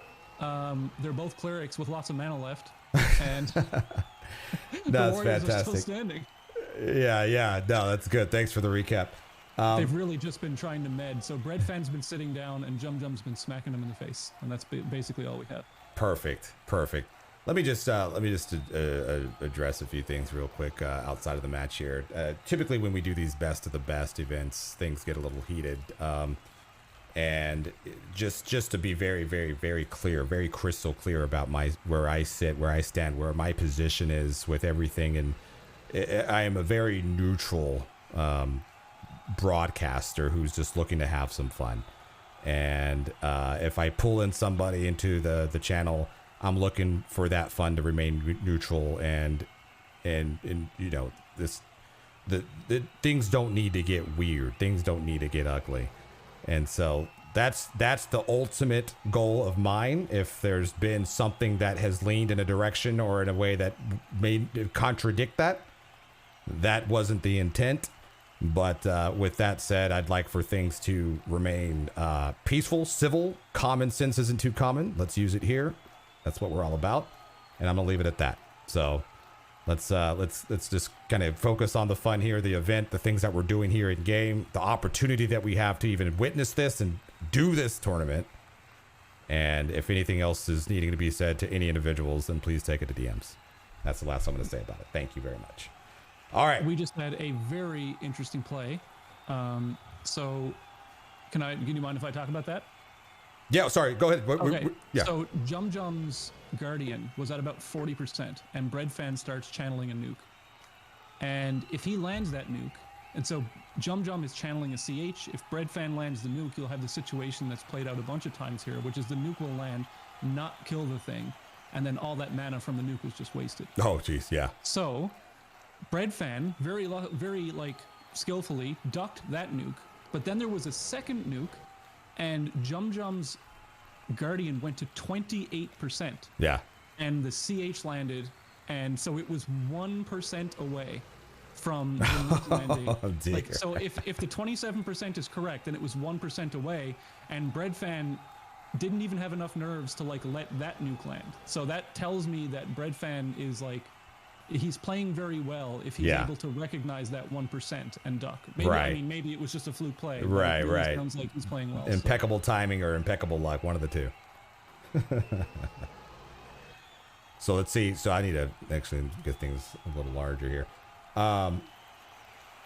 Wow. So just looking at the HP of these, let me check the HP of the Jumjum here, because Jumjum has been taking a lot of damage throughout this tournament.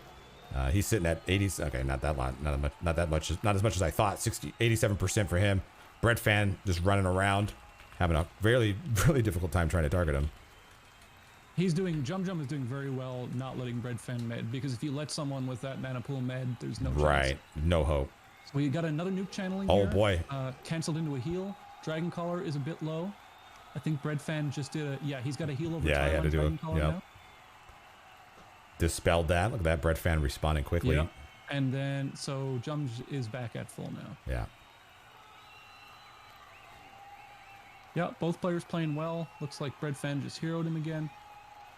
So after that, so if you Dispel, so Dispel takes, I think, like 100 mana if you're using a null, something like that. So Dispel isn't free. And if you Dispel a Heroism, you might think that that's positive, but the Heroism also healed it.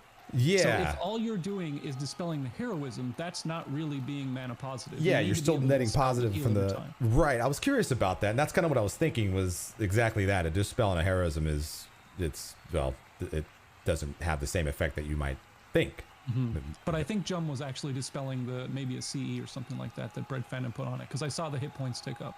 Sure. Breadfann's is low again. Looks like he's CHing. Long cast here. Okay, that one landed. Jumjums is doing well. So it looks like we're getting down into the weeds here. About, when it's going to come down to mana, maybe if both players are playing this well. Have we hit this is a silly question. Have we hit the 10-minute mark on this yet? I don't think so. Yeah, I'm not. No, I haven't. There hasn't been a shout yet. So we'll see what happens once that starts, because Jumjum has been very, very good about smacking Breadfann. And if you've played EverQuest, you know how difficult it is to keep a target and look at another target. Like, there's no... actually, are they grouped? Do you know if they grouped? Yes, I'm pretty sure they are, because they seem to be throwing up LFG in between matches. So yeah, I'm assuming that's there. You go. You've got the 10 minutes now, so you're able to melee now. So Jumjums is going. He's at 37%. Looks like he's casting a CH. Should land in time. Oh man. Yep. No problem. There you go. There's the CH. Jumjum just got a proc on Breadfann's. So watch for that fire. That's the 300 damage. Yeah. That is probably going to not be resisted. So that's another thing and this came up in the Druid best of the best as well, and especially the Shaman one with Torpor it's very mana efficient to toss up those heal over time spells, but they can be dispelled. Right. So if your opponent is really on the ball, if they see that you casted a heal over time spell, or if they've got Gina triggers going or something like that, they can actually remove that spell entirely. So it was actually really interesting meta shift in the Shaman best of the best when you watched it, to see everyone using Torpor at the start and then everyone wising up to dispelling Torpor, and so nobody used Torpor in the finals. It was really cool to see people sort of adapt over the course of it's my favorite part. Tournament. It's my favorite part of these things, is how the strategies just change so much. And the really interesting thing about this one is that it was kind of impossible for people to test. Right? Like in the other ones, it's just 1v1, so you can practice all you want and it'll be exactly that thing. But you don't have access to sort of spawning these level 45 things. And so, getting the timing down, because one of the most important things is how fast do those things kill each other, right? So you've got to know, okay, it's losing about 10% hit points every 20 seconds or something like that, so you can time your heals effectively. Yep. Right. And that's, that was another thing. I think I failed to mention this, but that I was used to logging into the arena sometimes days before the previous best of the best tournament, But and you'd see people here. You'd see people duking it out and kind of practicing their strats and seeing what the resist rate was like, so on and so forth. But yeah, exactly what you just said. That has not been a luxury for any of these clerics in this particular match, because you can't simulate this scenario, and so I mean you could with I guess with a lot of work. I guess. Yeah, with a bit of work, I suppose you could, but I'm pretty sure nobody did that. So. Jumjumshot's Guardian here. Both of these Guardians. Goodness, got a nice little proc there on Breadfann's Guardian. Breadfann going for a smite. Ducking out of it. Yep, we've got Jumjums is getting pretty low. Looks like he's going for the CH. Looks like both are casting some sort of heal. If he would have committed to that. Oh, here's Breadfann. Okay, so he ducked. You see that? So yeah. Breadfann saw it. He said, okay, if Jum doesn't finish the heal, I'll let it cast. If he does, then I'm just going to duck it. So that's very, very smart play. He's going the mana efficient route, it seems. Looks like he's casting another hero now. So yeah, he sees whenever he sees Jum dispelling the heal over time, he's going to cast that hero. Jum just got another proc. So each proc is just free damage. I don't know what weapon Breadfann is using. If that's the Black Star, can anyone tell me? Do they know? The what? Yeah, I would bet money. That Breadfann I would bet money that's a Black Star. That's what it's I've seen it a few times in the tournament, so I'm assuming that's the case. Yeah, so I've gotten a bunch of tells here. So that is a Black Star, and because they are grouped, it is healing his ogre when it procs. Yep, that's right. Yep, it's happened a few times, and I think it really starts to show its worth once both clerics are sitting here in the same spot, not running around. Now you can pull out that Black Star. Start to hope that you get some procs. Oh, we got Jumjums low. Okay, it's going for another CH. Ooh, if only. Oh, they must be out of mana, man. I don't think both of them are out of mana because he just casted a CH, but that would have been a kill right there. I'd be very surprised if Breadfann was out of mana. He's ducked every single nuke. I don't think he's landed a nuke yet. And we do know that Jumjum started the fight with a nuke. Right. So just based on that, but Breadfann has been using heal over times that have been dispelled. So it's tough to say who's being more efficient here. Yeah.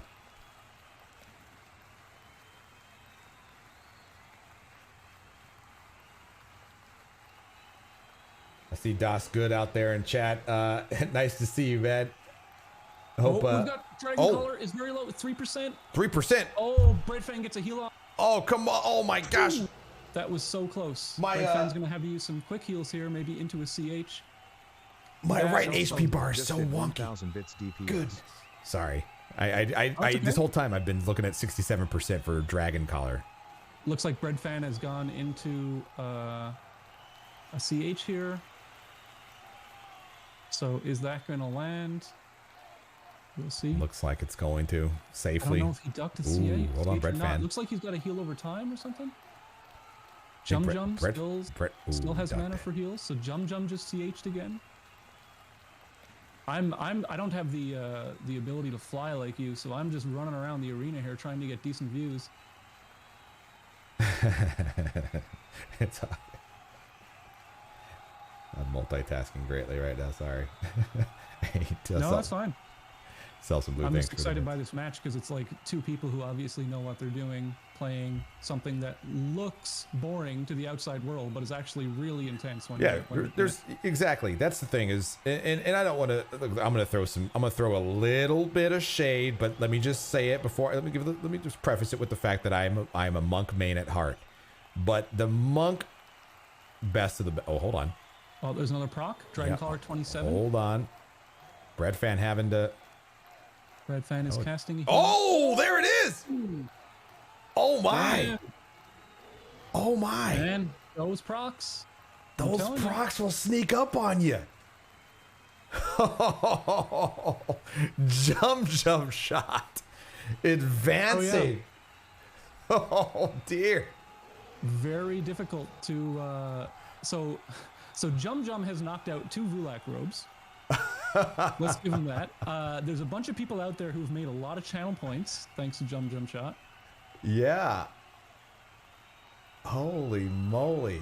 People are asking what the mace is procking. That is a 297 damage fire proc.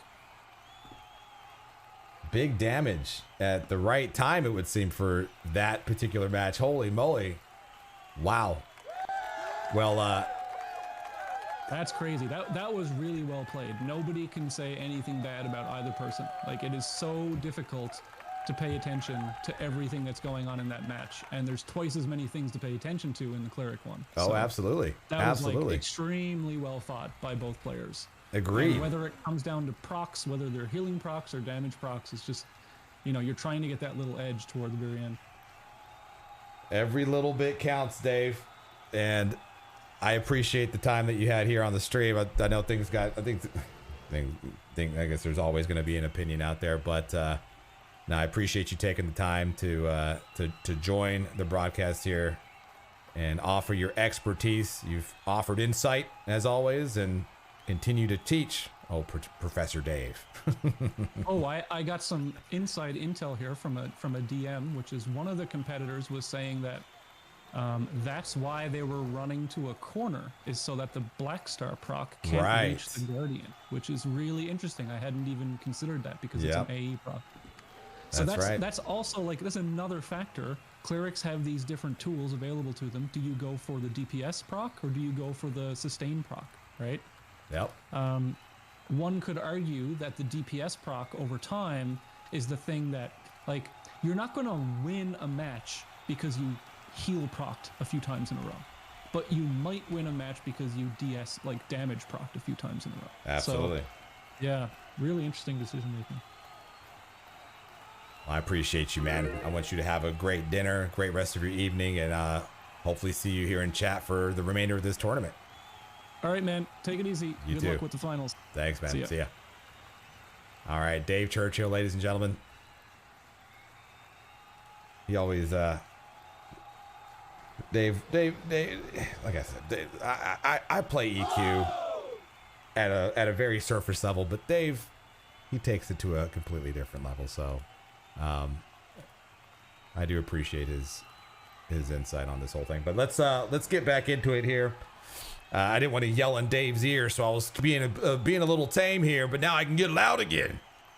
We got Nonphixion versus Purple for the last semifinals. This is, whoever wins this is going on to the finals to face old Jumjum. And so this is just like every single match in this tournament. Every match is a huge match. It's a big match, very important match for those that are involved.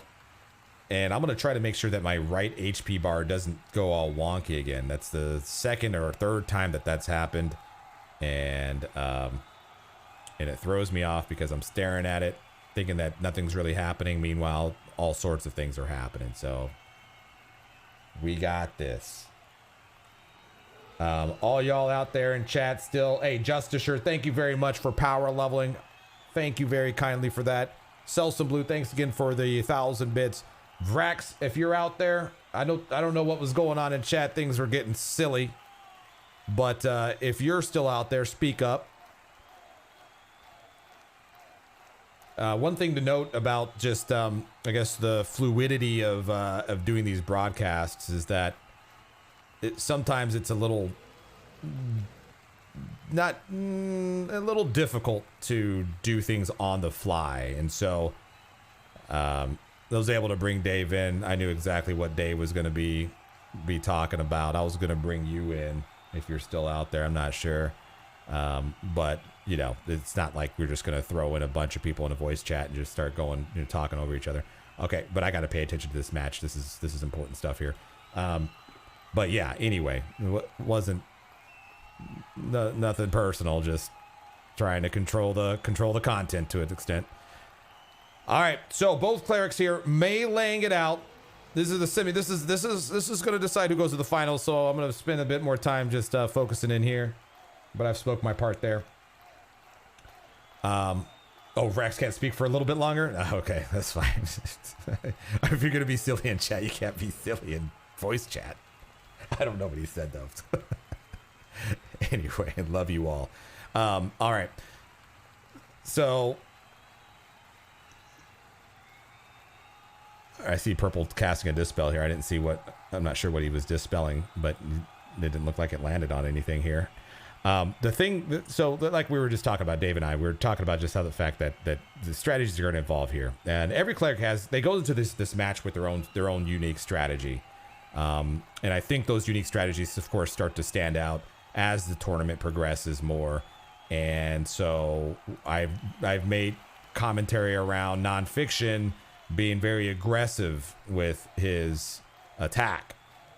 Purple is he's about the same. Actually, he was very aggressive in his match against Petyrr, and it paid off. Of course, once we get to the melee of the Guardians, then it starts to turn into the whole Scepter of Destruction game. But here's the thing: both of these clerics have SODs. Both of these clerics more than likely have similar tools, weapons at their disposal, if not identical, to where it's going to rely, and this is what you'd love to see, rely more on skill and quick decision making and things that are going to sway the odds in their favor. So we're going to continue to obviously watch this play out here. Nonphixion, aka my IRL brother, which, you know, I'm being very neutral in my commentary. See how neutral I am? But I am rooting for him. But hey, Purple has done everything to deserve being here, so I'm looking forward to a good fight from both of these clerics. And yeah.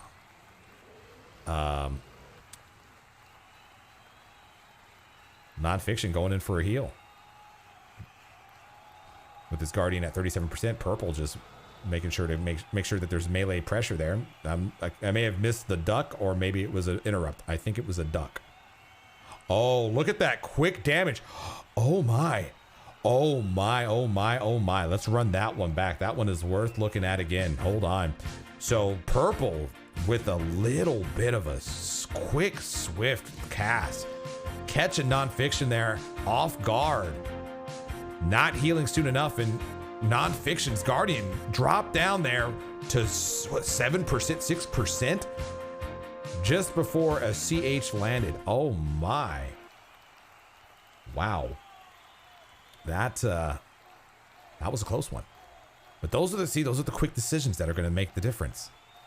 You know, you gotta eyeball the HP of the Guardian. You gotta keep tabs. You also gotta keep the cleric that you're trying to run around meleeing. Make sure that they're constantly being pursued and, you know, aggressively meleeed. Much more complex than any of the previous best of the best. I know that's been said multiple times. Hey, hated to have throwing down some more generosity here. Can't thank you enough. Seriously, thank you very kindly for the generosity. All of you out there doing what you do, showing your support. Thank you so very kindly. Ed Mazer out there as well. I missed you earlier, man. My apologies. Thank you very much for leveling up, dude. Continuing the grind over here, man. Big level of hype. All right, let's get back into it. Oh my goodness.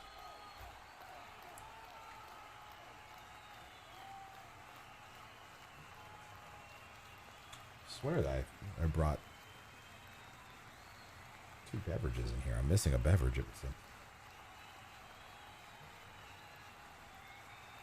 So Terry and Larry, you should be an announcer for sports also, at least BattleBots.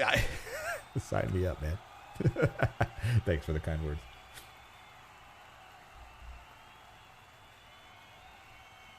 Thank you all. Really appreciate that.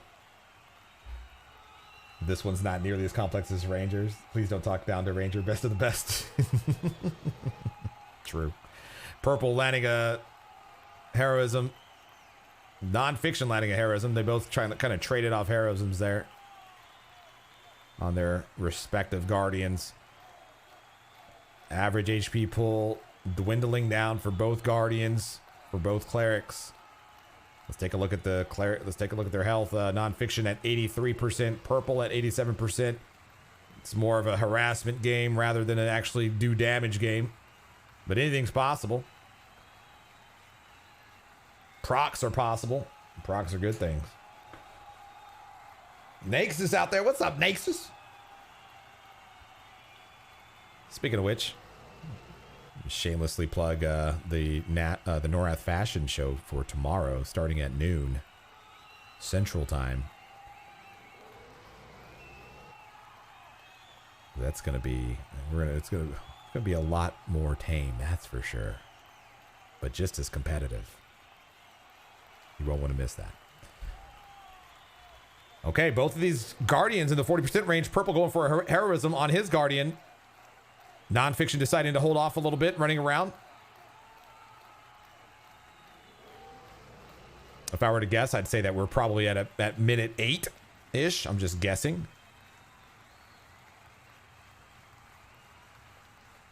Things start to get a little more interesting, of course, at that 10-minute mark when the clerics can start to attack the other cleric's Guardian.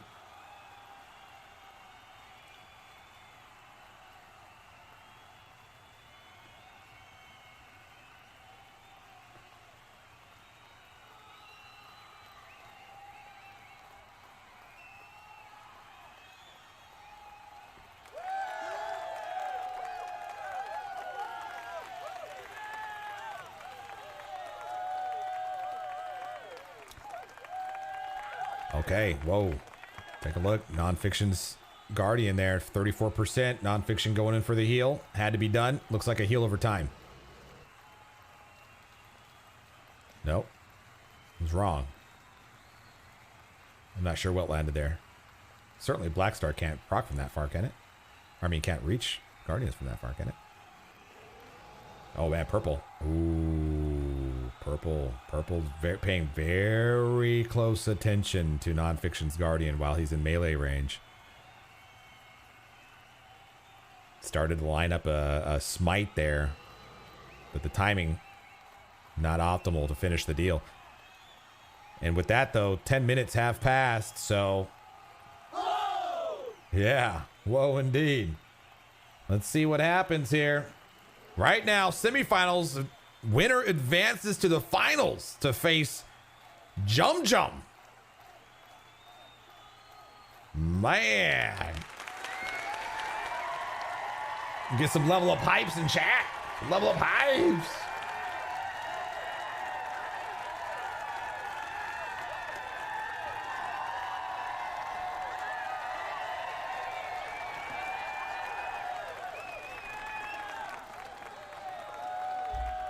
Okay.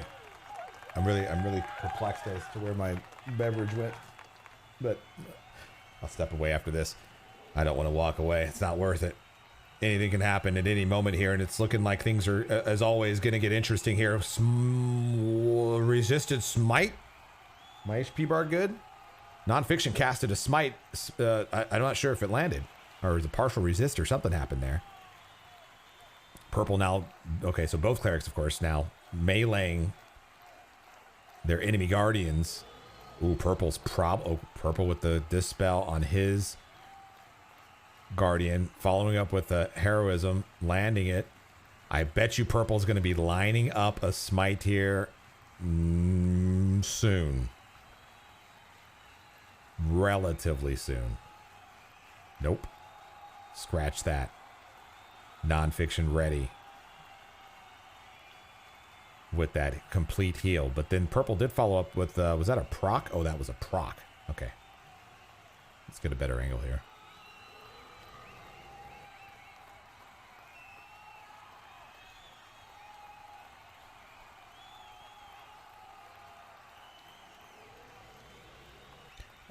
I'm seeing Viscerin's little fun fact about the Guardian names. I think I misspoke earlier. Oh, hold on. I did misspeak earlier. It's the winners from the blue Best of the Best series, not from back in 2000, 2001.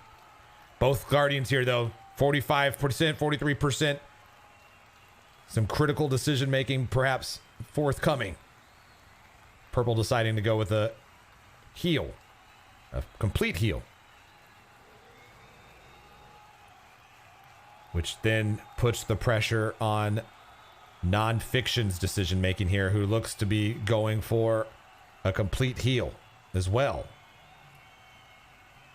Both clerics not interested in meleeing each other. Just honestly, who? Oh wait, well I was gonna say who's able to melee down their guardian, the enemy guardian, and make the right decision to either smite or smite, or you're out of mana. It's one of the two.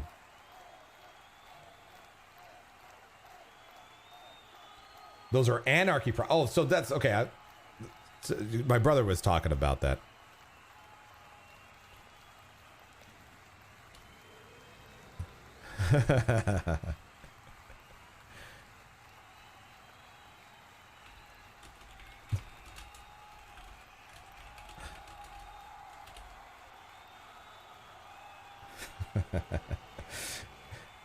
Sorry, lost my train of thought there. Yeah, my brother was he mentioned something about anarchy procs. I didn't make the connection. So is that what Scepter of Destruction procs is anarchy? I didn't know what the name of the proc was. Barbecue Poetry asking the question: is there a class after Cleric? Yes. So this is not the last best of the best. If you were here when Dave was talking, the last best of the best that we had was about 6 months ago or so. But the thing, so I had to correct myself there, Viscerin. The thing about it though is that I feel like the Enchanter one's going to happen a little faster. Oh, hold on. Whoa, Nonfiction's Guardian down to 24%. Purple's Guardian sitting at 64%, 1%. Oh my gosh, what a clutch. What a clutch CH. I mean, the CH was already casted, so nothing was going to change from that perspective. It was casted. It just landed at an amazing time. 1%. Both Guardians back to full health. Oh my. Since neither Cleric are moving around, we're just going to get up in the battle here.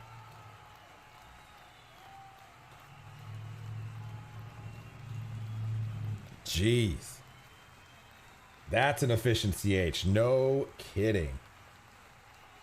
I was going to instant replay, but things are happening a little faster than I'd be comfortable with swapping things out. Or changing things.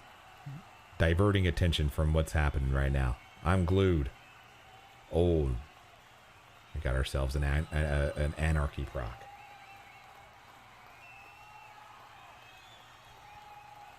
Purple going in for a heal. CH no less. Does Nonfixion have anything else in the tank? Ooh boy. Oh my. Not looking good for Nonfixion.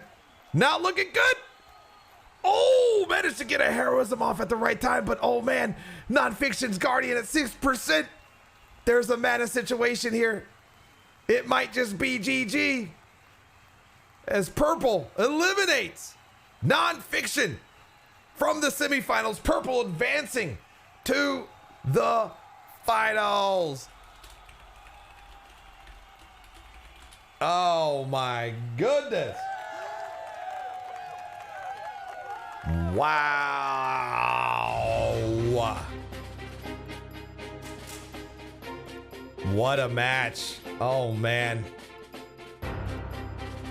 What a match. Golly. Well, my brother put up a valiant fight. There's still a chance that he can get a title out of this, I believe. But it's going to be Purple and Jumjumshot, who will be competing for the first and second spots in the final. Nonfixion will go on to face Breadfann for the third place match, which will be for the Vicar title.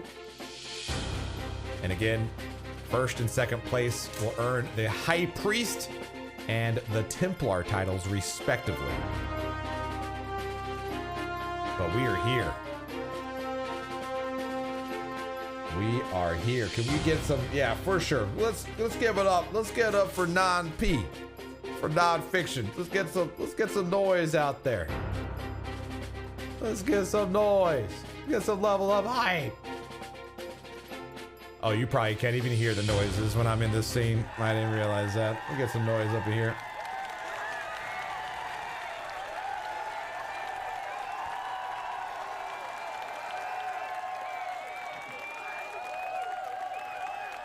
All right.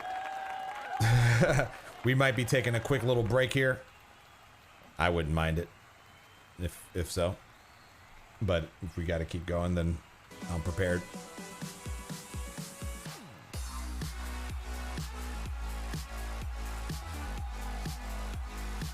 All right. I think everybody's kind of pressed for time here. We've been at it for 4.5 hours nearly. One of the participants' wives is getting a little annoyed. And while Mindy wouldn't express being too annoyed, I know that this isn't necessarily how she wants to spend her Saturday. I'm over here having a blast, but you know.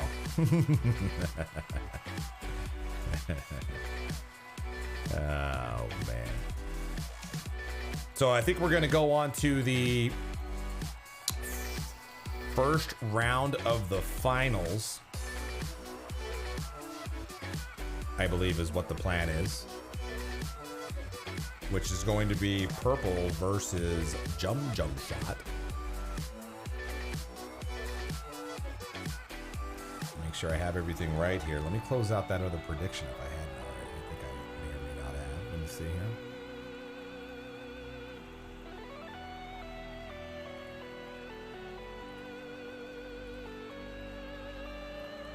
Nonphixion was the favored. Purple claiming the win, though. So there you go.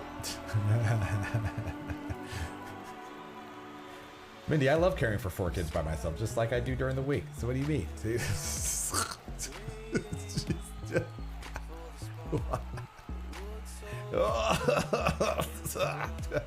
Move on the box. All right, so this particular prediction is all or nothing, as in this is for the finals is a our best out of 3 match. So I'm gonna put 5 minutes on this prediction. If I can actually do this, here we go. Okay, I think we should be good there. So this is gonna be who wins all of it. Who's getting first place?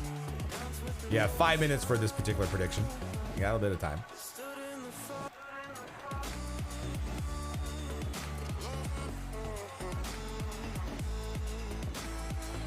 Oh, I have my no, I don't. Let's see here. Okay, so the match has begun. And I'm not prepared at all.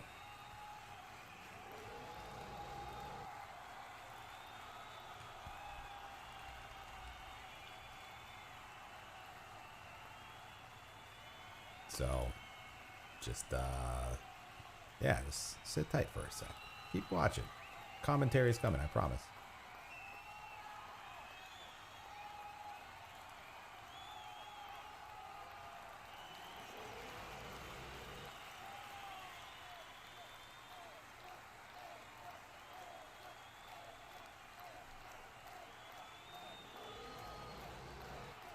All right, let's get some health bars. My bad.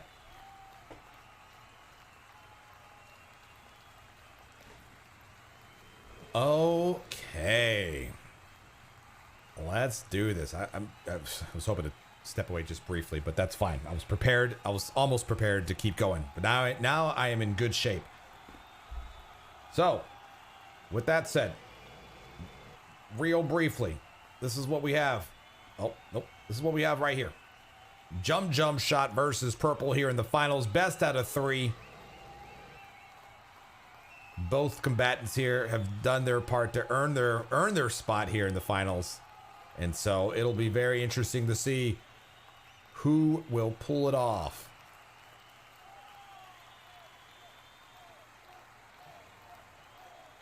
judging by the predictions, which I cannot really see. Let's see. Judging by the predictions, the favored cleric here is Jumjumshot. So again, this is for winning everything, not just this match that's coming up.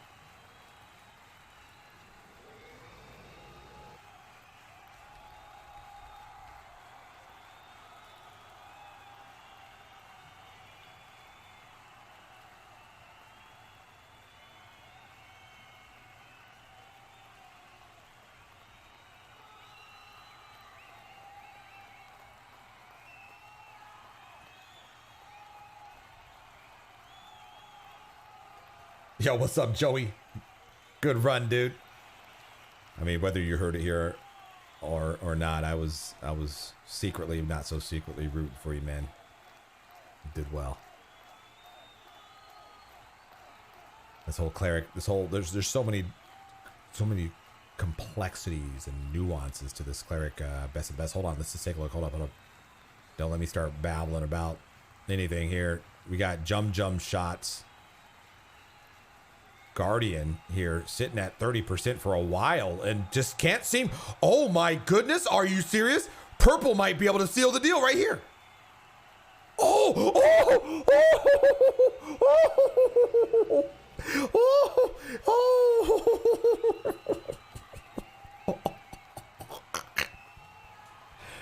Well then, I guess the predictions is a scam. Purple managing the fastest cleric match in the entire tournament by a long shot in less than 3 minutes, or about 3 or 4 minutes. That was just the timing of that. Everything that just happened there was bad luck for Jumjumshot, and it was great timing. Great timing for Purple. Golly, yeah. I think it's gonna be a replay. Sorry, it's a little too late for the replay. It happened so fast, and I was clearly distracted by just. Jeez. All right, I gotta kill that prediction. Sorry about that. That is a prediction that has been compromised. My apologies. I honestly did not plan for that to happen. Joey, good luck on third place match, because that's what's coming up next.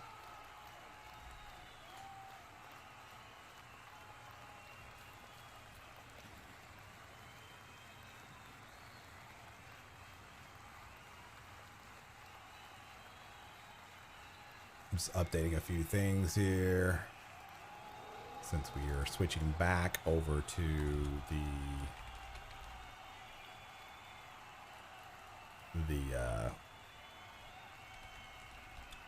third place match. See here, Larry can barely talk with purple in his mouth. I don't know what that means. Tazari Oot, probably not saying that right. Welcome to the stream. Jumjum was trying to play mind games and got a little too greedy with his CHs. Is that what happened? Golly, it happened so fast.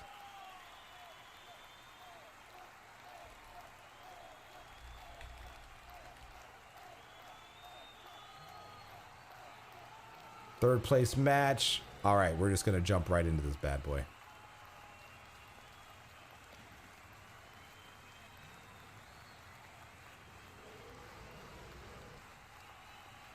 Okay, we're set. Perfect. All right, prep time has begun. Let me back up a little bit.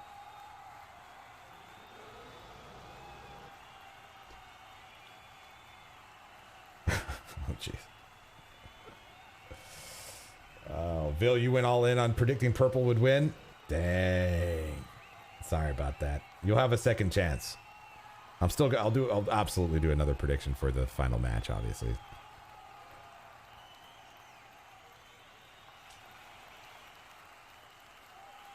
Hey, Rootsy, what's up, man? I see you asking the question. Absolutely, feel free. Yeah, finals is 2 as a 3, so we'll have another chance. We'll have another chance. Ish. I mean, sorry. I'm going to wait till the actual... Well, I don't know how to do that. Yeah, that's kind of tricky. I'll think about that. Double Edge Board, you went all in on Patchet, accepted donations.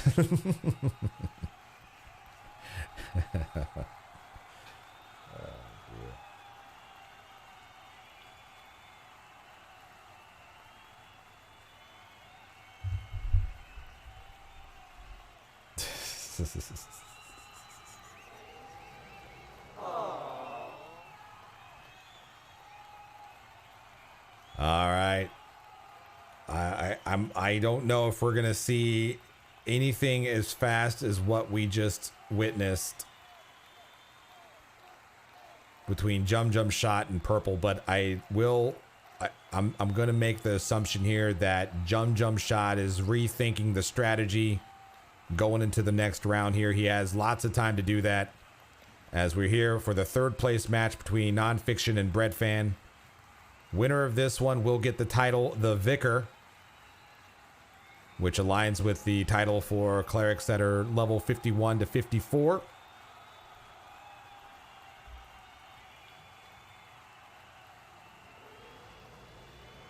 And yeah, we'll see. Oh, was I talking about the last class and I never finished my thought? No surprise there. Enchanter. Yep. Enchanter's the last class. So I'm hoping that it happens sooner than later. I'm sure everyone for the right reasons is ready for this, to just see the end of this whole series. It's been a lot of fun. And I think similar to this one, the Enchanter one will be full of exciting things.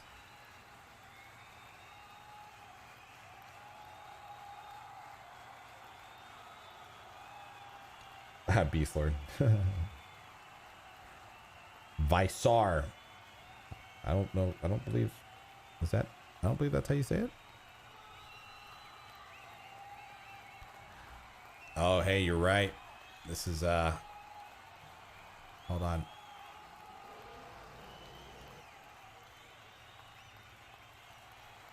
Things are swapped. Production crew. Come on. There we go. Much mo better. My bad. I'm a bit delirious here. You have to forgive me. Been up since 3:30 a.m. Okay, hold on. Breadfann's Guardian down to 14% here.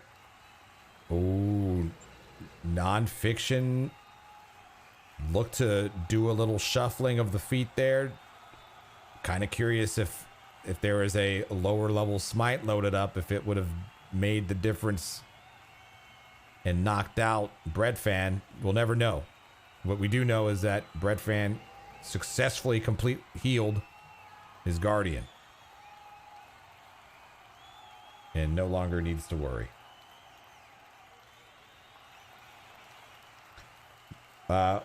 Boys Donkey, they get ogres. Yeah, so the way that this, so you've probably gathered enough to kind of understand what's going on here. But each cleric has their guardian, which is indicated by the last name. And the clerics, of course, are having to keep them alive. They're in groups with their respective guardians. They have to keep them alive, which the guardians are being played by humans. But the only thing that they're doing, as you can tell, is just auto-attacking. That is it.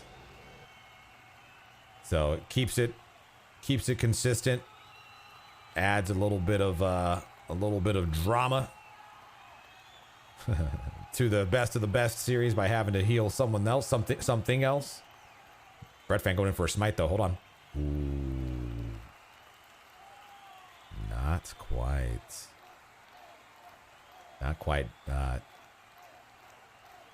Nonfiction's Guardian back to full health now. It's Breadfann's Guardian, kind of back and forth here. Breadfann's Guardian at 62%. Breadfann going for a heroism.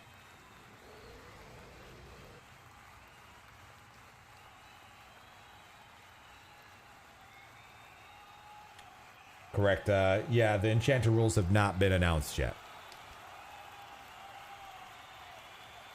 But do be on the lookout in the P99 forums for that announcement.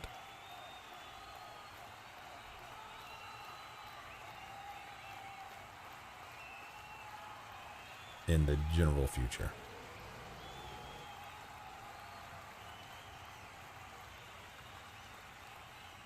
Oh, I see. You were asking about it. I see what you're saying. I got you. You're asking about the ogres for the enchant. Okay, I see. Sorry. Back and forth here.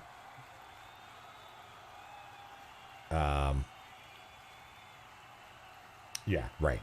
Yeah, not announced. My answer remains the same. Just want to make sure I acknowledge that I was comprehending that the question was around enchanters. All right, continuing on here. Breadfann's Guardian, 49%. Nonfiction's Guardian, 66%. That's right. Get some noise. Here we go. Stun on Breadfann's Guardian. Nonfiction's done a pretty reliable job there as far as threading in an occasional stun on the opposing Guardian.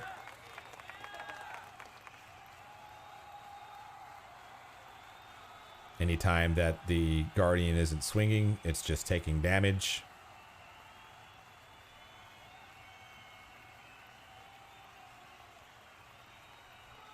Both Guardians getting all up in each other's faces again.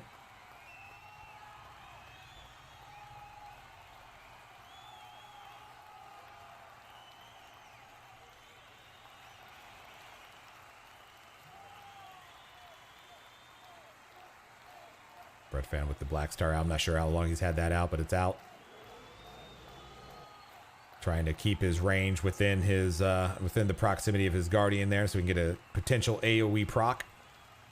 Breadfann now going in for a blast. It's probably going to take down Nonfiction's Guardian to about 20%.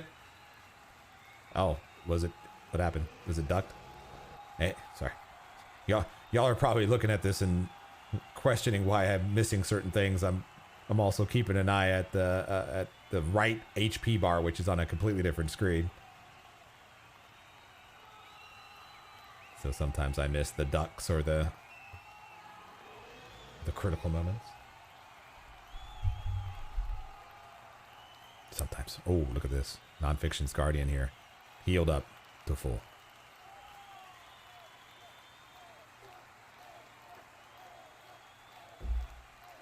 These, I will say that, and I know I started talking about the Monk Best of the Best, and I forget the point I was trying to make. It was relevant for the context of about, I don't know, 30, 40 minutes ago.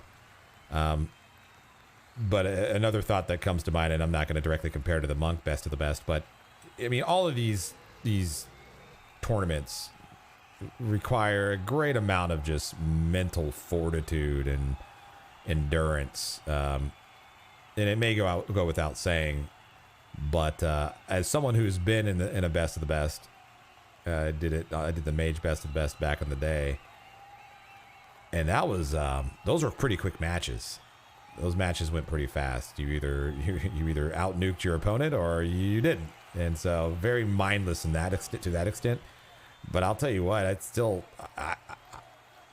was almost like I blacked out for a second as I was just kind of caught up with the nerves and overthinking, not thinking enough. Some would say there's a lot going on. So those were quick, like 2-minute matches. These matches that are lasting consistently for 15 minutes are just draining. And so for these two, they've had to go an extra match here than the rest of the participants, or well, not everyone, but they've gone a lot. This is a lot of testing of that mental fortitude. So. Shout out to everyone who's participated, but if those who are still standing and going at it, golly, props. I mean, I guess you really don't have a choice. You could give up and say I quit. That's not an option. You gotta keep going. Just gotta push through. Use the blackout card again, Larry. It works every time, right? Lolsy, this definitely has to be exhausting. Indeed. Bard best of the best had to have been pretty long and drawn out. You missed that. Yeah, it was pretty drawn out. It was. Even with the restrictions, there were some restrictions to that best of the best, but even then it was still, there were long matches, but I think this one is about as long as the Monk best of the best, which was surprisingly very drawn out. We had a lot of folks who registered for it, but also the matches themselves with Kunarkir at the time weren't moving particularly fast. A lot of running around, trying to get in melee range. Just it was a lot. Nonfiction's Guardian now 57%. Both clerics now with the Q to the 10-minute Q there are now both in melee range of their opposing guardians. Got a nice little anarchy proc there from Nonfixion, whose guardian is actually taking a bit more of a beating here at the moment.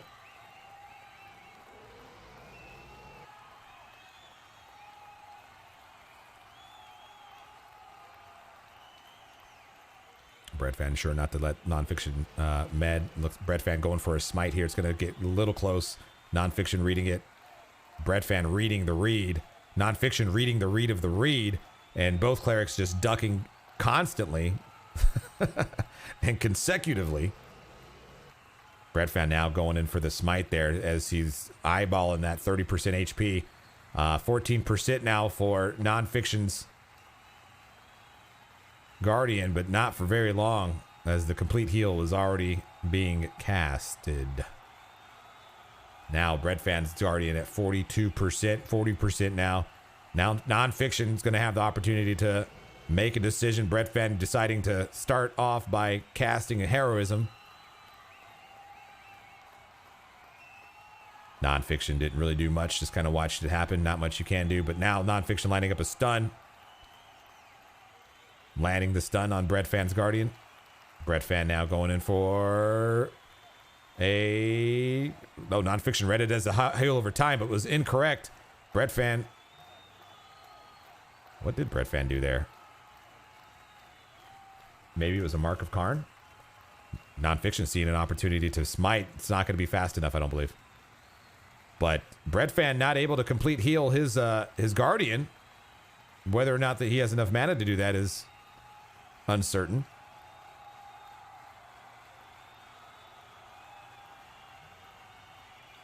Or unknown, I should say.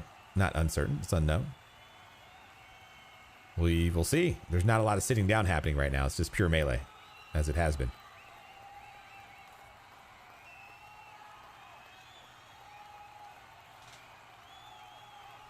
Breadfann now going for the Dispel on his Guardian, which must have had Mark of Karn on it.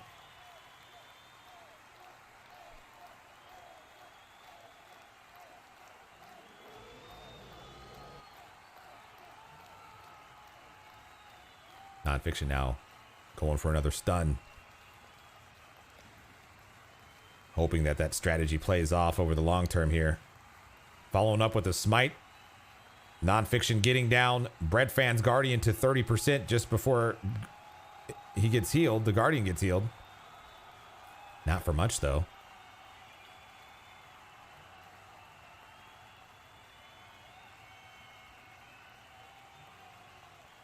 So more SOD procking happening here. Both Guardians down in health here. Nonfixion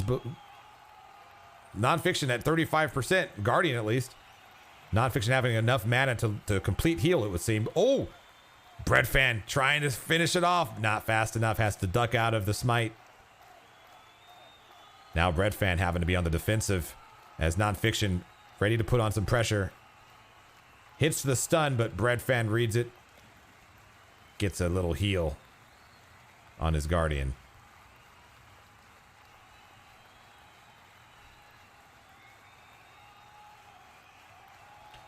D-Loves, I missed Breadfann accidentally CHing Nonphixion's ogre.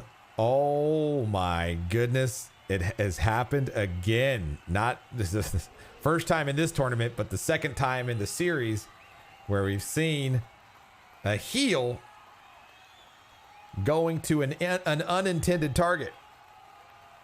That's a big mistake.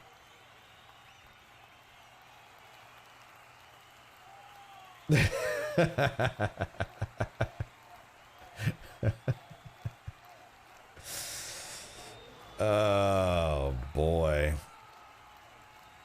Well, that's 400 less mana that Breadfann has to work with. If that's the case, we'll see if we'll see what happens here. But knowing that little bit of information certainly doesn't bode well for Breadfann. But the match isn't over yet. He's hanging in there. You may hear a child crying in the background. And if you do, I apologize.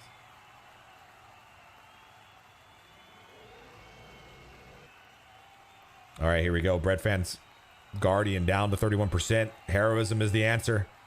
Nonphixion with the smite, or excuse me, correction, a stun.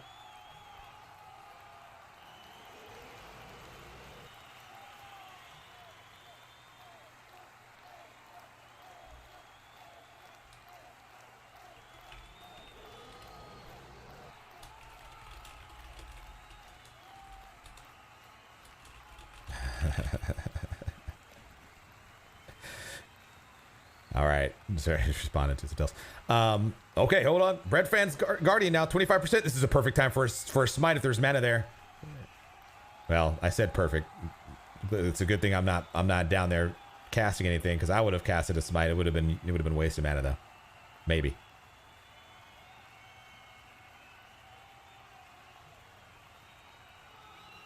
Nonphixion going for. This one looks like a smite. This is a smite. This is going to be a big smite right here. Watch out. Watch out. Oh, massive smite. 25% right there. Oh, yeah. Yeah. Well, there's no answer for that, but it was a big, chunky little. Okay, that sentence wasn't going to make any sense. So I will not finish it. Nonphixion, though, taking the win there. Getting that third place spot and earning a title of Vicar, or however you want to say it. Apparently there's some other ways to pronounce it. I looked it up. But he gets the title. Congratulations. Let's go. All right. Cool. So now we go back to the finals. Oh, my HP bar on the right side. There's something weird going on with my, I don't know, something wrong with my cameraman's computer. Taker. Probably not saying that right, but hey, thank you for the follow. Much appreciated. Let me get things lined up here so I can try to sneak away for just a second. I tried to do that before. I was unsuccessful.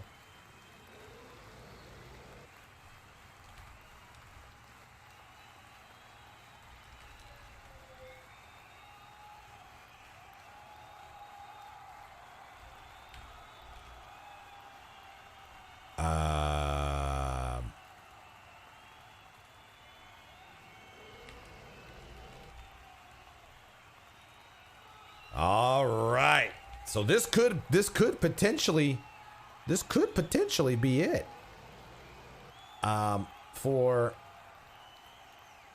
the finals, depending on if Purple pulls off another victory.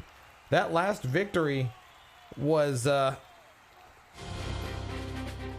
pretty impressive. Excuse me. My language skills are deteriorating as we go on here. But Jumjumshot caught off guard. Purple getting that first win of the finals, and it's the best out of 3. So Purple gets another win. That is curtains for Jumjumshot, but you can't write off Jumjumshot. Jumjumshot has, I think, I'll speak for myself perhaps, but I think he's surprised a lot of folks based on the some of the predictions out there. So will Jumjumshot pull through for a comeback? Or will the Jumjumshot have to get on back over to Rivervale? Drink up on some Jum juice. Who knows? Okay, yeah, that wasn't even okay. Yeah, that wasn't even that. What kind of? Yeah, I know. Bad joke. It wasn't even funny. All right, let's see here. So the prediction, we didn't have a prediction for the third place match. Apparently not. That's cool. Very cool. We will just simply base this prediction on the match and not the overall outcome. Since yeah, the interruption between kind of threw things off here. Apologies if you hear a child in the background crying.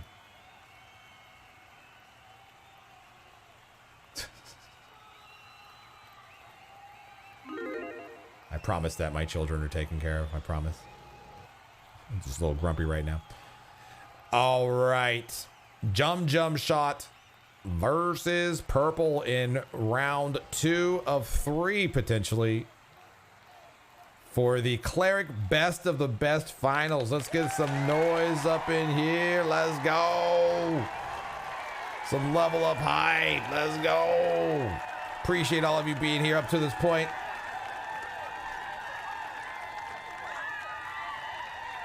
It's exciting times. Do we have the right? I don't even know if we have. Let me just make sure we got our HP bars right. Yes, we do. Those are good. Okay, cool.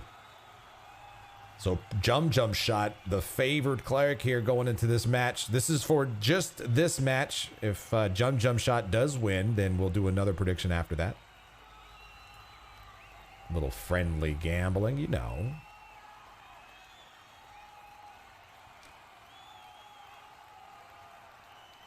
So by this point, last match, well, maybe not by this point, but here in about 30 seconds, I think is going to be around the same time that Purple was able to eliminate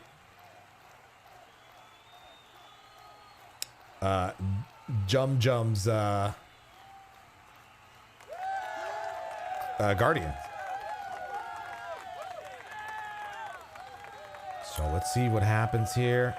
Purple going for a HP buff to heal on his Guardian.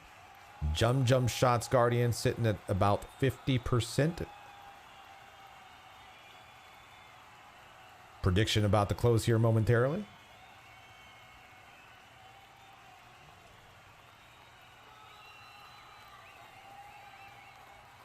%48 for Jumjumshot's Guardian. Jumjumshot running around. Popping Purple as he sits down. Popping Purple again. Not letting Purple sit down for long. Don't be deceived by the halfling running around. It's all in his nature. Purple going for the heal. Jumjumshot had the heal queued up, ducked out of it, seeing that Purple wasn't trying to smite his Guardian. Now Purple meleeing Jumjumshot, trying to get an interrupt here. Interrupt would be huge, but not happening right now. So Jumjum's Guardian lives on for now.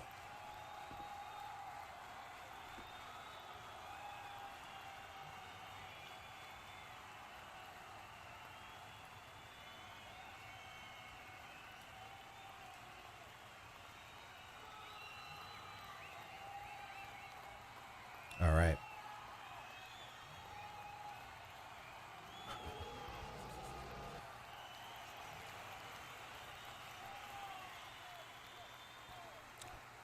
Okay.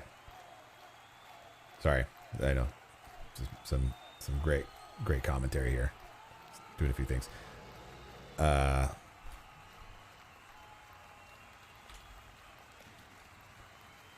Okay. So Purple's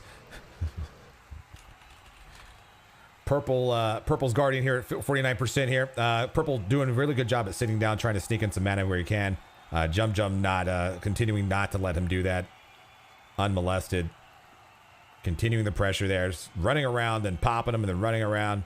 Really good at that the old bob and weave action here. Purple casting heroism on his Guardian, who is now sitting at 59%. Jumjumshot Doesn't seem particularly concerned about his Guardian getting low on HP. Continues to just do his thing, running back and forth. It's an interesting strategy. I wonder why he chooses to run off. He should just sit right next to him. No, okay, well, looks like he's he sat down there for a bit. Even Jumjumshot realizes that sitting down may be a good part of the long-term strategy here for these finals. Jumjum now casting a heal spell. Let's see if it's a CH. Looks like it is going to be a complete heal. Purple trying to interrupt. Unsuccessful. Only got about one swing there.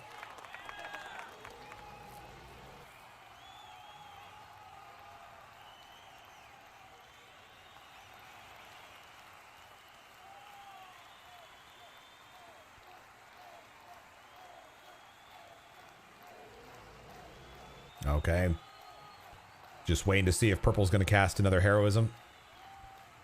This will be, as expected. The first match, clearly, as we've seen now, first match was a fluke. Jumjumshot simply just caught off guard. Should not be written off by any stretch of the imagination. And so this is more than likely going for the long haul.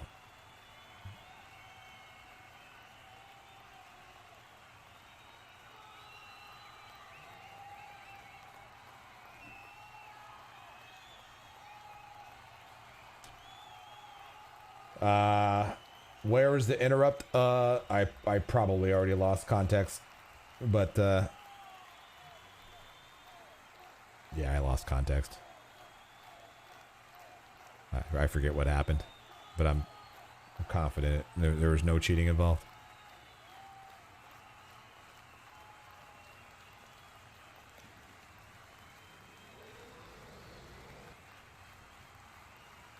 Right. Yeah, what Vill said. But again, I lost context there, so I wasn't sure what happened there. All right, let's see. So, Lord Nagafin is targeted. Come on. Come on. Goodness. Here we go. Back on the intended target here. Jumjuice is having to heal his Guardian, who's at 40%.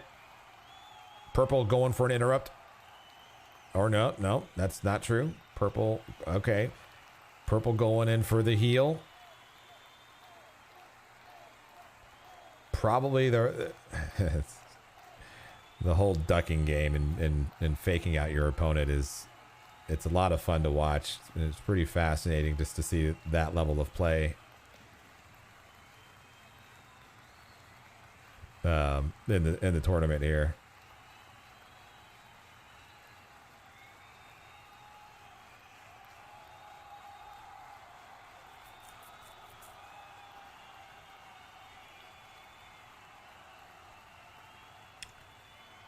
Cudgel's out.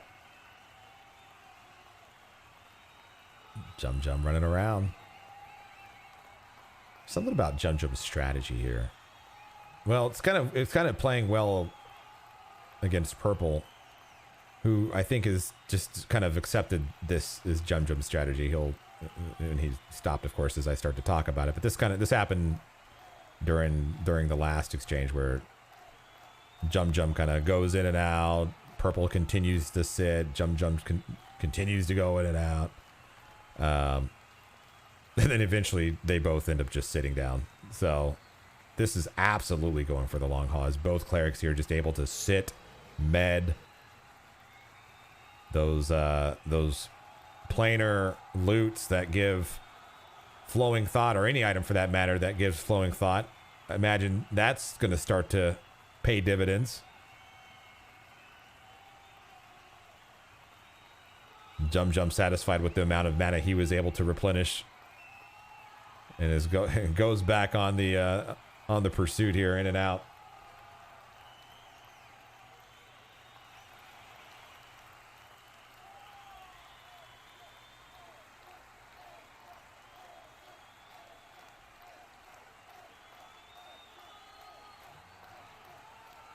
Jum going for a heal.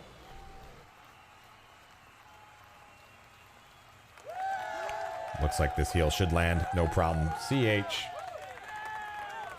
Landed. We just hit the 10-minute mark.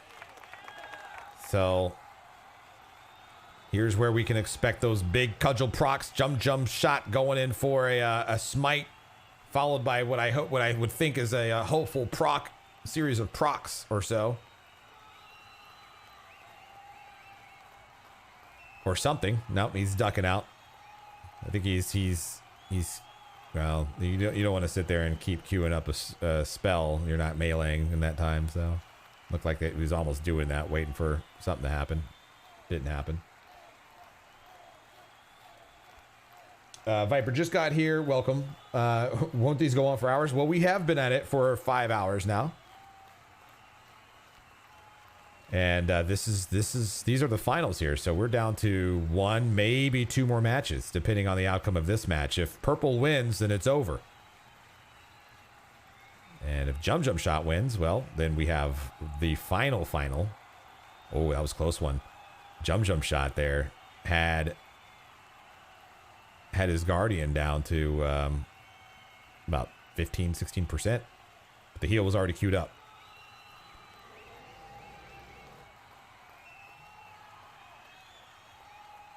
Oh my, purple's Guardian now down to 30%. Purple having to respond there pretty quickly, obviously. Has the mana to do so. Jum staying aggressive with the smites. Down to 20%, but healed back to 38. Now we got a little bit of action happening. Both clerics choosing their roles here. Purple not really by choice as Jum continues to spam these smites. Seems to have snuck a little bit of mana. And is now starting to use and expose that mana a bit. Purple able to keep up though.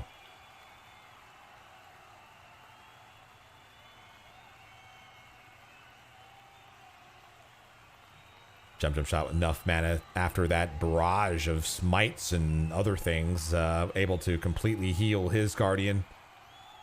Jumjumshot not moving nearly as much or nearly as nimble as he was for most of this match. Now staying put, focusing in on meleeing, which is probably the reason of that. Not really concerned about sitting. Neither cleric. Jum now lining up a smite. Casting it, landed. Purple's Guardian down to 37%. Not low enough to be in dangerous territory, but we'll see. Jum feels like the need to put on the pressure in that aspect. So let's see what happens here. Jum. Oh, never mind. Heal was queued. The heal had landed. Jumjumshot's Guardian completely healed. Purple now. 50% for Purple's Guardian.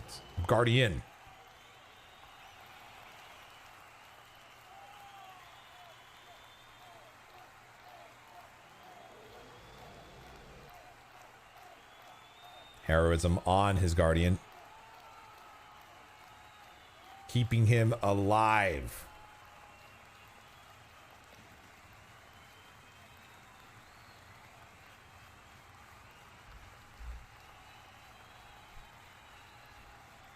Purple now going for an actual heal as opposed to an HP buff. And looks like it's going to be a CH. Sure enough. CH landed.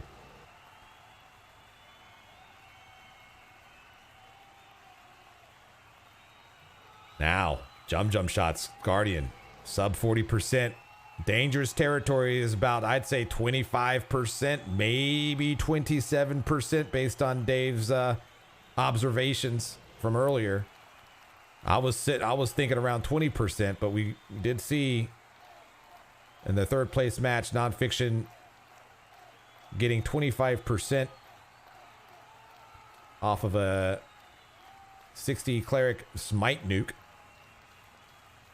Granted, it could have lined up perfectly with a melee round from not purple, but from Dragoon Caller or whoever the opposing Guardian is, but anyway, whatever. We have a range.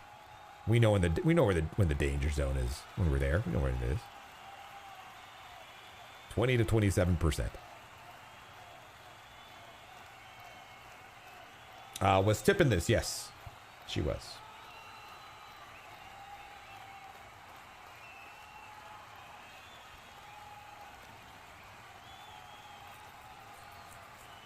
Oh my. Jumjumshot here. And his Guardian, at least down to 25%. This is the danger zone. But Purple looks to be relying on proccing instead of smiting. I'm thinking, again, easy for me to call things out from afar here. It looked like if there was a smite plant or timed right, it would have been done for Jumjumshot's Guardian. However, that is not an outcome, as both clerics were able to fully heal their Guardians.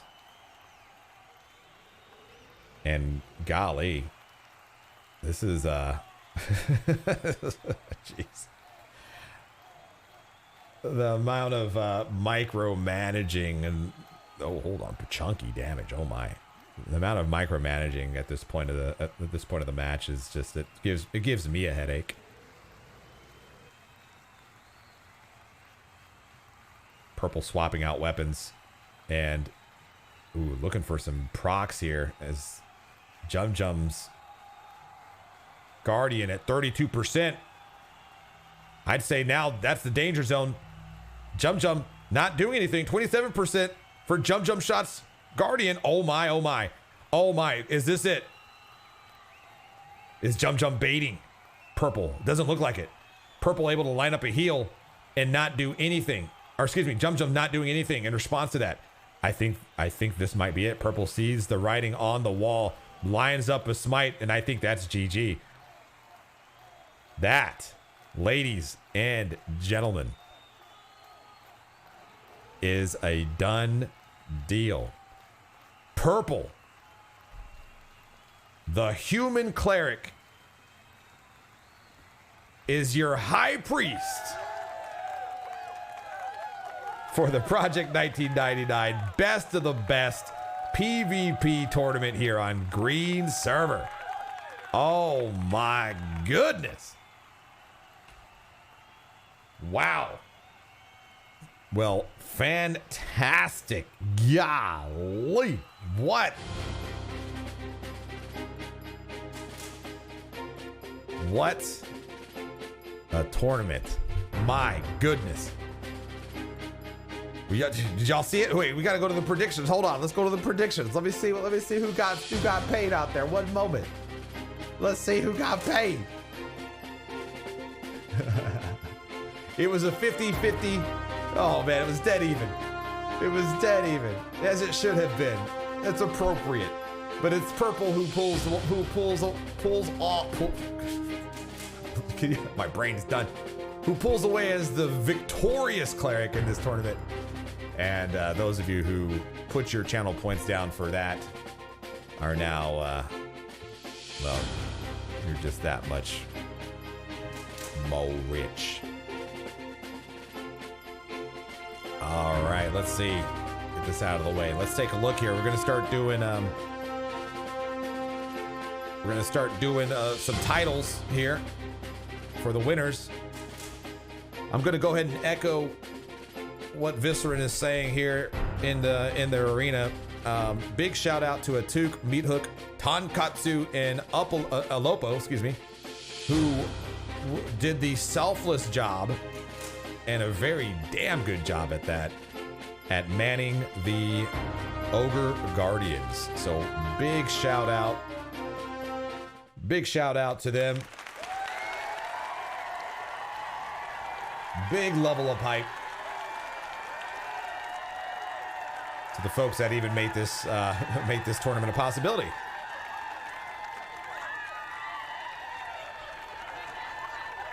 I will go on and expand that thanks out, as I will need to wrap things up as soon as we are. The title's already going out here. But hey, big shout out to the Project 1999 event team once again for making this a reality. Big shout out to the participants who also make this a reality. If nobody shows up, then it's not really an event. And big shout out to all of you out there on the Twitch side for coming through and keeping your cool and having fun. Hopefully some of you had some fun for this event. I had a blast, even 5 hours into it. Had a blast. So Nonphixion here. Let's take a look. Nonphixion with the title. Securing the 3rd place spot. Very, very, very nice. Next, we have Jumjumshot the Templar in that 2nd place spot. And then last and certainly not least here, Purple the High Priest. Fantastic work to all of these combatants, particularly the ones who made it here to the top 3 spots. Thanks for coming out, everyone. That's right. Plug the fashion show that's happening tomorrow. The Norath Fashion Show, same place, same time. I'll be kicking things off at 11:45 a.m. Central Time. And then we were going to see the true competition out here, and that is the fashion questing competition. Who's going to bring those fancy clothes, you know what I'm saying? We will find out soon enough. All right. Well, all of you, friends, family, I want you all to have a fantastic rest of your evening. Get some rest, spend some time with the family, or spend some time getting some pixels, whatever you decide to do for the remainder of this evening. I hope you do it well. Woo! What a match. What a round. What a tournament. Oh, jeez. I'm going to go ahead and head out. Although there's in true best of the best form, there's always a brawl that happens after, you know, the match is concluded. And there's a little bit of that. Well, it's kind of slowed down. Things start to get interesting once the GM start unleashing NPCs on everybody.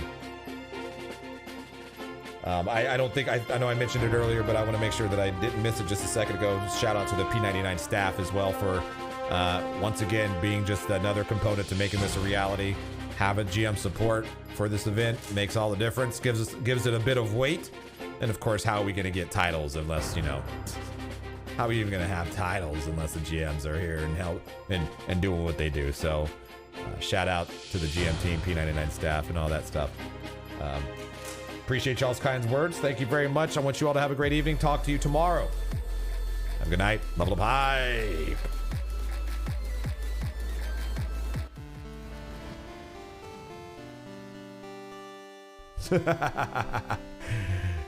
Really?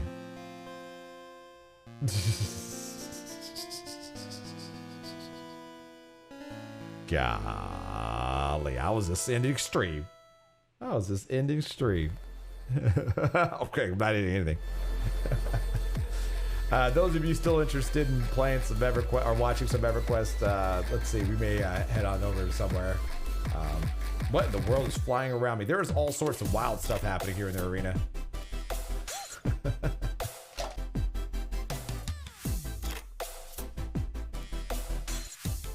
One day you're gonna catch me picking my note? Nah, it's impossible. Absolutely impossible.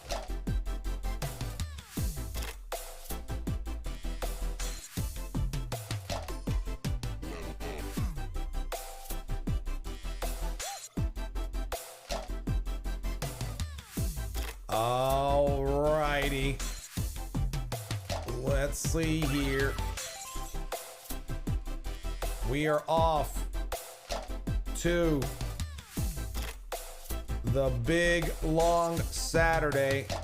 That's right, the only destination, and that's gonna be over there at Alpha Blues Place. If you haven't been to Alpha Blues joint, well, let me tell you, this is a great. He's very he's fun. He has a lot of fun on Saturdays. We'll go hang out there once I can remember how to raid somebody. And then later tonight he'll probably do a DJ set, which is really the way to end a Saturday. Let me tell you what, we're gonna head on over there. Let's bring in some level up hype, and I'll see y'all on over there. Take care of yourselves, for real, for real. Bye bye.